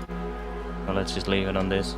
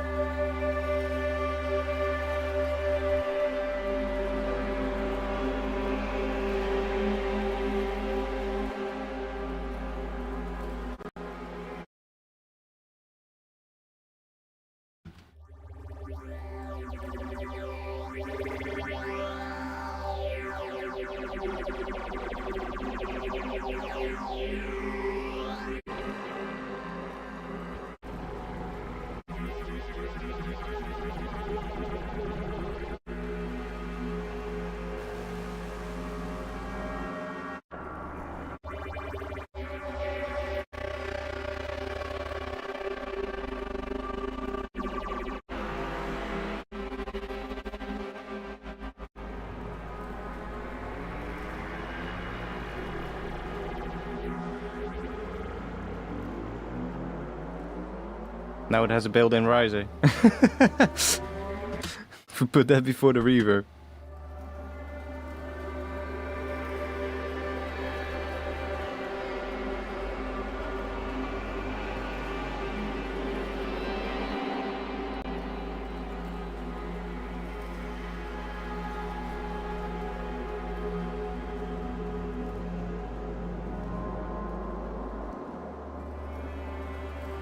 Now there are harmonics within here that are sort of like moving up in pitch.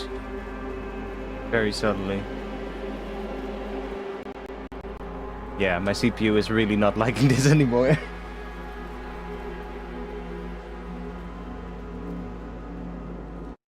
Anyway, kind of a cool patch. Thanks for being here with this fun sound design experiment. I'm gonna call it quits for tonight here. It's 2 AM and I need some food as well. My stomach is growling. So I hope you enjoyed this though. I hope you learned something. There's so much more you can do with Current, but I absolutely love it for making like cinematic kind of sounds. It's definitely one of the things I think it really excels at. So I am working on a video that is going to go over sort of like making cinematic sounds as well, but in a slightly different context than what this is. Basically, it's going to be a slightly more usable sound. Yeah, I do think this is a really cool plugin.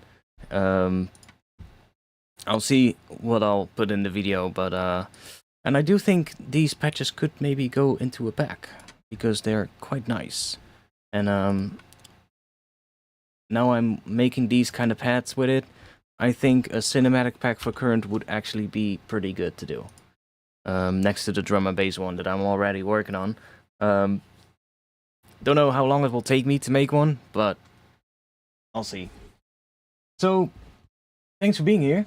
Join the Discord if you are still watching. We have 15 people here still, so if any of you are new here, join the Discord. And if you want to support me on Patreon.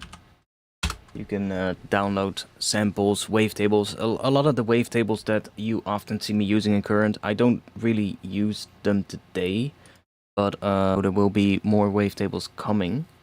Like we have a bunch of wavetables here, these folders. Those are basically my own wavetables, and there's some new ones that I'm working on here, which are going to be included in the next update. And there's some interesting ones. I'll make a whole bunch more and basically make the pack even bigger than what it already was.